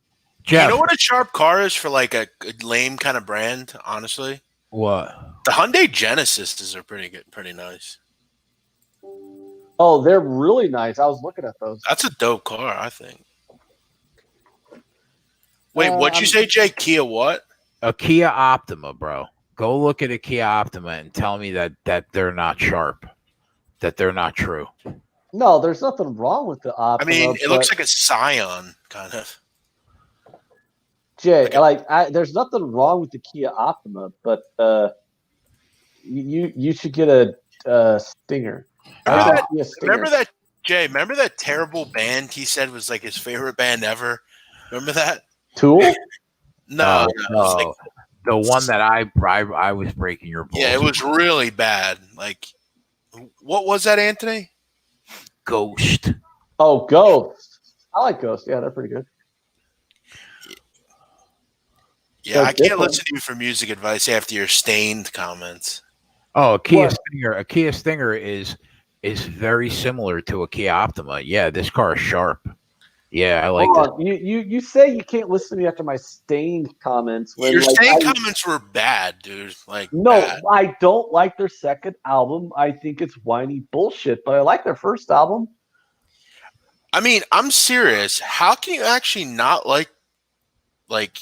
What part of I think it's whiny bullshit are you like having a hard time grasping here? I think it's whiny bullshit. Did you like that band? This song's awesome. Is that the Stinger? Yeah, that's a sick car. I like that. Yeah, and that looks very similar to the Optima. That's a sharp. That's a sharp car. Dude, that car's got like 400 horsepower too, man. How much is it? I think it might be like 50. You could get like a 2018, like a slightly used one for like in the 30s or 20s. Can you guys imagine that a Kia is 50 G's? Like when it first came out, they were made out of cardboard and fucking recycled plastic. Oh, bro. Here's the thing that like a lot of people have like it's like surpassed a lot of people. They haven't thought about it yet, but like Hyundai and Kia, both those like Korean car brands, upped their game so much in the last 10 years. It's ridiculous. Like back in like 2005, you're right. They were the most shitbox car brands you can fucking find. I have a Hyundai. Now, I like it. Yeah, I have a Hyundai too. I have a Hyundai Veloster from 2015. They are fucking dope as fuck. I don't give a fuck. Really good cars. That whip is the truth. Isn't that? Yeah, that's a Kia Stinger. I would get one. I would like that. I would trade in my Veloster. Yeah, bro. I would get that. How much do those go for? Brand new. I mean, depending on your trim level, I think they start out in the high 30s, but that's for like the bitch models. That cost more than my Explorer was like 45, pretty loaded. That's probably 50, isn't it? A fully loaded Kia Stinger with the upgraded engine, all that stuff is like in the 50s. I still want to get an Escalade to this day. I mean, Escalades are cheap if you're willing to get like a 2010. I want to get like a brand new one. I used to love those. I used to love those Escalade pickups, bro.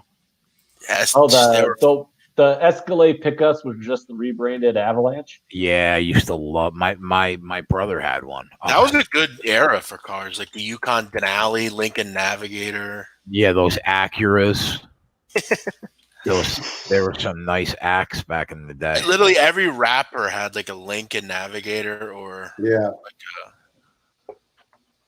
They were pretty dope back then, yeah. Yeah, Range Rover, like in a perfect world, bro. You guys remember this car brand, Mercury? Of course. Yeah, they went away. They went My away. cousin had a Mercury Sable. It's a Ford Tour. Mercury was owned by Ford, and like literally all of the Mercury brands were just like slightly bougier versions of Ford cars. That's kind of why, like, when Mercury went away. I bet. Can you name a second model Mercury? I could. Yeah, a Mercury Mountaineer. Mariner, a Mercury Cougar, a Mountaineer. Mercury Mountaineer. Yeah, Cougar, bro. Those Cougars. They were basically just Ford Explorer or like a Lincoln Navigator, except it was Mercury. My favorite car that I ever had was probably I had a Cadillac Eldorado in like 2002, 2003. Oh, it was so bad, bro. It was so bad. I I loved had a it. Pontiac G6. That was a lame car. I felt like I like those cars. Jeff, you remember those Eldorados that had the high back? yeah.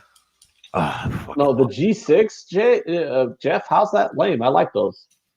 I don't I know. think I had like the two door. I just didn't like it. Yeah, they're a 10-year-old car by now. Well, actually, like probably like 14-year-old car, but the look of them still holds up. I still think they're a nice looking coupe. My buddy actually has a G6 still. I still think the white Range Rover is sharp as fuck. That's still like a sharp car. yeah, Range Rover. I would love a The black. problem is their shit boxes. God, you're negative. I'm not being negative. I'm just saying, like, the Range Rover is that car that the rich soccer mom trophy wife, Yeah. because she could just lease it for 2 years and then get a new one. But like, if you're going to like buy a used Range Rover, you might as well just set so much money on fire. It's ridiculous because they're shit boxes. They're like one of the most unreliable vehicles you can buy. Yeah, where'd your girl go? She left. Yeah, she just texted me. She said her internet went out. Yeah, I could tell her internet was all sketchy there for like a few minutes. Went out. It was probably Anthony with his constant swearing around the kid. No, I'm not swearing that much. Calling like little kids cunts and shit. I mean, that bitch deserved it, not her daughter. I'm talking about my niece. That bitch. Yeah. What's with the chat? What's with the title of this video? Fuck the Rona. Rona. Oh, Rona. Because Jay has the coronas and he's not very happy about it. Fuck that Rona. Fucking Rona. My dad doesn't think that Corona's brand will hurt at all from this. I said, yeah, it will. It's lost a lot of Ken Peacock says that I'm right about the Range Rovers. I mean, you might be. I just still think it's a sharp car, you know? Oh, no, I mean, I'm not going to deny the fact that a lot of them are nice-looking vehicles. I'm just saying they're not exactly if you're in the luxury car market, there's other ways to go, you know. Honestly, if you're not driving a Mercedes-Benz, you're just Give me a Porsche Panamera. Oh, give me one. That's what I'm talking about. Like a nice, like dark purple. Jay, pull that up. Pull up the Porsche Panamera. Yeah, that's a fat car. Jeffrey is onto something with that one. That is a nice Ford. It's the Porsche's version of the sedan. I'll tell you though about Porsche. The Cayenne was nice also. Yeah, my bougie ass husband wants the next car to be a Cayenne, and I want to know exactly what income bracket he thinks we're in. That's a nice car, man. Porsche Cayenne. Yeah, the Porsche Cayenne is pretty fucking nice. It's also way more expensive than what I'm willing to pay for. Yeah, the Panamera is even more expensive. No, they're about the same price as a Cayenne, aren't they? I feel like they're the highest level Porsche. No, that's the 911. That's the car I had. Yeah, that's I nice. like that one. Yeah, I fucking love Holy that. Walnuts had that car. Yeah. Look up Porsche Panamera, Jay. Porsche Panamera.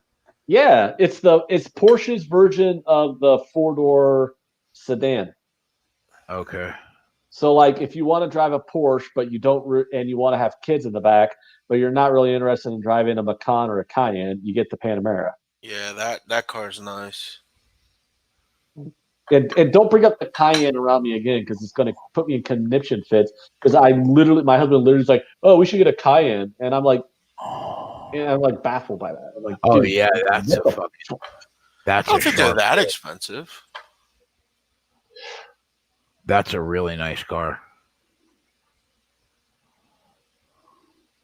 Put it on the screen. Yeah, I'm looking for a good picture of it. Mm-hmm. Yeah, they're nice. You can get them used for a pretty decent price. There's like guys around here that are selling. They sell like Bentley GTs and stuff for like 60 grand used. This is like a 2019 white one. Can we share screens on here or no? You can't, but I can. I can. think you can. I did it with Shariah yesterday. How? Isn't that pretty I nice? was the host. She hit share screen. It came up on the bottom, and then I was able to put them on. And we were playing poker. And Do you guys have a share screen button right now? Yeah. Oh, so then maybe you can. Isn't that a pretty nice looking car? That is a nice Oh one. yeah, definitely. Yeah, those cars are sick.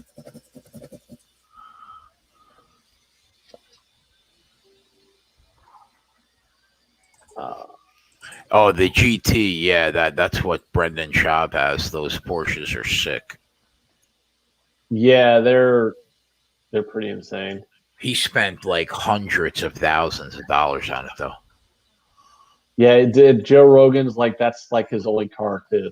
Yeah. With Joe Rogan, like, how can you make that your daily driver? You see, that's what's crazy too. Is those cars? The people who buy those cars are so fucking loaded that literally like $150,000 car is normally their second or third car. It's like, oh, that's my weekend vehicle that I drive.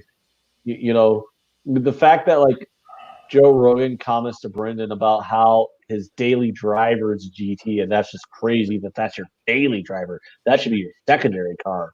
True It's that. like, what fucking world are you in where a $150,000 vehicle is your backup?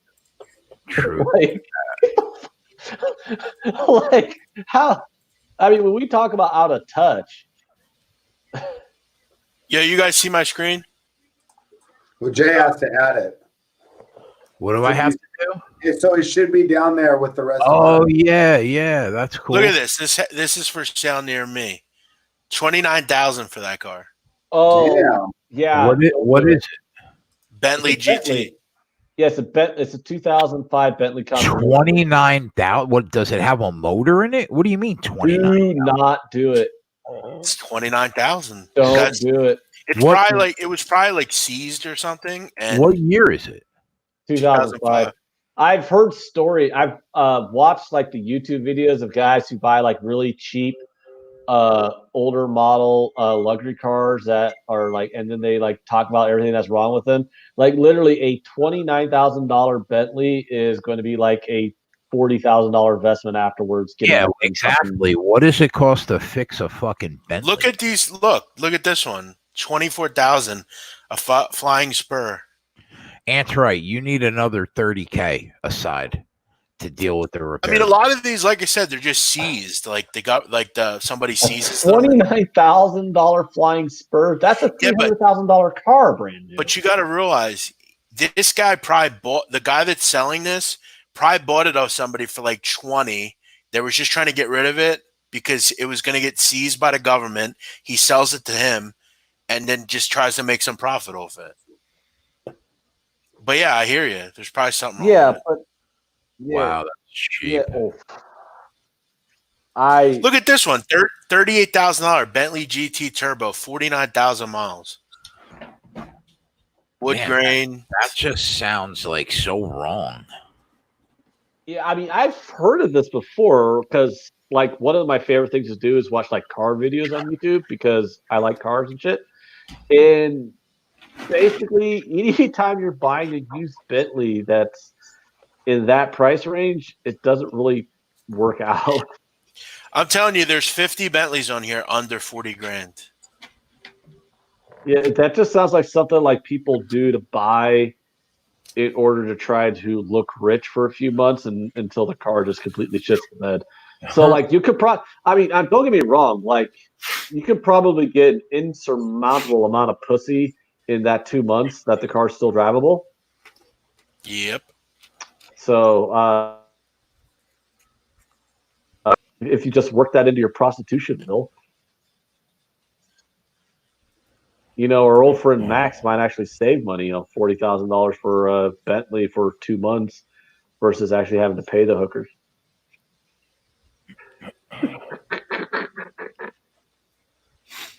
I'm playing in the Moonlight Express right now. Let's go. Damn, you are a degenerate. Oh, says the guy betting Australian races. Yeah, I lost all 4 bets, by the way. Ken Peacock, he's British, and Bentleys are British cars. He says the parts are ridiculous on Bentleys. They lose their value real quick, and basically, I don't know if Kent's saying don't do it.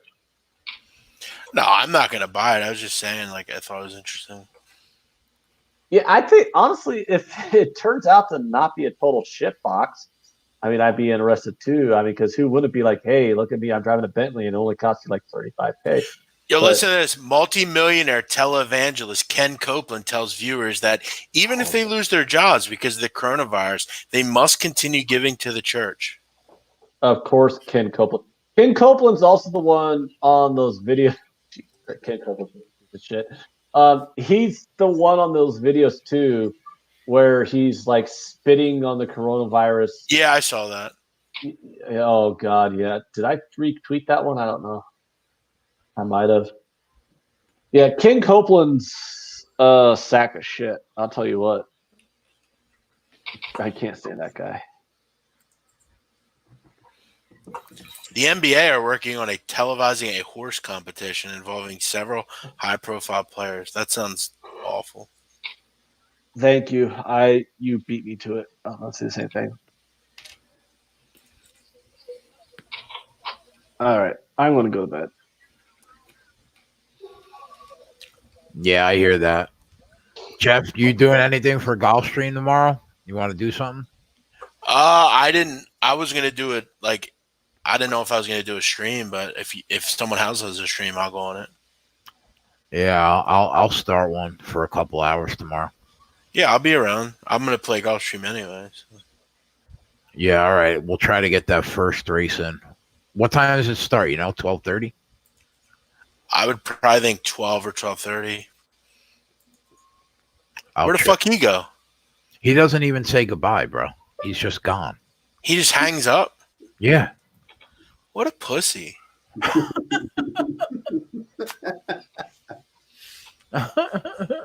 Yo, Spread, you live in Sacramento?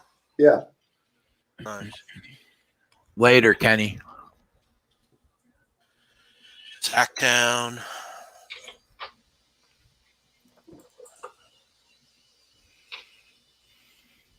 What's the capital of California, Spread? Sacramento.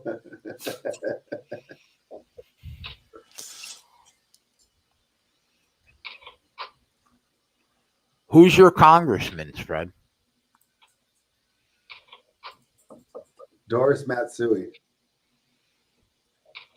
Do you live in North Sacramento, Midtown, East, or Meadowview? Meadowview. Okay. Do you live near Florin Road? Yep. That's one of my closest cross streets. You live near Woodbine? Yep.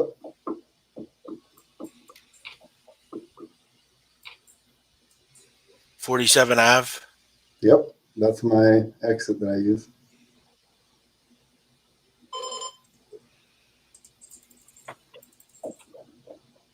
Damn, I could never live here. Why? I don't know. Just don't think I could. What pictures are you looking at that make you say that? I'm just looking at like the corner of 47th Ave and Ventura Street. Oh, okay. I'm trying to think what that one looks like. Is that the one? It's like I don't know, it just looks like California. Yeah, that's on the other side of the freeway for me. It's like you call shit freeways. It's like it's a highway. Oh, okay. It's just like all the houses are like one story. Like it's really wild. Yeah, I have a one-story house. Like you don't have Did two-story you houses. see? There are, but there's just not that many. Like it's definitely in the better areas. So, did you see a picture of my house with the website you're using? Oh, I What don't is know. that? Is that like a ranch? They're all ranches? Yeah, they just like all have one floor. It's weird. Yeah. Like they have no two-story houses.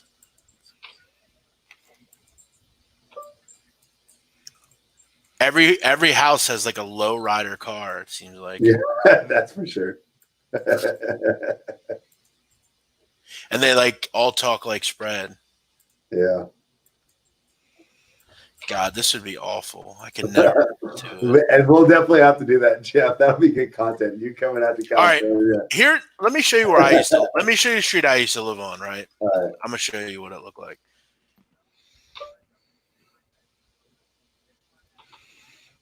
I guess you could tell me if you could live here.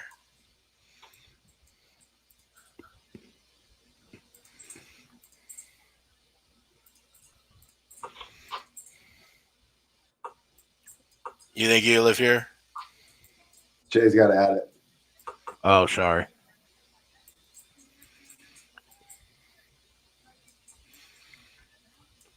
That's fucking like the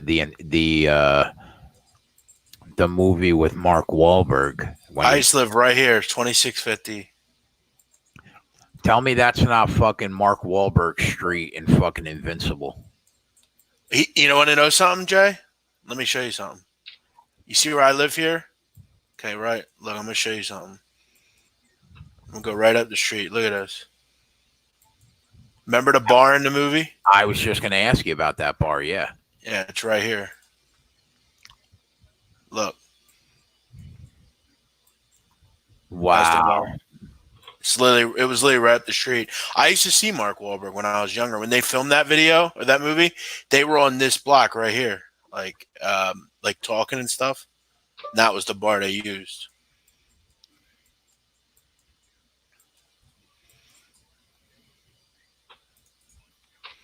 So, like in those brick houses, like how soundproof are they? Like, do you hear everything your neighbors are doing? No, I never really heard much of anything. Like, unless they were like super loud, like I never really heard anything.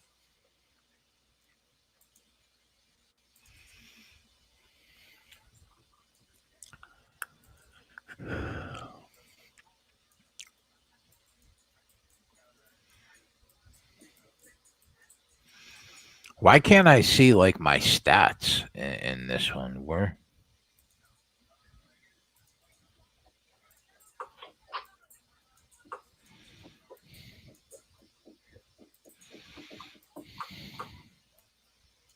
Oh, here we go. 31 of 82. All right, I'll take it.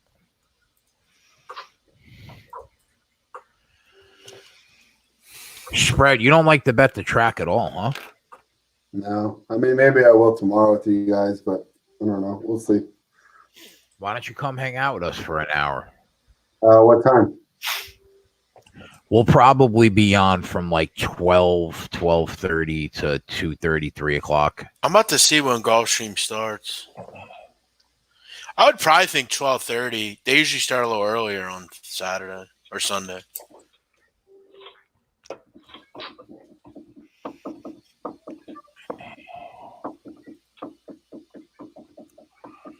See you tomorrow, Kev.